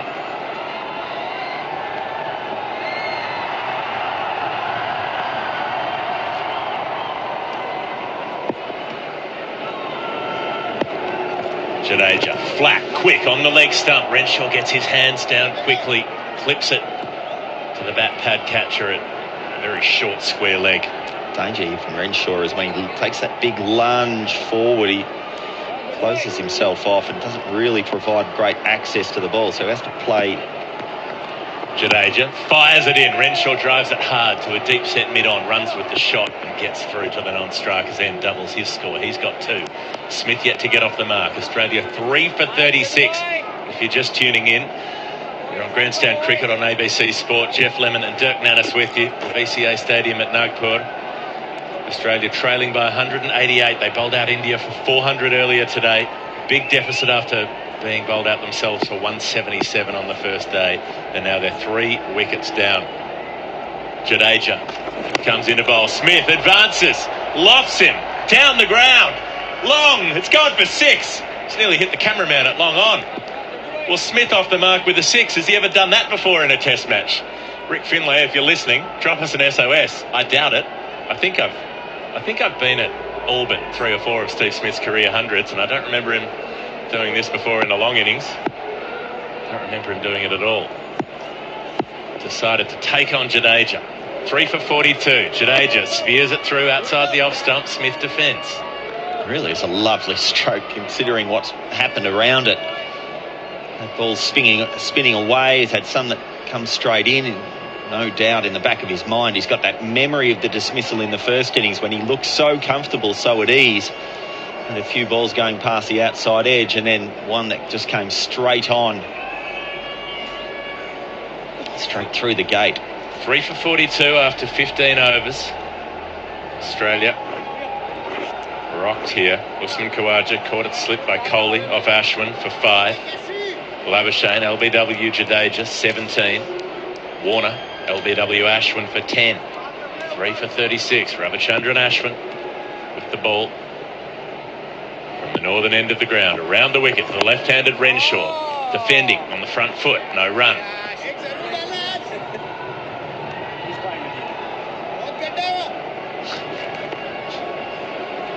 lot of chat in the stump, Mike. Ashwin bowls. Renshaw stepping across. He's hit on the pad. He's given out. Illingworth puts the finger up again. Well, Renshaw moved a long way across. He got squared up like Labuschagne did. Had both pads together. And he moved his back leg around. And he's missed the ball. Ashwin was adamant that this was out. Straight away they were reviewing. Well, the question for me initially was it outside the line of off stump because he'd moved so far across, but I feel that he might have created an optical illusion with that movement and still been hit in line. Let's see. Loop on the delivery. It does turn. He plays across the line and it misses. It hits him on the inside of the back leg, up near the flap of the pad. But it's been given out on the field, so they only need a sliver of ball to be touching stump or bail.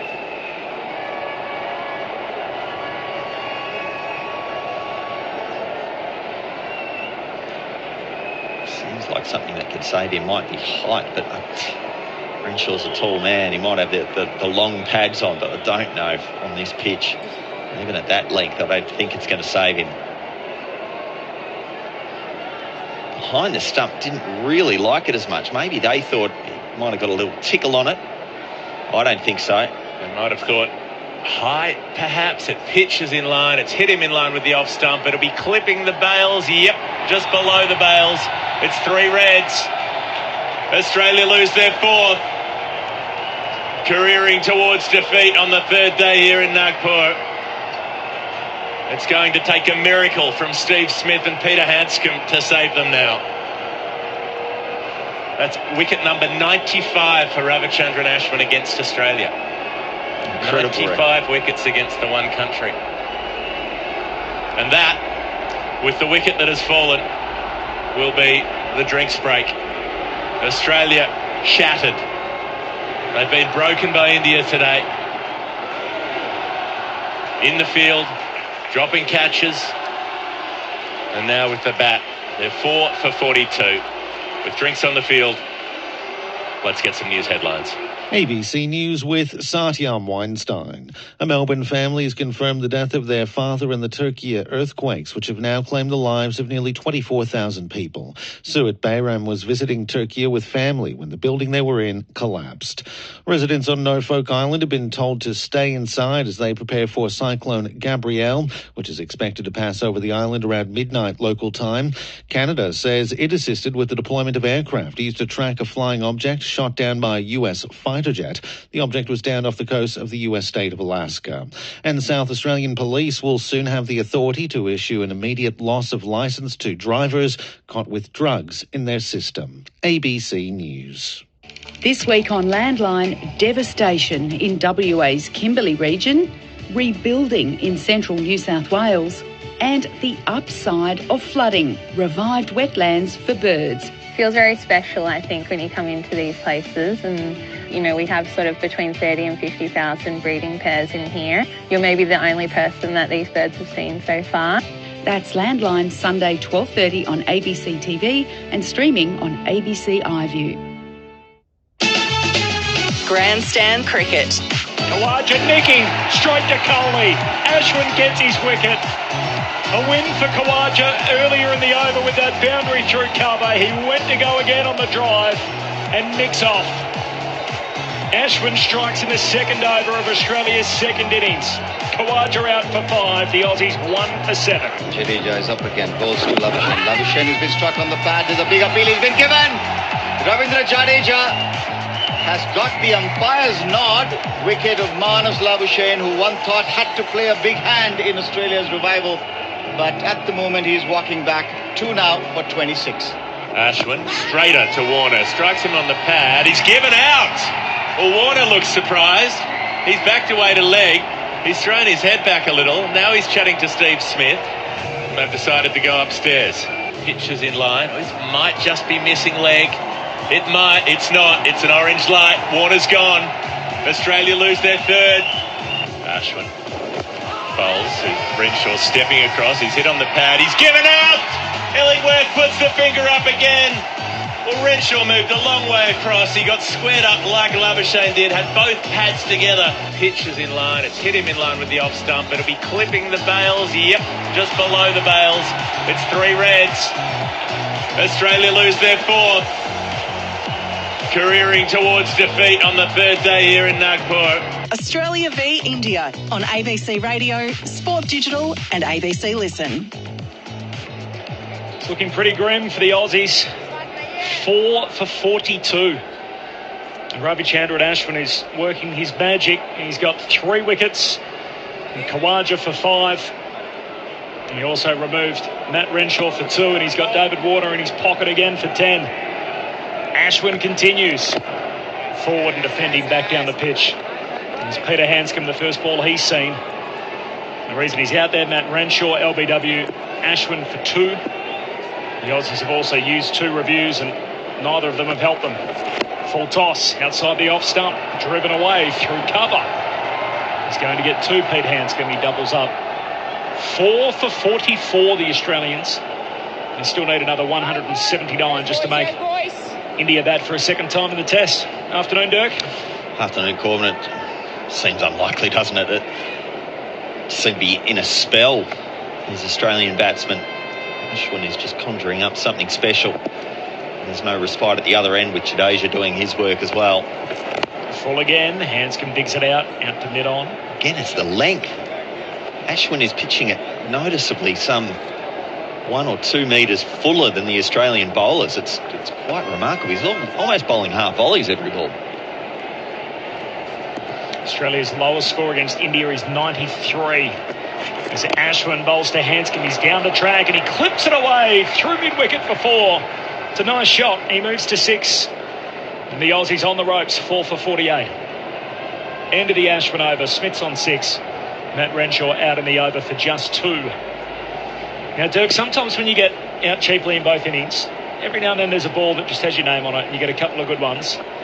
Matt Renshaw was out a first bowler in the first innings. He's only faced 7 balls here. LBW Ashwin, having been LBW Jadeja in the first dig.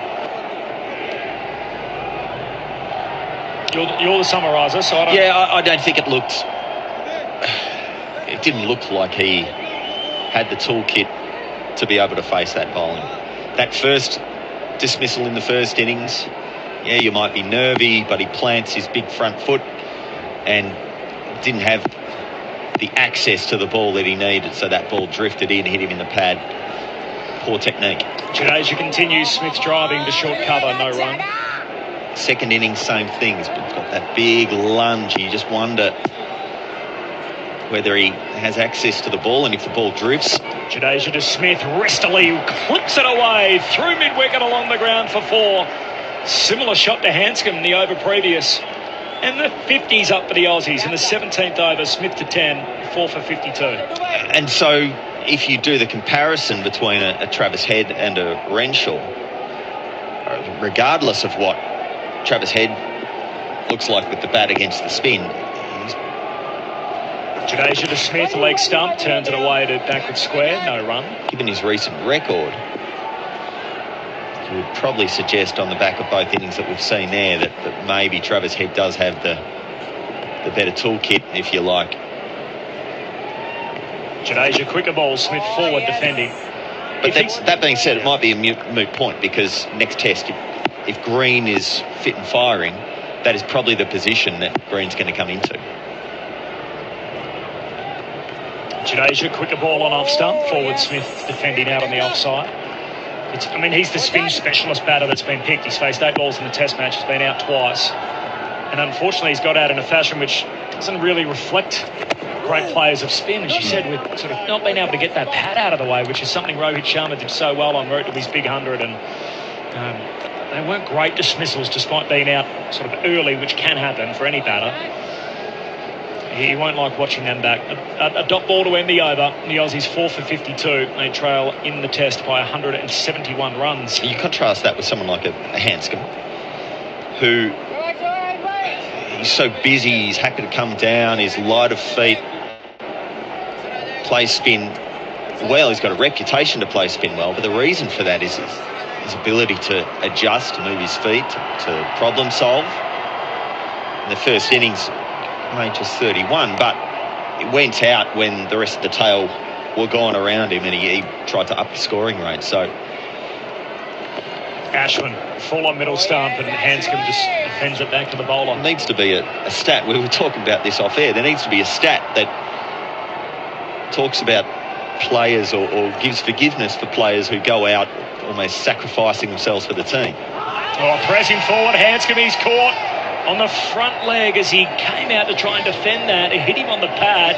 Umpire Illingworth shakes his head. There's now a conference of the Indian team. Rohit Sharma comes in. They're going to have a look. They got 3 reviews up their sleeve, and Pete Hanscom's staring down the barrel of an LBW dismissal here. If the video helps India, the on-field decision is not out. I think this one looked as though Pete Hanscom played that to be the straighter ball and turned sharply down the line.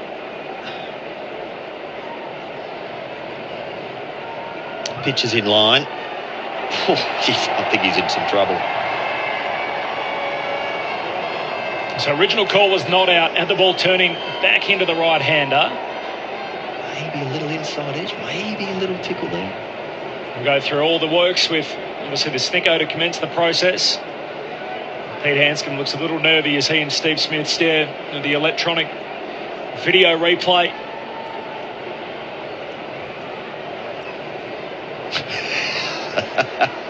Rohit Sharma frustrated at seeing himself on the screen, so I'd put the replay up to put my head on the screen.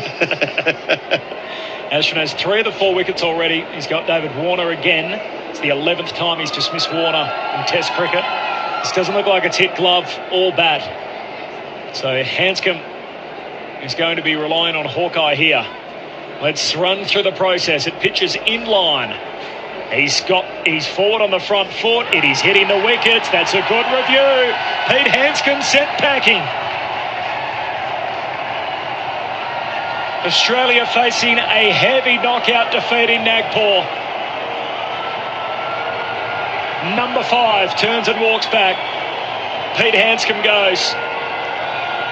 LBW Ashwin, who now has 4. That's another wonderful review. I don't think Slip was particularly happy. Behind the wicket weren't as happy, but Ashwin insisted. Said, nope, I reckon that one's out. And right he was. Hanscom playing a long way forward. Just not reading that one was the one that turned. Well bowled again by Ashwin. Australia in all sorts of trouble. 117 behind. That's just to make India bat again. 5 for 52. Hanscom out for 6. LBW Ashwin. So far in the innings, Khawaja the first to go. He nicked off Ashwin's bowling, caught by Virat at first slip for 5. The next to go, Labuschagne, LBW. That was as dead as it gets off the bowling of Jadeja, out for 17. David Warner went for 10. LBW Ashwin, 11th time he's fallen to him in Test cricket. Then Matt Renshaw out for 2. Couldn't get his big front pad out of the way. Out LBW again off Ashwin's bowling. And Pete Hanscom likewise, LBW Ashwin for 6. Given not out on field, overturned on the review. And India have had good success with that in the Test match so far. Ashwin 4 for 24 in his 9th over. He's bowled every over of the innings from this northern end. Australia 5 for 52. Smith on 10. Leaning on his bat at the non-striker's end. He's looking at his wicketkeeper who takes guard here. The left-handed Alex Carey awaits the right arm off. He's sweeping from ball 1 and sweeps for 4. He's got that shot patented. Alex Carey, a boundary, ball 1 with a sweep shot. That's one way to play the spin. Again, Ashwin content to pitch the ball very full. None of these balls going over the top. None of these Australian batsmen really playing a back foot stroke. Almost in half volley land. And the way Carey plays the sweep shot, he's going to be more than happy to oblige and try and put that length off from Ashwin.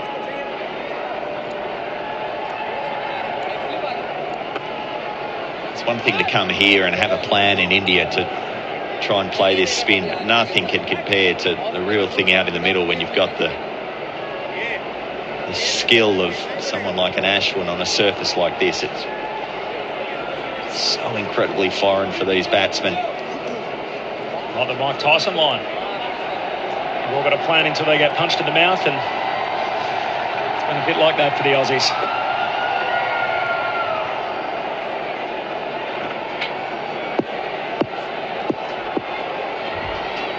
Ashwin on his way in again. Second ball to Carey, sweeping again, didn't quite get it. Runs away finer this time, but it'll beat Jadeja at short fine. The chase from deep backward square unsuccessful, and it'll be 4 more. 2 balls, 2 boundaries. He's 8 not out. And the Aussies race to 60, 5 for 60 in the second innings. Living dangerously by sweeping every ball, but he's executed these first 2 beautifully. Such a long stride as well. I wonder whether Ashwin's just going to try and get one landing in line, straightening, and maybe even try and hit him on the toe. Get it really full. Hang on. There's a very tall man standing up in front of me. It's Ashwin on his way in, comes around the wicket. A reverse sweep this time from Carey. Out on the offside, he's going to pick up a single out to what would be regulation, deep backward point, to Mohammad Siraj, 5 for 61. By the way, there would be couple of hundred people sitting in this grandstand on the second level, and the one guy that is the exact seat in front of where I'm sitting, Dirk, stands up at the most inopportune moment.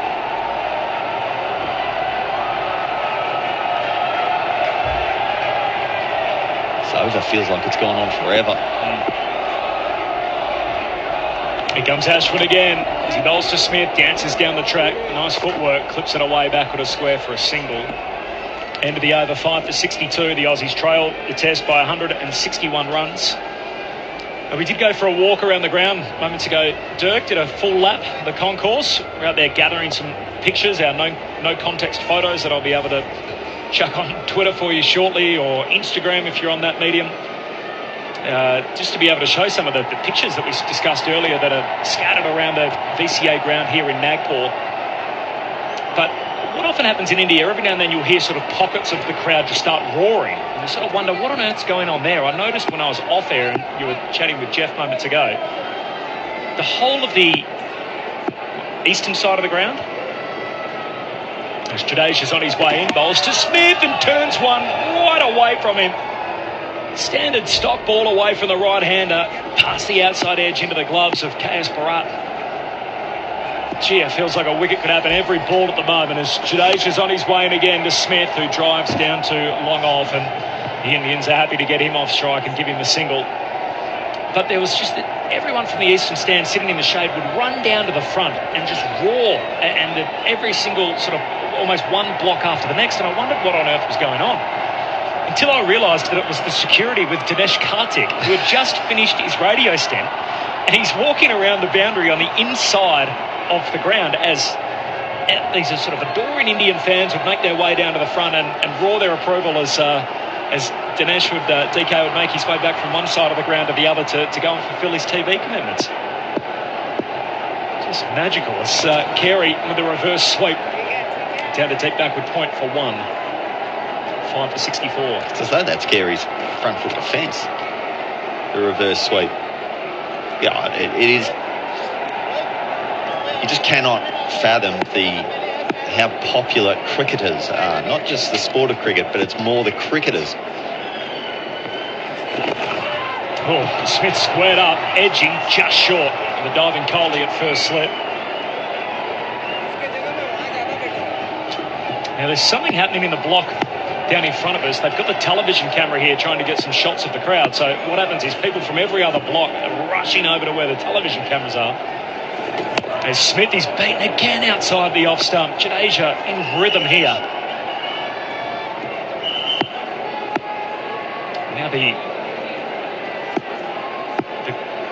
ushers, I guess, or the bouncers are trying to sort of move people on so they can get some shots of the crowd. No mistaking them because they've got the dirty big writing bouncer written across their back.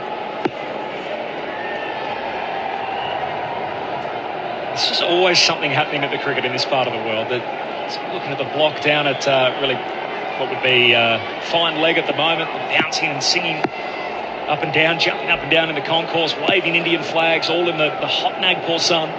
As Jadeja bowls to Smith, who's forward and defends just wide of Suyakumar Yadav at silly point.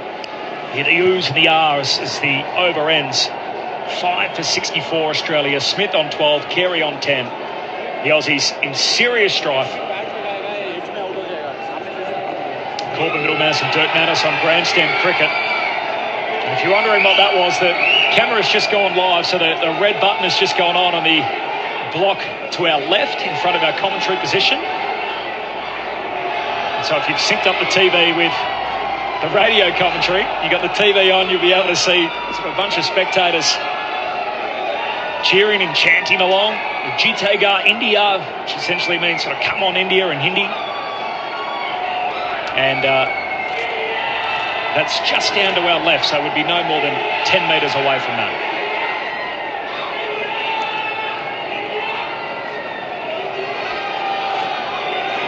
You just feel that noose just slowly tightening around this Australian team's neck.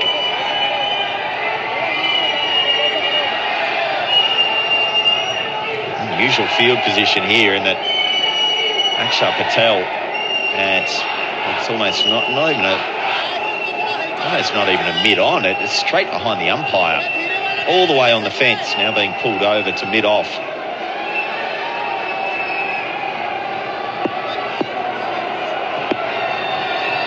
Here comes Ashwin, continues, sweep shot from Carey to short fine. As Pujara throws down the stumps, it was a direct hit, and India say, how about that? As Carey was trying to get back into his crease, he doesn't look too concerned at all. But it will go to the third umpire. 5 for 64, the Aussies. Amazing field position, because they've gifted Carey the entire, from cover all the way around to short leg. There is nobody inside what would be the normal 30-yard circle. Everyone there is, there's a long off, but all he has to do is punch one forward. But Carey doesn't want to do that. He wants to play reverse sweeps.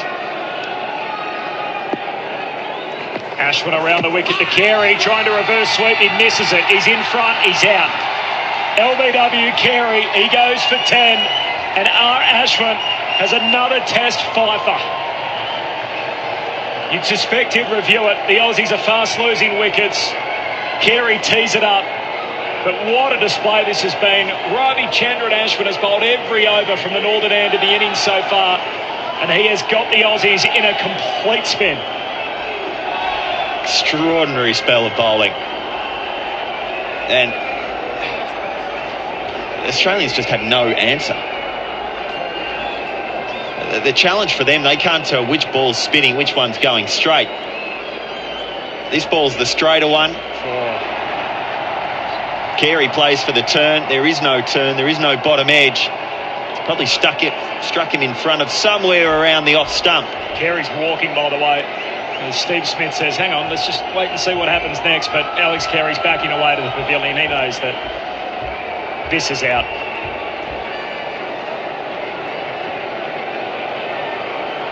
What a collapse. Stunning collapse. This has huge ramifications for the series, so sure they'll go one down, but it's the way that they're going to lose here in Nagpur in particular, which will just be demoralising for this team. No doubt. In line, pitching outside off, wickets hitting. Alex Carey's stay comes to an end after a sequence of sweeps and reverse sweeps. Goes for 10. R. Ashwin has a fifer for, if you don't mind, the 31st time in Test cricket that he's taken 5 or more in an innings. On the lookout here for 10 in the match, given the fact that he had 3 in the first innings. There's still 5, or just 4 Australian wickets to get now. But that is something that Ashwin's been able to do on 7 occasions. 6 for 64, Carey out for 10. Changing comms coming up, more from Dirk Nannes, and then Prakash.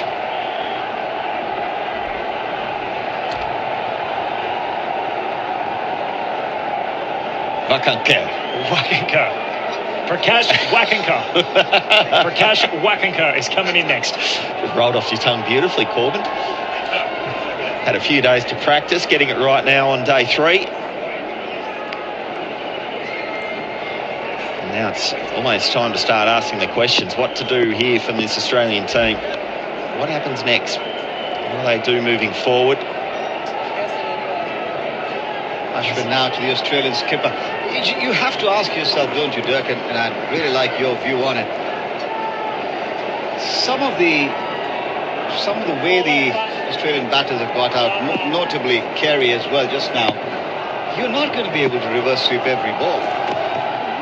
Outside edge to the second of the two closing catches of the offside. And it remains 6 for 64. I really wonder how much has been lost in the mind. Tossed up, driven up to the onside, Jadeja fields.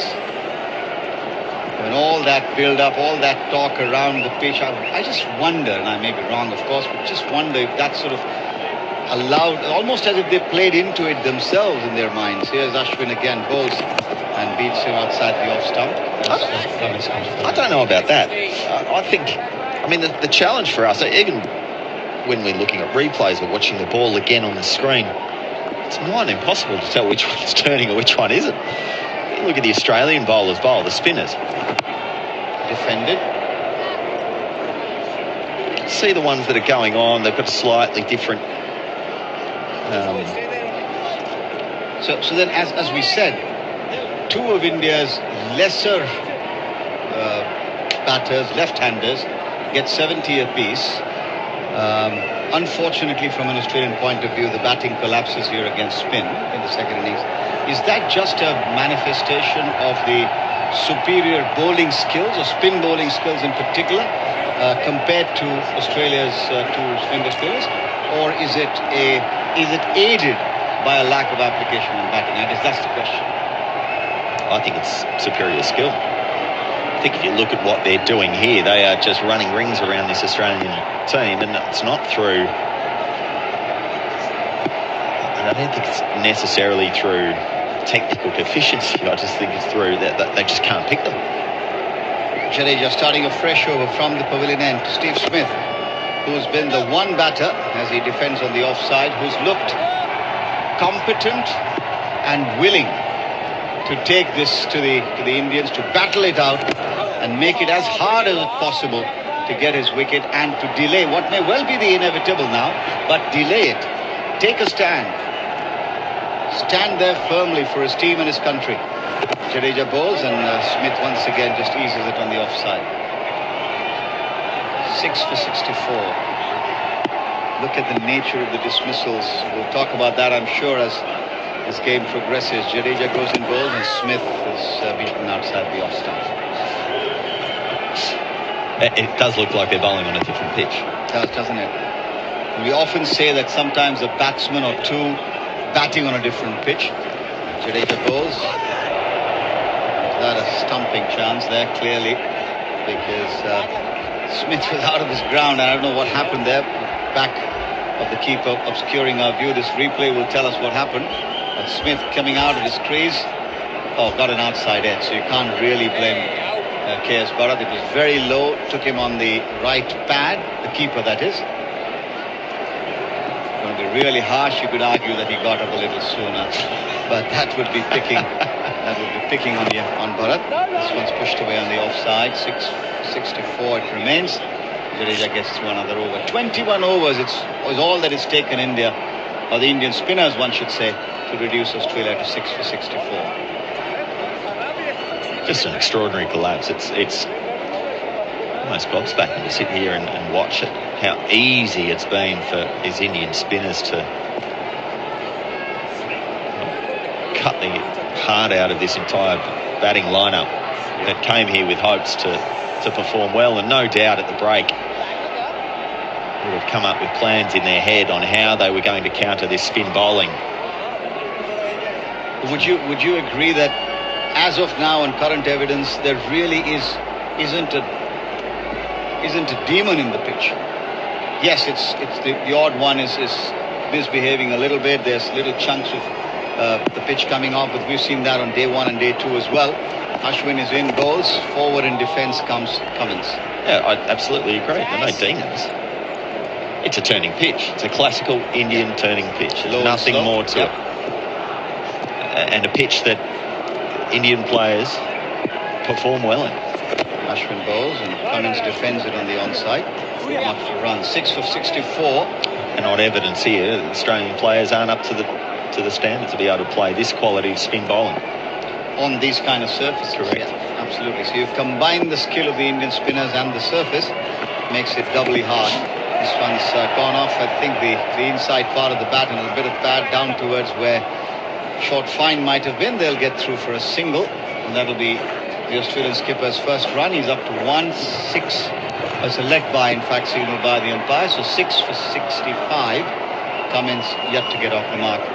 And as I said, Steve Smith, as you'd almost expect, the one batter who's looked relatively, along with Labuschagne, for whatever time he was there, as batsmen who've looked to score and have looked relatively comfortable. Ashwin in again. Smith comes down the wicket and dabs it in the offside, takes a quick single. Very well run that. Rotation of strike key in this situation. One more to Smith. He's up to 13. And all the sixes now on the scorecard. 6 for 66, Australia.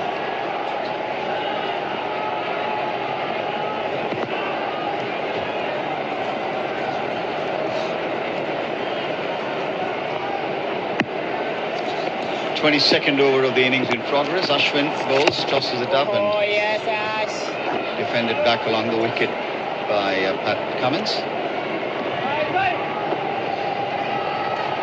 An update from Rick Finlay. Tell you that in just a moment as Ashwin comes in to bowl to Pat Cummins. He's up, he bowls, and he's defended on the offside, and they will pick up another quick single. This is good by these two, and that will mean Australia now are 6 for 67.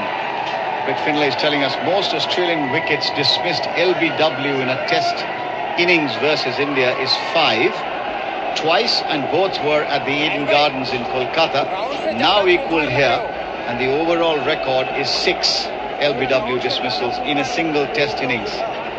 He's also sharing another interesting bit of stat trivia, which is that whenever Australia loses by an innings in India, and it's happened 3 times so far, it is always by more than 100 runs. Right now, Australia trailed by 156 runs.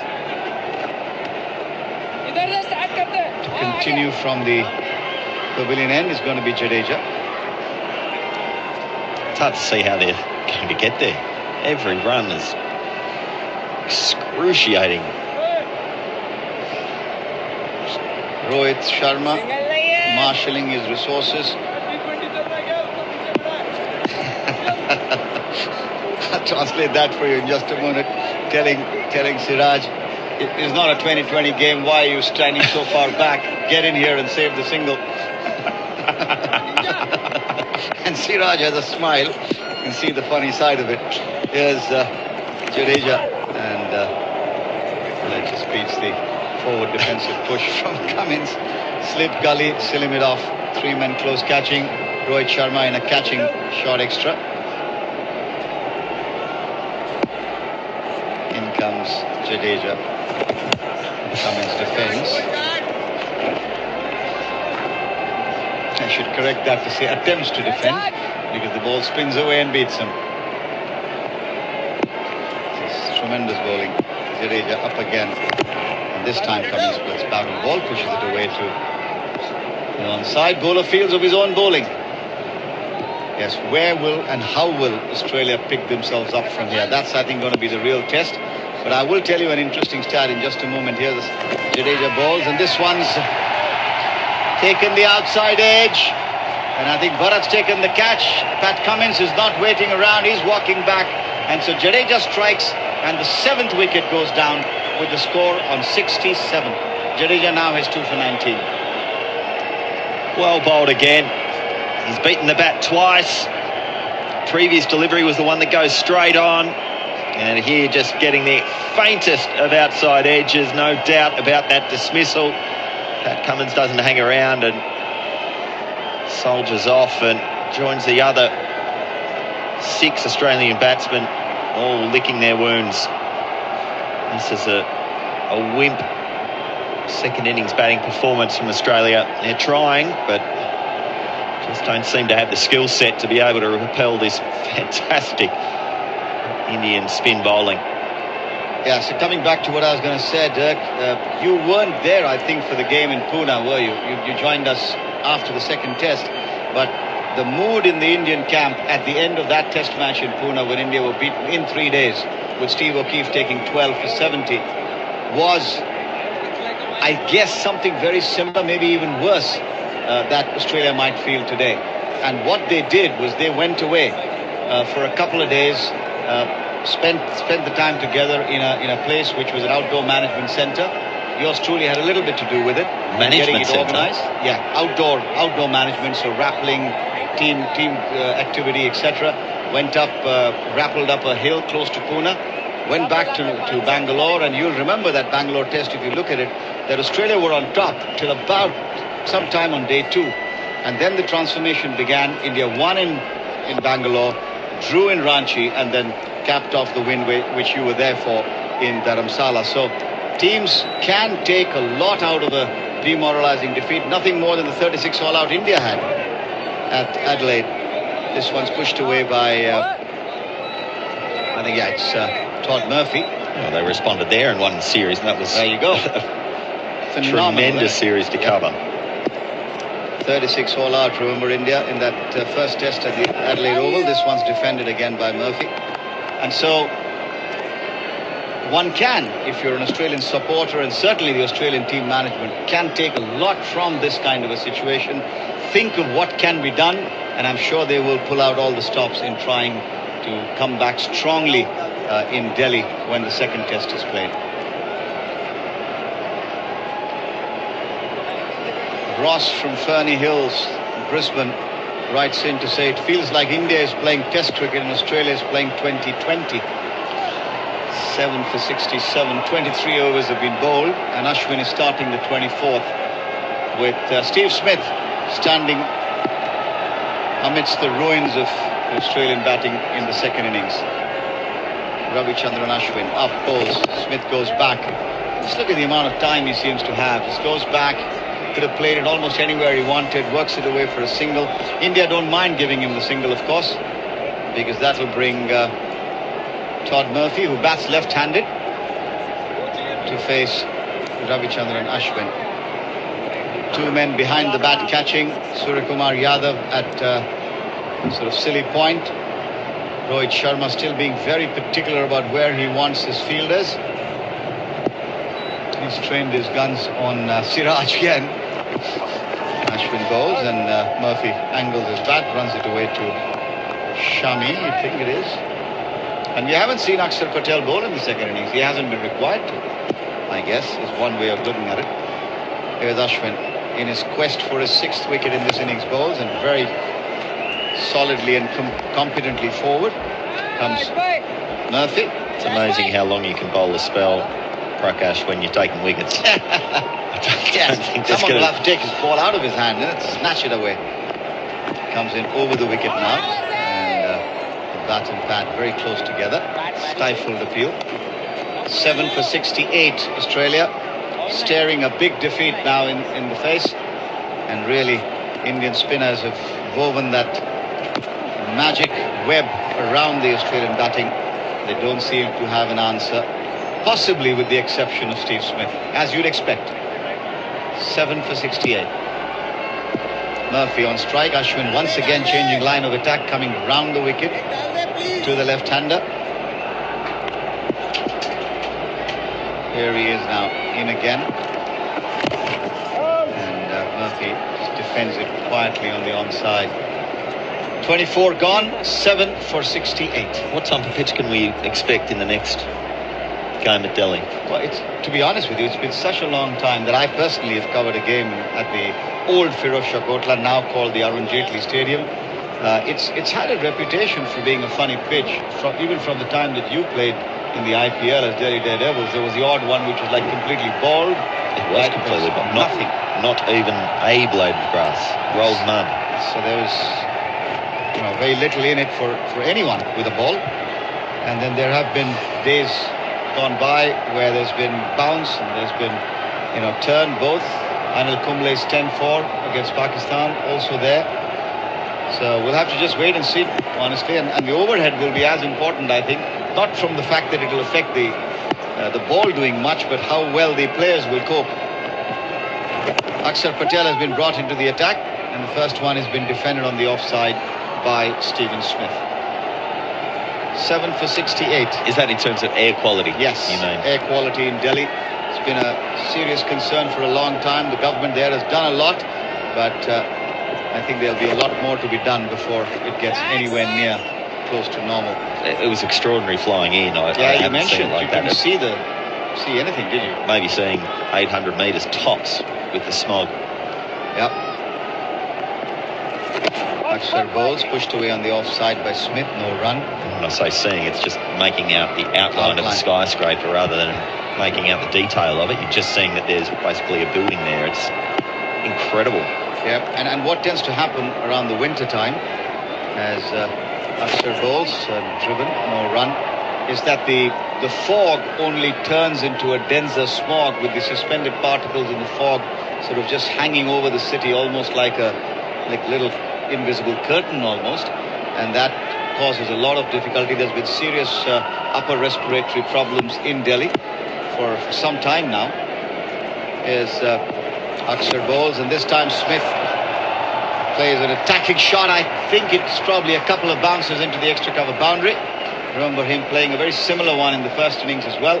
Just gets a little bit underneath it and then over the top of the close-in fielder as well as the orthodox extra cover. Comfortable boundary. He did this a couple of times in the first innings and then lost his wicket. That is right.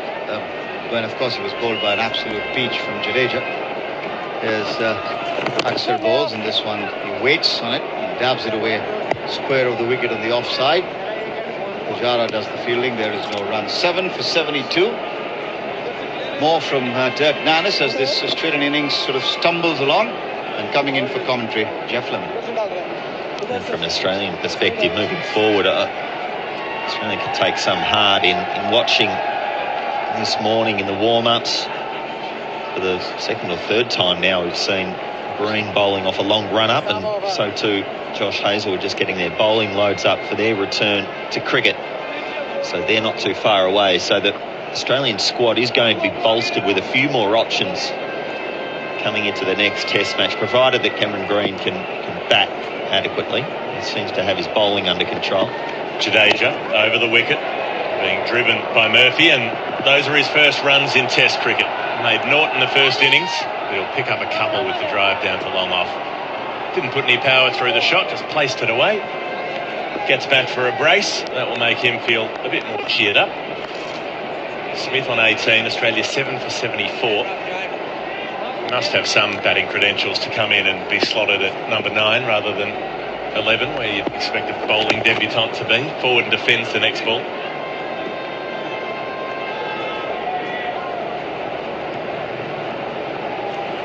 Indians clustering round the bat. 2 slips, short leg, short mid-wicket. Jadeja to Murphy, defends to the onside this time. So those 4 catches around the wicket, and then 5 fielders in a ring field effectively. 3 on the leg side, 2 on the off.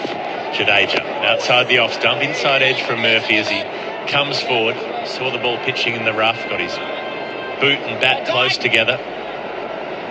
An effective blockade this time. Jadeja hits him on the pad, appeals. Been a little bit of bat involved there, probably outside the line of off stump as well. 7 for 74.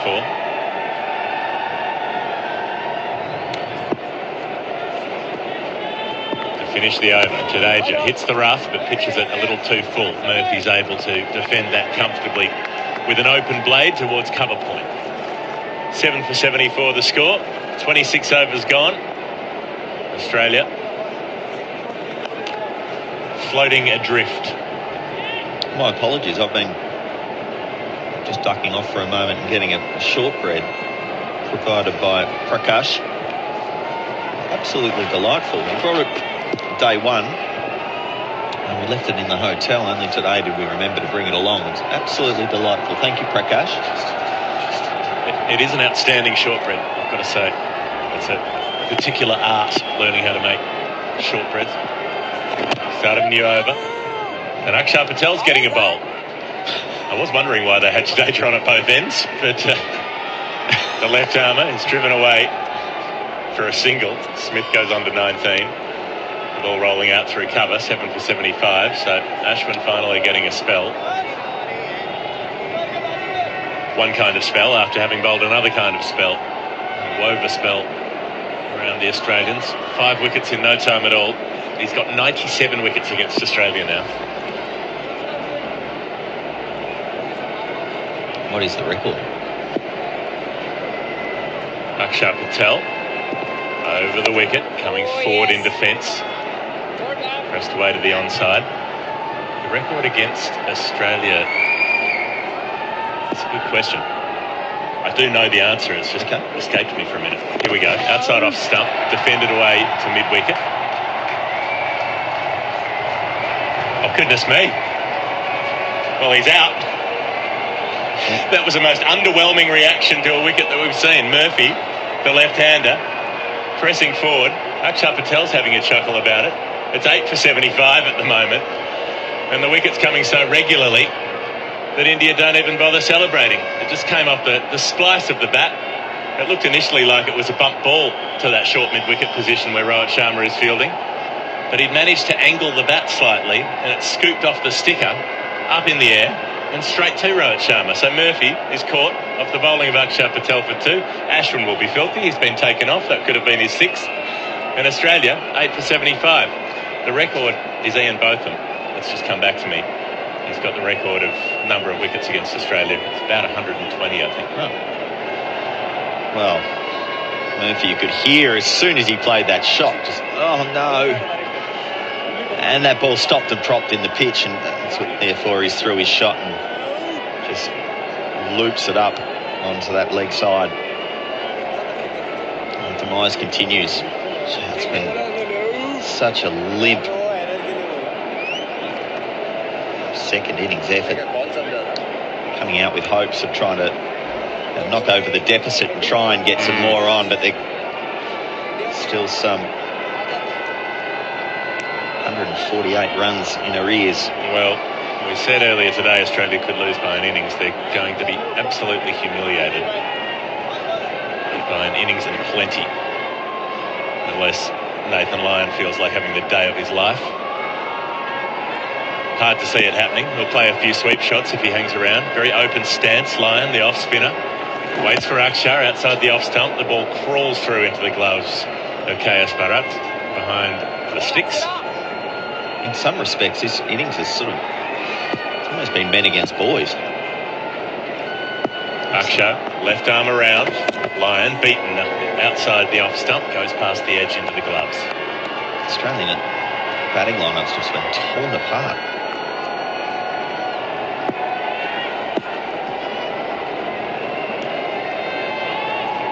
Akshar really spearing it in. Lyon gets bat on it this time, drives it down to mid-on. There'll be no run, 8 for 75 after 27 overs.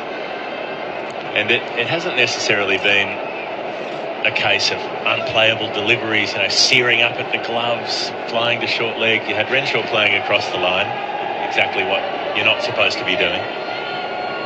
You had Labuschagne beaten on the inside edge when he's put all of this time and effort into making sure that that's the thing that's not going to happen. You got Carey missing the reverse sweep. Warner sticking that front pad down the pitch and being struck on it. Ashwin picking up lots of wickets with the straight ball. I think you're being a little bit harsh on that Warner dismissal. I mean, it's lunging forward, trying to play a forward defensive shot and miss the line. So you've got to go out somehow. I don't think you can be too critical of that. But yeah, I just think it's a golfing class. And that's the kind of way you see the Australian fast bowlers eat up foreign batting lineups when they come to Australia. So too here. Jadeja beats the outside edge of Smith, who gives it the head wobble again. Just it's a long-running thing that Australians in Asia getting done in by the straight ball. Remember Yasir Shah and Zulfikar Babar doing it for Pakistan in 2014, Rangana Herath in 2016 in Sri Lanka. Most of the wickets fall to the straight one. Smith drives well. Jadeja kicks it away.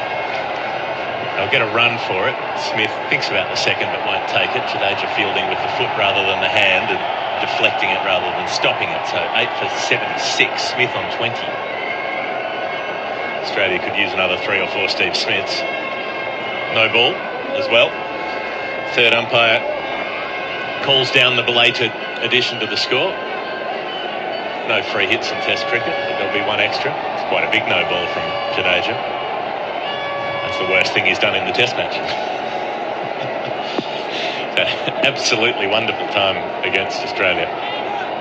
He's got 2 for 23 to go with his 5 wickets in the first innings and his 70 runs when he batted.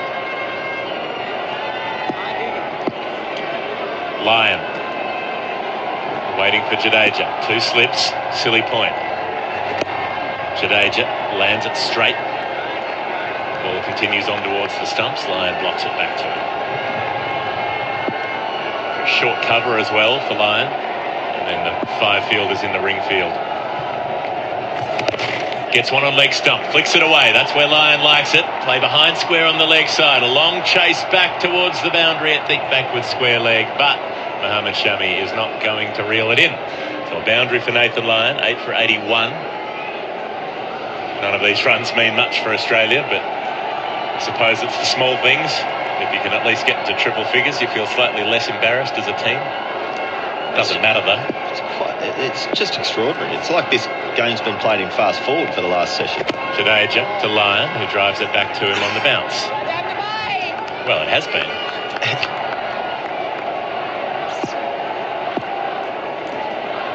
And a dramatic collapse. Lyon forward and defending. If you're just tuning in to Grandstand Cricket on ABC Sport, Geoff Lemon and Dirk Nannes with you. If you hadn't had your radio on for an hour or so and you switched it on and you hear that Nathan Lyon's batting, then almost being dismissed as he lunges forward and misses the ball outside the off stump, almost falls over. Jadeja's over comes to an end. 28 of them gone, 8 for 81. Now, you'd be wondering if Australia were doing some funky night watchman stuff or they've promoted him to number 4. No. He's at his regular position at 10.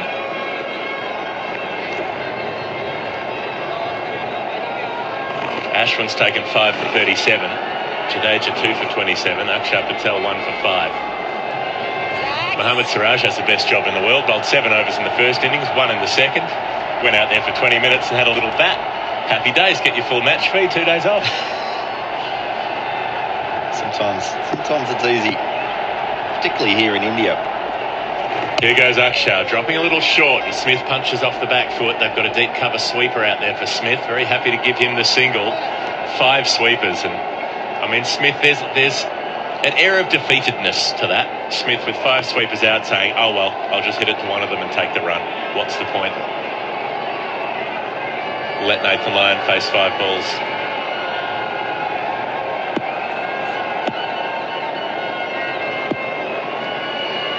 Akshar to Lyon, who defends well enough on the bounce to silly point. Nathan Lyon so far seems as competent as anyone else in his batting lineup. Hasn't been hit on the pad yet, which most of his colleagues can't claim. Faster from Akshar, outside edge from Lyon, nearly gets through the short third. But in the end, Jadeja fields. No run.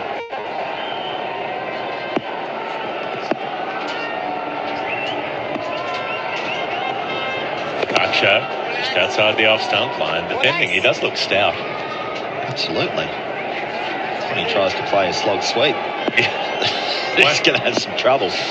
Might not be far off. On the front foot again and defending Lyon, doing his bit.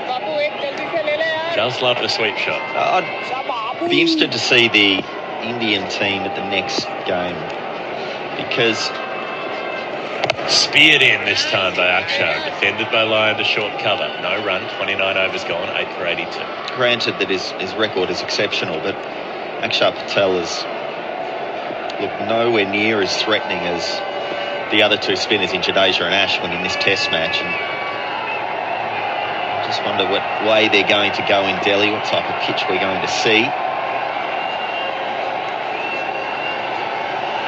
probably a given that there's going to be a change in the Australian lineup if Green is available. And then who is it that's going to make way? Is it going to be Renshaw, Hanscom? You're going to see Travis Head reintroduced.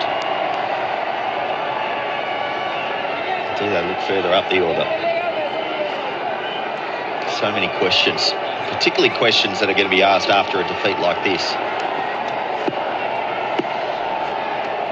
Yes, these are the times when the blowtorch is applied, and when you've been so comprehensively outdone.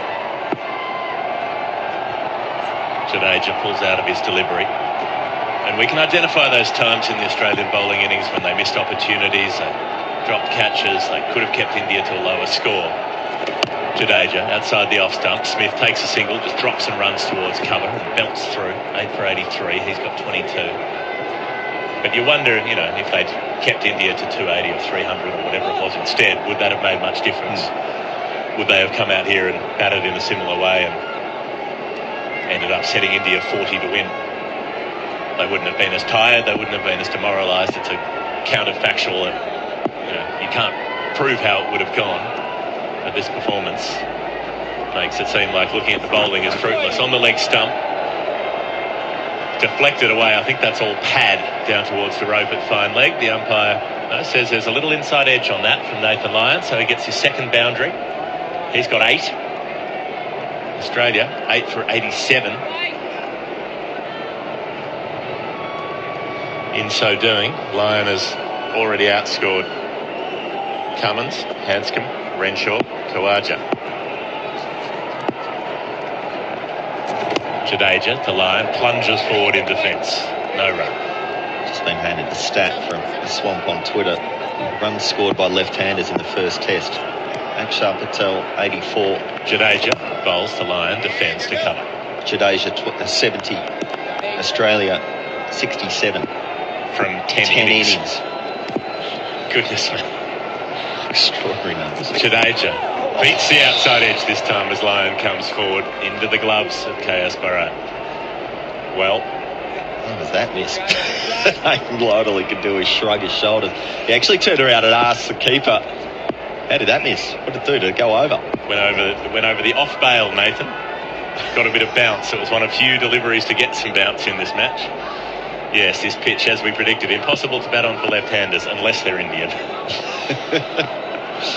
Jadeja in at the toes of Lyon, who defends on the front foot. 8 for 87 after 30 overs. Again, it's that length that's the difference. Indian bowlers are so content to bowl it way up under the nose of the Australian batsman.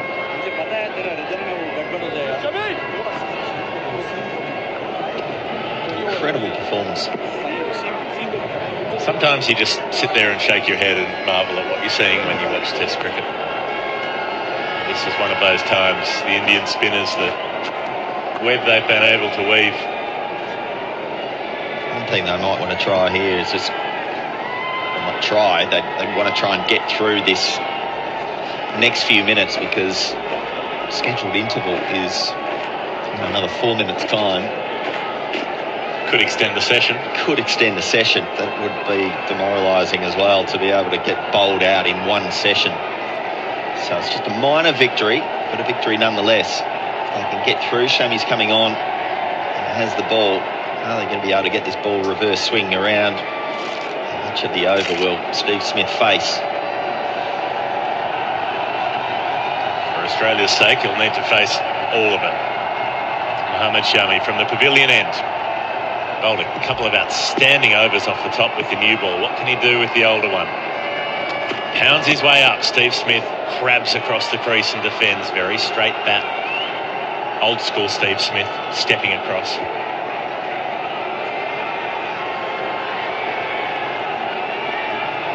Almost no backlift there from Steve Smith. He's almost playing. Is it French cricket? It's French cricket, isn't it? When you.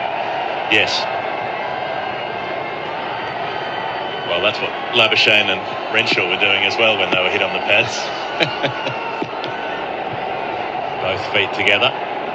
Shami to Smith, misses it down the leg side. KS Bharat is appealing. Nothing doing there.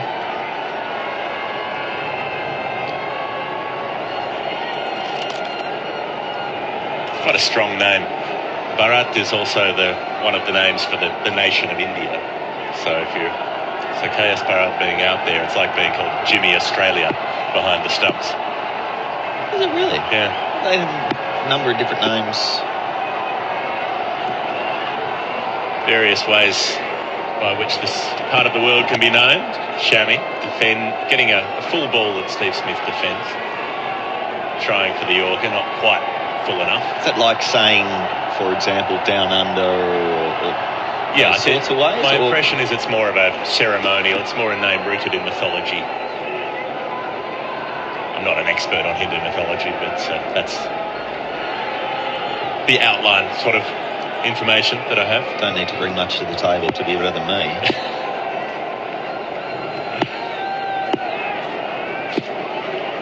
Steve Smith waiting for Mohammad Shami. Full ball, flicks it away. Smith takes the single. Happy to do so. He's pointing at something down the ground as he does so, one of his quirks. Australia 8 for 88, Smith 23. I think if you go back into Hindu mythology, Bharat is one of the gods. He's the younger brother of Lord Rama, who's the sort of chief boss god. And so the nation as a whole can also take the name of Bharat. It's a complicated thing. A lot of the gods have different iterations, but they're the same god in different forms. They occupy different genders, different animal forms. They can be all kinds of different shapes and sizes while still being the same deity. Here goes Shami, defending off a thick outside edge line to backward point, no run. Steve Smith there in between balls was trying to move one of the somebody behind in front of the sight screen, but where they are, if you were down on the boundary, it was probably 30 metres away from where it would be behind Shami's arm. So he's asked someone to move that's probably in third slip line on the other side of the pitch to where Steve Smith would actually be looking. It's unbelievable what sort of stuff he picks up, and it was straight away after he saw the ball bowled as well. Shami to Lyon, who's bowled! Off stump out of the ground! And it will be an extended session. There won't be a break for Australia because there's only one wicket to go for India to wrap up this first Test match. Steve Smith took the single. It seemed ill-advised to expose Nathan Lyon to the strike, and so it has proved. Seam bolt upright, decks in. It was actually leg stump that went flying as Lyon played across the line, and Mohammad Shami, he's had a pretty light workload, and he's had a very happy time of it. Clubbed 3 sixes with the bat, and he picks himself up another wicket. Australia 9 for 88. Lyon made 10% of those runs. He's out for 8. Just 1 out of 11, not 1 out of 10. Just that ball just sliding in a fraction, going for the booming drive again. It's all bordering on half volley length that lured him into that big drive, but false shot, reverse swing, beat the bat. Nathan Lyon showing all 3. And what a woeful second innings performance this has been for Australia.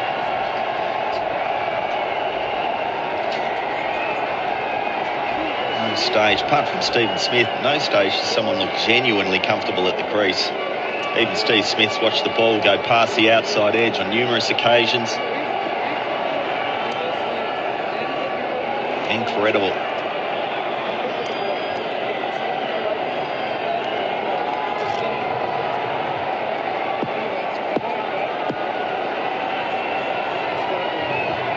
Hello, Dirk. Good afternoon, Corbin. A little extended session here now that Australia are 9 down. This would normally have meant the interval, but now India going on to try and press for victory. Jadeja to Smith. He plays away from the body, out to cover, and there's no run. Remembering the Border Gavaskar Trophy is held by India. It has been for some time. Had him on the last 2 trips to Australia. Jadeja well flied, and he bowls Smith and wins the Test match for India. A humiliating defeat for Australia as they're outplayed and simply outclassed in Nagpur. All out 88. India win by an innings and 135 runs.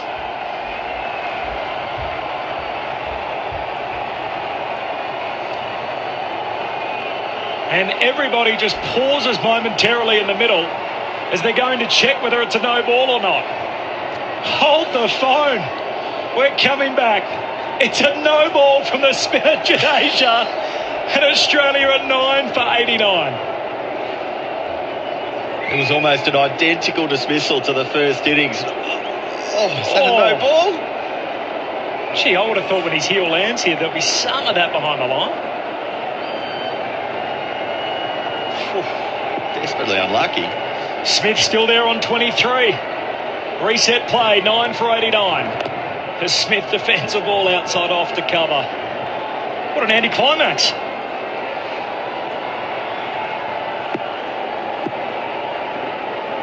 Incredible to think that it was almost an identical dismissal. Same ball going straight on, straight through the gate. Steve Smith another chance to see it. Smith forward defending back to the bowler.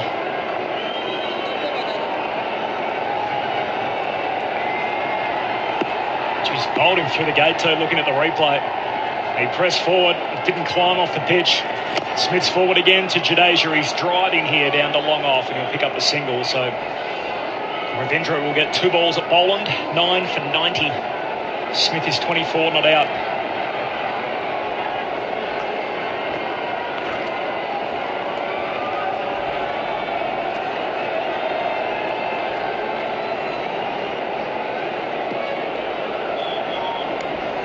Shot to your former teammate Andrew McDonald, just sitting down and having a Pepsi Black in the pavilion. Boland awaits his first ball from Jadeja. He's edging along the ground to Kohli at first slip. What would he be thinking? Look, he'd be desperately disappointed, of course. All the planning that goes into it, all the meticulous in. Boland beaten outside his off stump, through into the gloves of KS Bharat. 9 for 90, Australia. Smith on 24. We thought the Test match was over. Earlier in that over, when Steve Smith was bowled by Jadeja off a no ball, he's still there on 24. They've been planning for this tour for a long period. And sometimes there's not much you can do. You pick the best team that you possibly can. You've tried to prepare as good as you can. You've got local spinners, the best that you could find. You've made a camp where you can try and refine those skills. And then when it comes to the main battleground out there on the field, your team are left wanting. But I don't think preparation is going to be the problem. Sometimes you just get up against a better team, and that's what they've been here. India have been exceptional and tremendous with the bat, and so too with the ball, probably even more so. Shami rumbles in, he bowls to Smith, who's defending the ball out on the offside. Field spread for Smith. Chance to bowl it. Number 11, Scott Boland. What do you think of the shortbread, by the way, that you referenced before? I think it's excellent. Same. Yeah, probably a little sugary and for mine, but that's shortbread. It's from a place called the Kayani Bakery, which I'm told is a famed bakery in Pune. So Prakash Wakankar was able to bring it for us all the way from his hometown, packed it in his luggage and probably brought it on board and gave it to us to bring along for the Test match. As Shami bowls to Smith, he digs out a Yorker out on the offside. He says, "Come on, Scott," trots down the other end and takes the single. Smith to 25, and Boland's got 4 balls to see. It's a bit like the part of the Titanic where the guys get out the musical instruments and they're just sitting on the deck knowing that the boat's going down, and they thought, look, we may as well just play something nice for people. It's a bit like what Steve Smith's doing at the moment. That's exactly right. And, you know, not that he really cares, but it's probably a only positive out of that Jadeja no ball is that Steve Smith keeps his average nice, a little bit higher.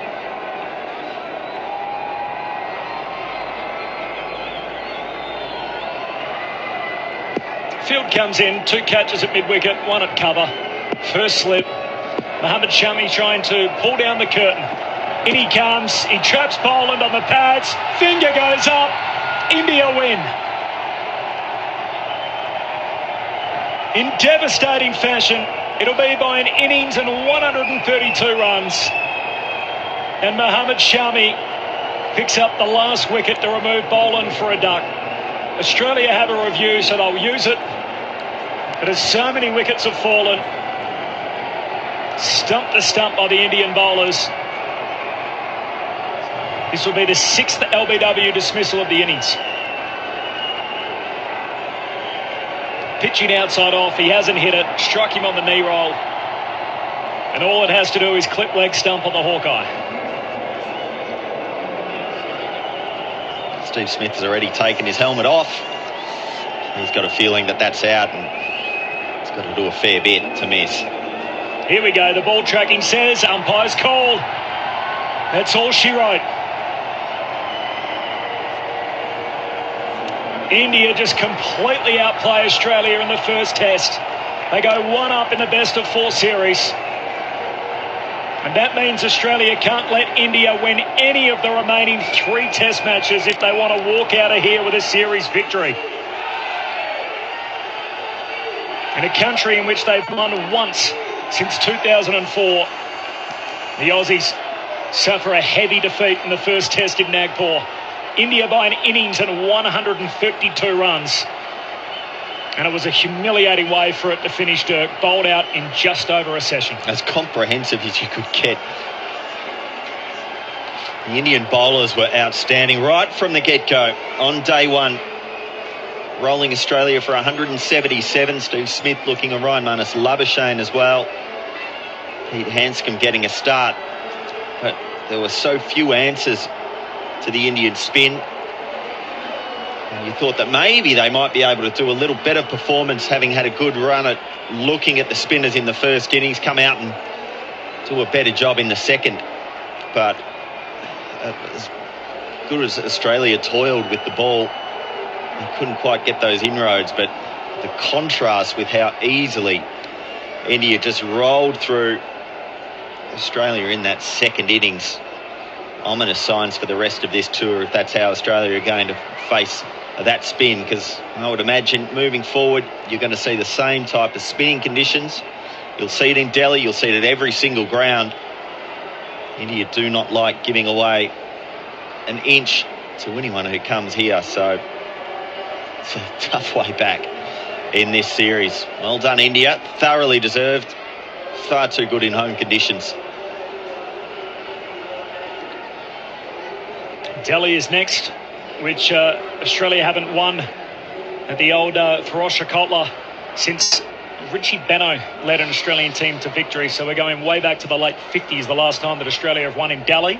And in my lifetime, India have never lost there. You have to go way back to about 1987, I think, is the last time that India lost a test match at Delhi. And Australia must not lose there. That they can't afford to lose any of the remaining 3 tests, given the fact that India are the current holders of the Border Gavaskar Trophy.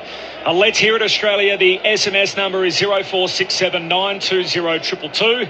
Send us your messages through. We'll have a full post-game coming up with a reaction from both the Australians through the presentation. Of course, they'll feature as part of that and Pat Cummins. We will have our own interviews as well. Geoff Lemon is going downstairs to record some of those. We'll pull Prakash back in from next door as well and have a chat to him about the ramifications, or the ramification of the result here in Nagpur. It ends really inside 2.5 days. The Australians shaking hands on the stairs of the pavilion with the Indian team. And the Indian fans all just pushed as close to the pavilion as they can get for some shots of their heroes. The majority of them have their cell phones out. Here is the man of the match, Ravichandran Ashwin. First time, Ash, 5 wickets in an innings. I mean, you dismantled those left-handers in a hurry. You were in a hurry, weren't you? Ravi, I mean, you know how things work from the third day onwards here in Test matches. I think I would credit the batting unit. They really dug deep and kept them on the field for a long while. So obviously it's going to be tough for the team coming out and bat. And I thought the early wickets really set the tone today. Ash, Dinesh here. Dinesh. Just a question about your bowling. We all know you're a terrific bowler, but I want to ask you, who made the decision to send you in as a night watchman at that stage? Did you go up to Dravid and say, I want to bat because here I see an opportunity to get runs? No, it's been going on for a while. I mean, I really struggle to cope up with sitting inside and watching the guys bat sometimes. I'm too nervous these days. So I've been asking them for an opportunity to go out and bat early on if there is an opportunity.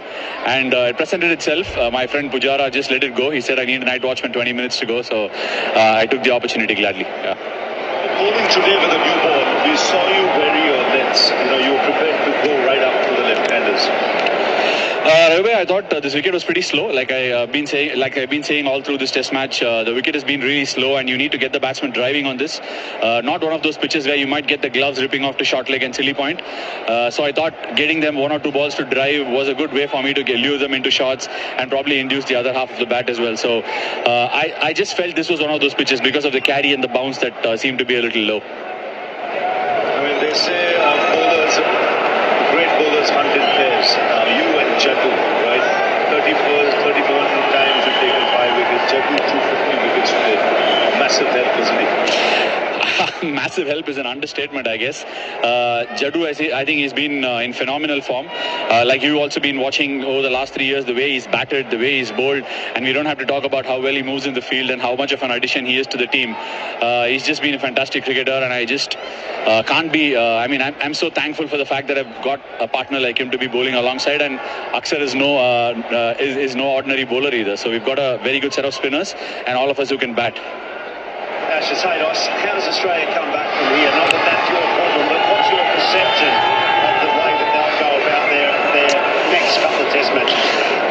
Look, I think this is probably plan A that they had. I'm sure they will introspect and try and come out with different plans next game. Like they say, I think it's one thing that I've realized over the years. I've experimented a lot, but to stay in the moment, stay then and there is very, very important. If you just keep flying and want to make plans in the air, sometimes it can go amiss. So I expect Australia to come back really hard and strong. They are a world-class side, and we all know that. This game, I thought we just batted beautifully and batted really deep even today. So I thought it was just a matter of time before. 220 is a lot of runs. So the next game will be different. I'm looking forward to it. Yeah, very good. Say, Mama. So you're going to be the nominated night watchman throughout the series, or it's just a one-off for this time? I really look forward to going out there and batting. I just feel like I'm getting into good position. So if and when there is an opportunity, I'm always ready. And knowing Puji, I think it's going to happen. Just do it. Thanks, Ravi. Cheers. Thank you, Ravi. Thanks, Dinesh. Cheers. Thanks, Hedos.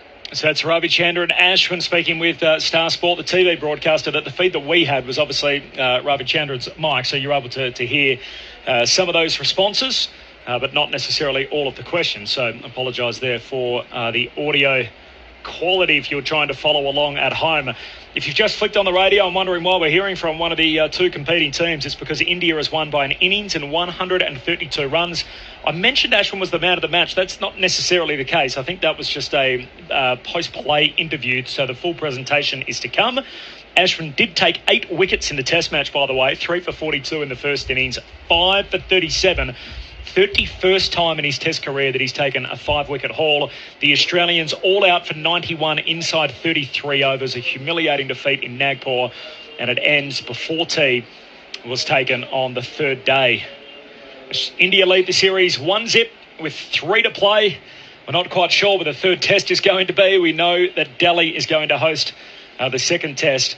That starts on Friday. Gee, it's a long time between now and Friday with no more days of cricket, but the Aussies have a whole lot to try and improve upon from that point. The SMS number 0467920222 will have the full post-game covered, and we're keen to hear your thoughts as well on Australia's defeat here before tea on the 3rd day. 5 days is not a long time to really go away and make wholesale changes. It's such a challenge when you've been absolutely belted like they have. You've gone away and prepared for this series, trying to come up with plans to play the spinning ball because you know that that's a challenge. And at your first outing, you've had 2 bites at it for every one of those Australian batsmen and failed both times. no batsman, apart from Stephen Smith, no batsman can really hold their head high. Marnus Labuschagne getting to 39. Pete Hanscom was good in the first innings.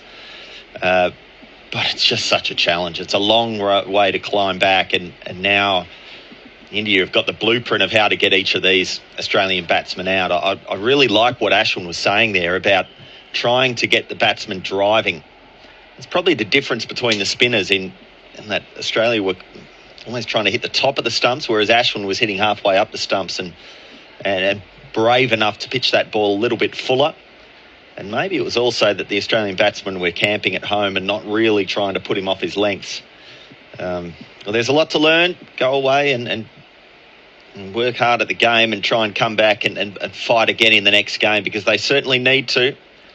And I think the Australian cricket team are probably a bit better than the performance they've done in this first Test match. But again, that's may seem to be taking a little bit away from India, because they were absolutely outstanding with bat and ball.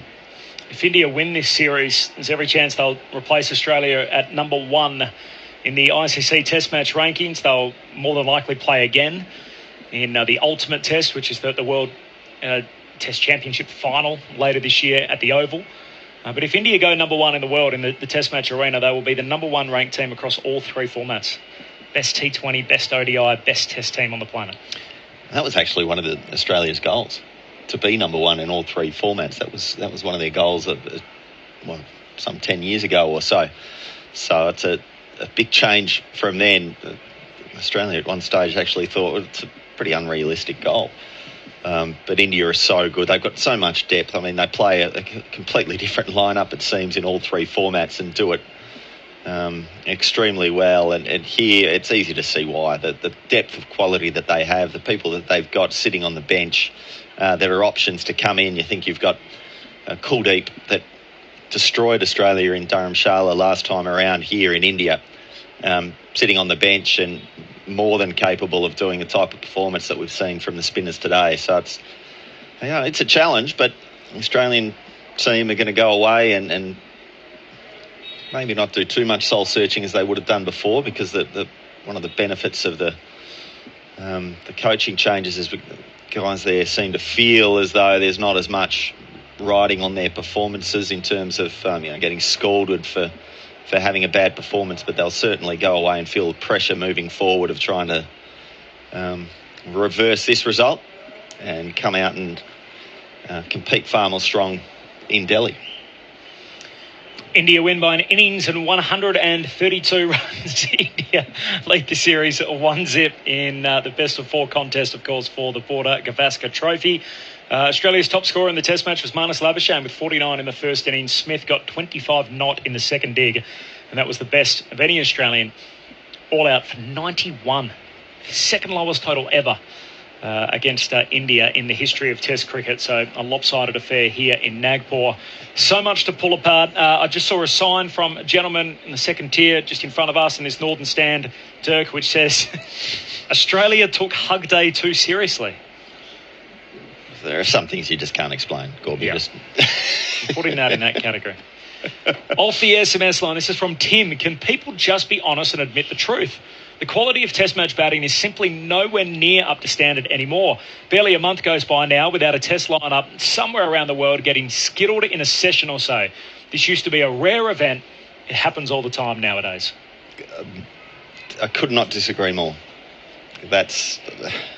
I think you need to look at the quality of the bowling that was here today. You think of, for example, the India 36 game in Adelaide, where it was just that every single thing went right for Australia during that innings. I don't think this is an event that happens all too often. And I think if you look at the quality of player batting and you watch the work that they go to in the nets, I think you'll find that they are just as capable, if not more capable, than the generations before them. 0467920222 is the SMS number. Kent from Perth. With the Australian top order of batsmen all playing BBL prior to India, do you see a lot of poor selection of shots, notably the sweep shots, who are a product of a T20 mindset? There's only one person playing sweep shots, and that's Carey. And he plays it extremely well. He plays it incredibly well. and you can't. That's his mode to try and counter-attack the spinners. So if he's come in here and that's his plan, he's practiced it, I don't think he can be critical of it when it comes unstuck in the first test when everyone else around him is getting out I think if you look at that and they talk about the shot selection, a lot of those shots are just defensive props. It is not as though they're playing a booming drive to a ball that isn't there. That's not the way Australia lost their wickets. Australians lost their wickets playing for either spin that wasn't there or playing for a straight one that spun. And that's how they got done. It wasn't through poor shot selection. So I disagree with that statement. Damien from Freo, well, I won't be the first and I won't be the last, but that's what happens when you let players dictate who coaches, and playing terms such as no lead-up matches. Might be selling my Ashes tickets from Damien in Freo. In Western Australia, on the other side of the border, it feels like we haven't had any Justin Langer sort of type chat the whole Australian summer. We didn't have it after the Pakistan series, but the moment the team loses, what happened to JL? This is what happens to players. The inmates are running the asylum and the narratives come back out. Next question. Yeah. What have we got here? This is from Paul. They've got to try and even it up. Australia generally dominate at home and India always do. One way to help would be to do away with the toss. Away team chooses, so hometown have home advantage and away team have the toss advantage. The toss can still happen. The winner chooses which end to bowl happens first.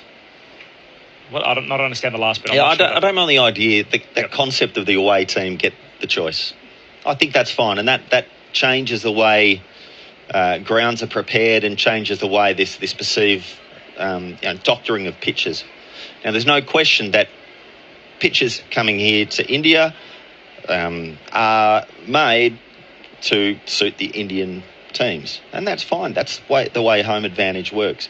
So maybe that's been talked about before, the idea of giving the away team the toss, and so therefore, if you're preparing a low, slow pitch, the visiting team are always going to bat first, which means India bat last. And so it kind of evens it up a little bit. So I don't disagree with that. I think that's probably a step in the right direction.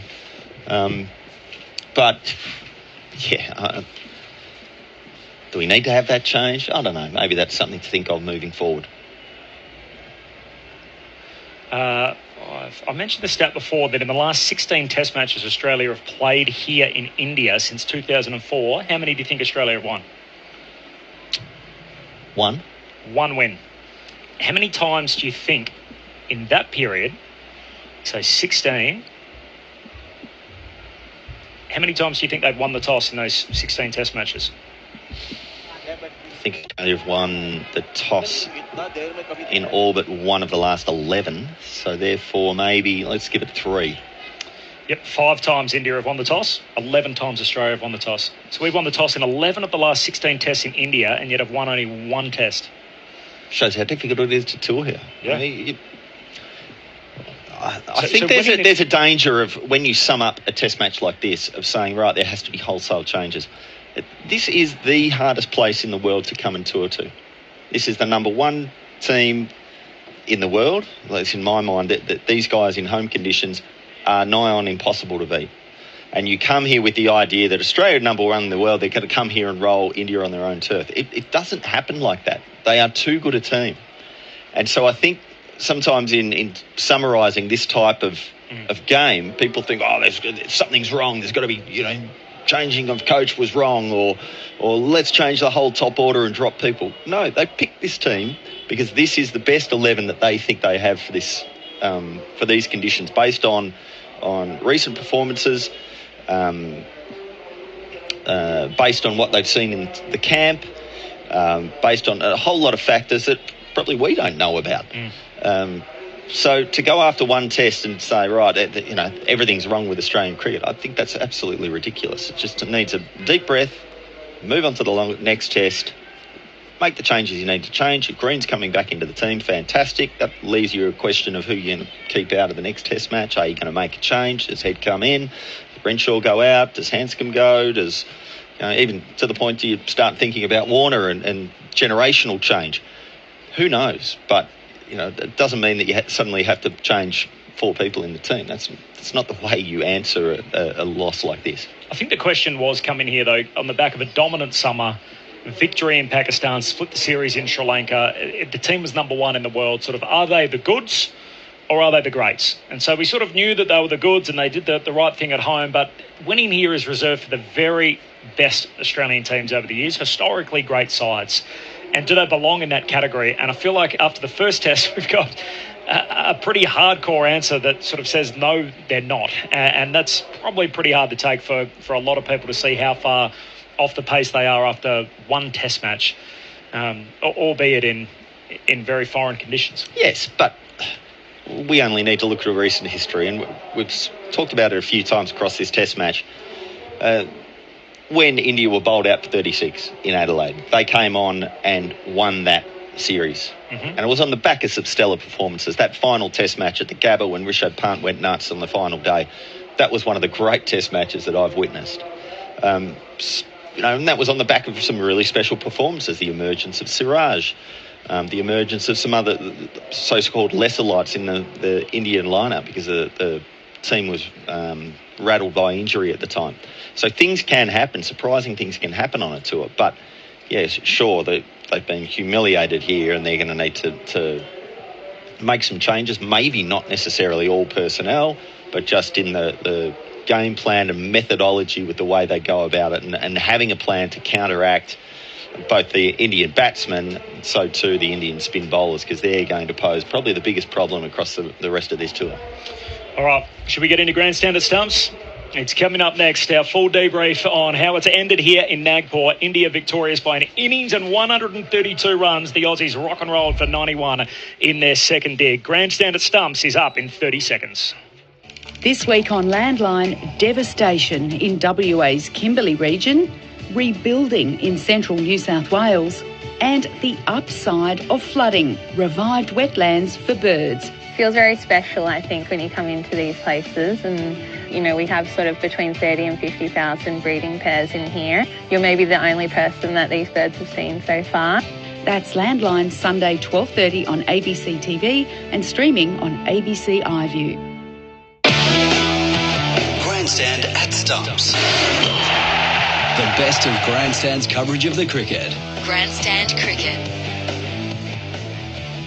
Welcome to Grandstand at Stumps. It's all over in just over 2 days and 2 sessions. India have won in comprehensive fashion by an innings and 132 runs over the Australians at the VCA Stadium in Nagpur. The Aussies all out inside 33 overs in their second dig for just 91.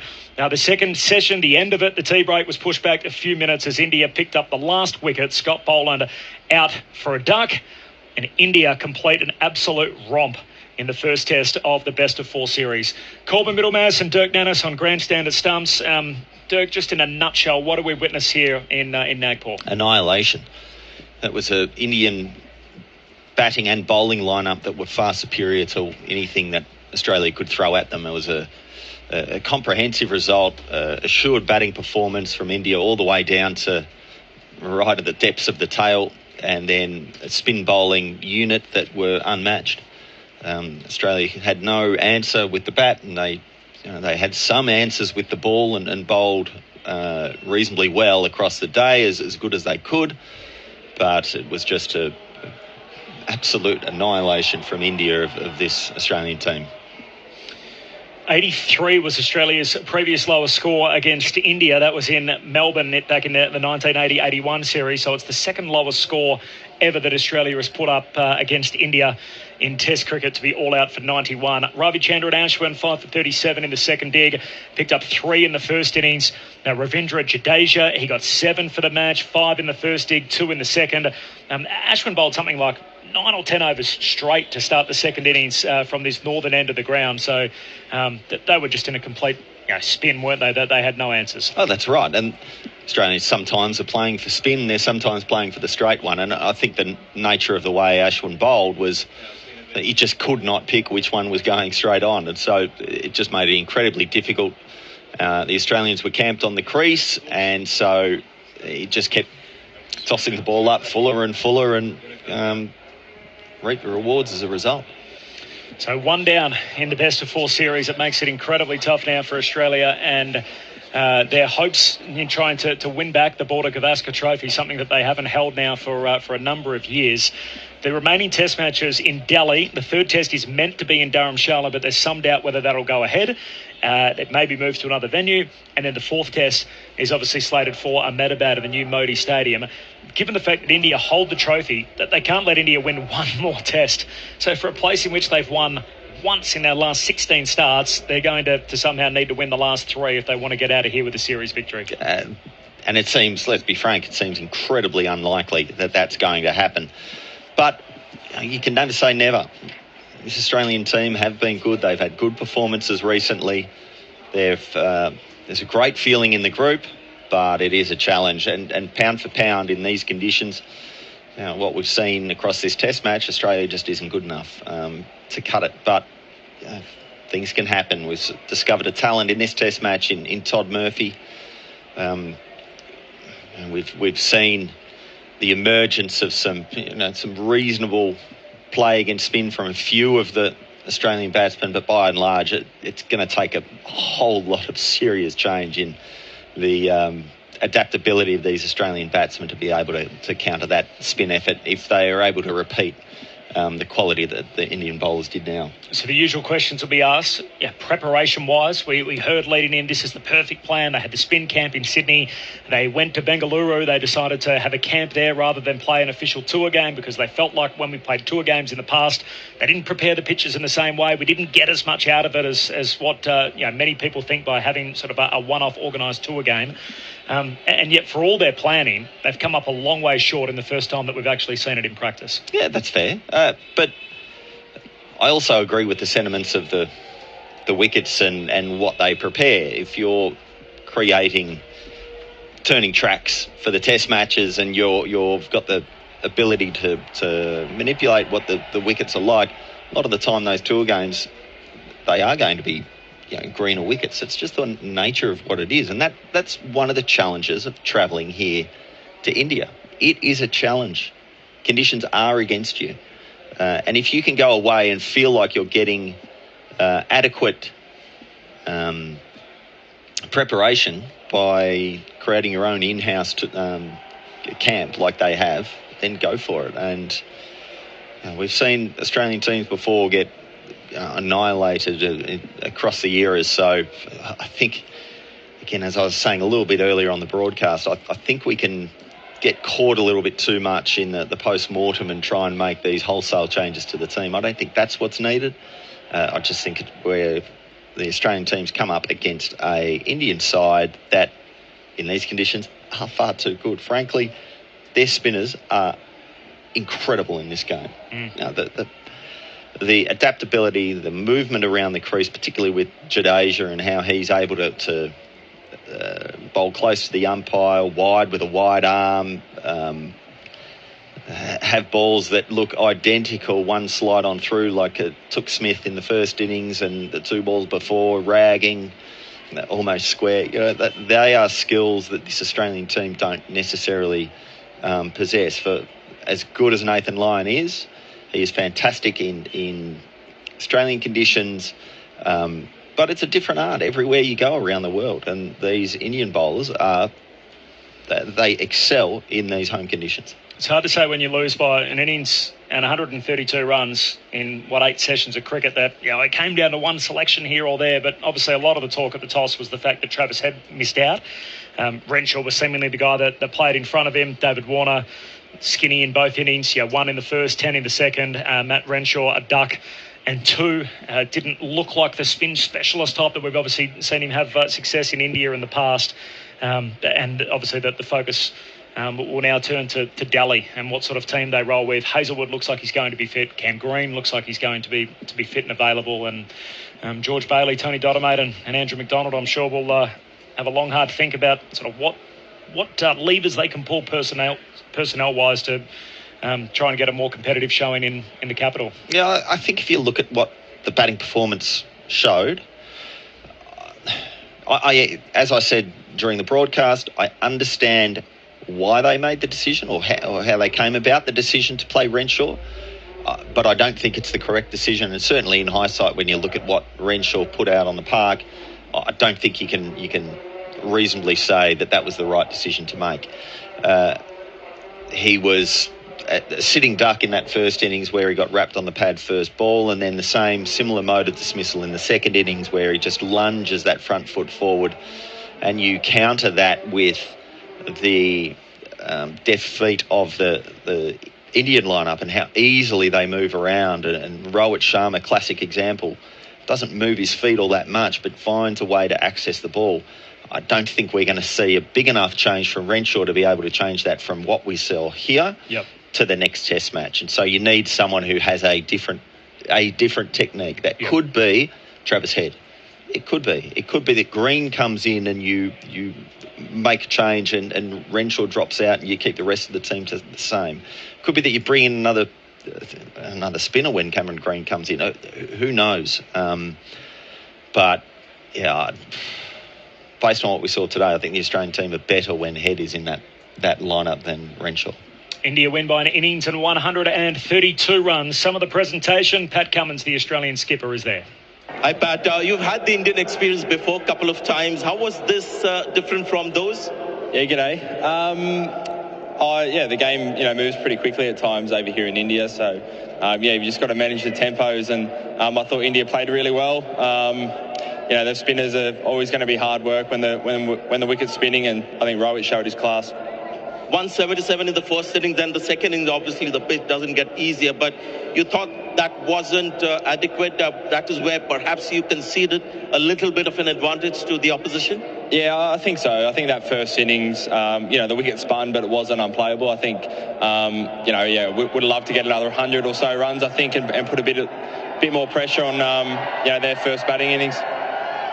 Some promise shown by certain batters, because these are tough conditions. When we go to Australia, we realize on occasion. So I'm sure there are some players you've spotted and said, wow, this looks good.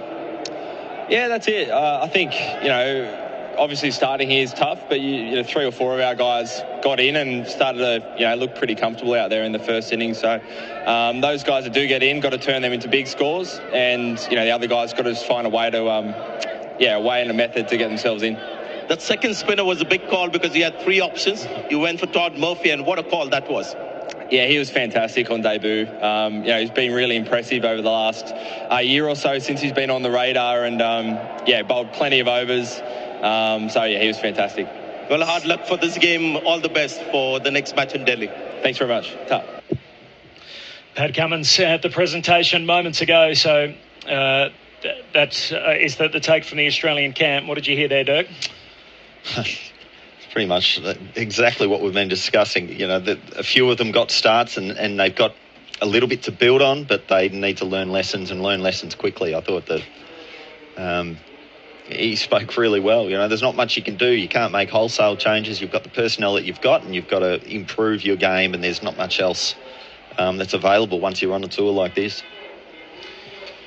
There is some breaking news coming out from the ICC. Now, the presentation is ongoing. Looks like Ravindra Jadeja is the man of the match, so he collects the trophy on the back of his 5 for 47 in the first innings, 2 for 34 in the second. Also made 70 with the blade as well. So Jadeja, who has so often troubled the Australians, is the man of the match.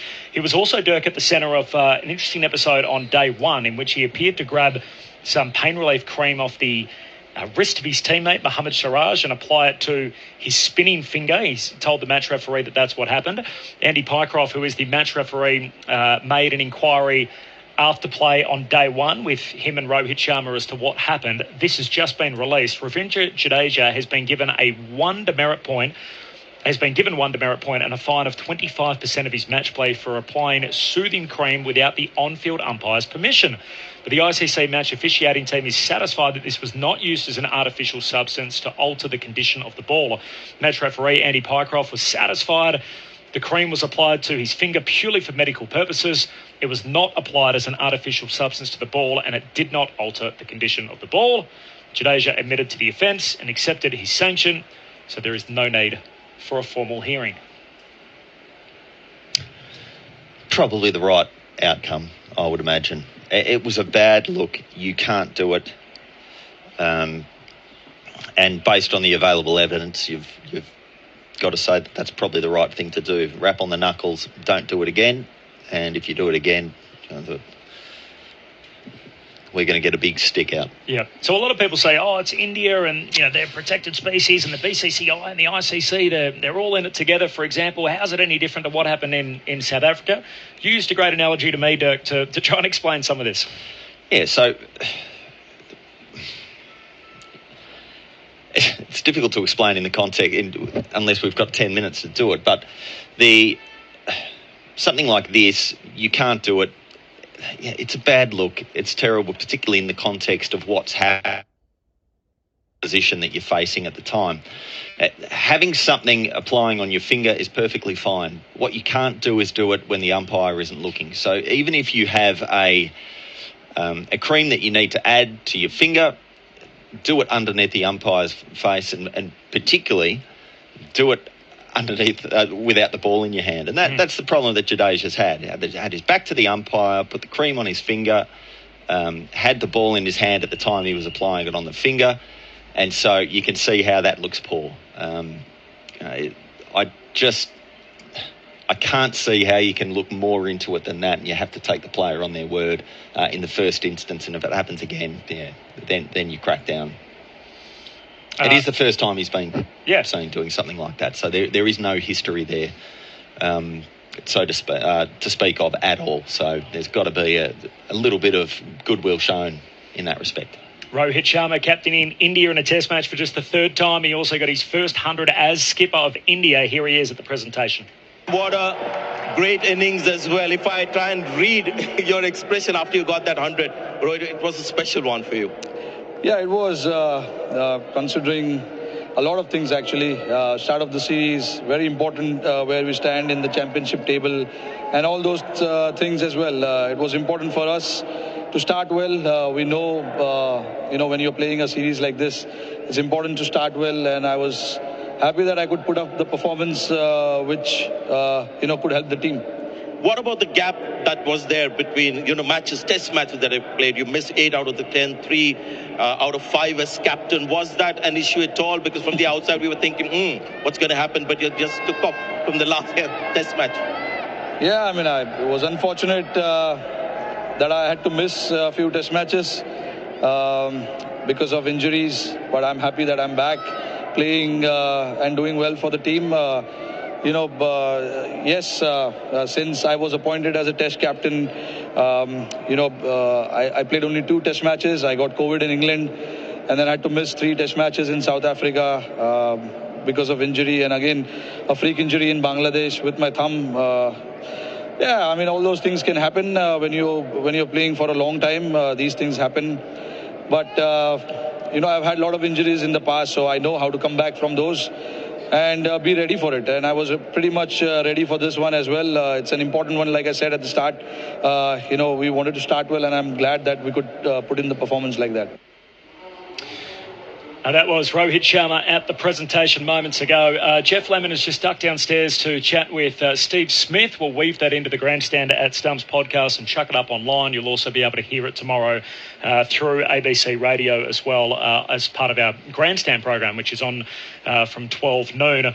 The Grandstand Cricket podcast. Gee, it's a good podcast with former Australian opener Ed Cowan, also handsome host, so you can check that out wherever you get your podcasts. There'll be a new episode dropping on Wednesday. Dirk, we're just about done here in Nagpur. It's been a lopsided result. India win comfortably. Big shout out to everyone here in Nagpur for looking after us, for making sure the broadcast went off without a hitch. To Aaron Bryant in particular, and Andrea Williamson back in the studio. To Geoff Lemon, to Sunil Gavaskar, to Dinesh, Karthik, to Prakash, Wakankar, who's been with us, of course, throughout the week, and yourself, Dirk Nannes. Looking forward to our travels for the remainder of the series. Obviously, off to Delhi next, and the Aussies have a whole lot of work ahead of them in the next 5 days. And you certainly hope that we're going to see a better contest and a longer contest and a rejuvenated Australian team. India win inside 8 sessions by an innings and 132 runs. The Aussies all out for 91 inside 33 overs to end the test. Goodbye from Nagpur. Exactly 400 on the board for India. Their lead is a massive 223. Kawaja nicking straight to Coley. Ashwin gets his wicket. Ashwin strikes in the second over of Australia's second innings. Kawaja out for 5. The Aussies 1 for 7. Ashwin straighter to Warner. Strikes him on the pad. He's given out. Warner's gone. Australia lose their third.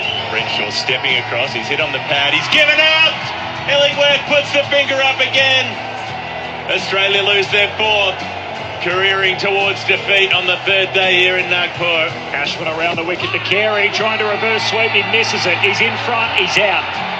LBW Carey, he goes for 10. And R. Ashwin has another test fifer. What a collapse. Stunning collapse. This has huge ramifications for the series, so sure they'll go one down, but it's the way that they're going to lose here in Nagpur in particular, which will just be demoralising for this team. Shami, the Lion, who's bowled! Off stump out of the ground. There's only 1 wicket to go for India to wrap up this first test match. Field comes in, 2 catches at mid-wicket, 1 at cover. First slip, Mohammad Shami trying to pull down the curtain. In he comes, he traps Poland on the pads, finger goes up, India win. In devastating fashion, it'll be by an innings and 132 runs.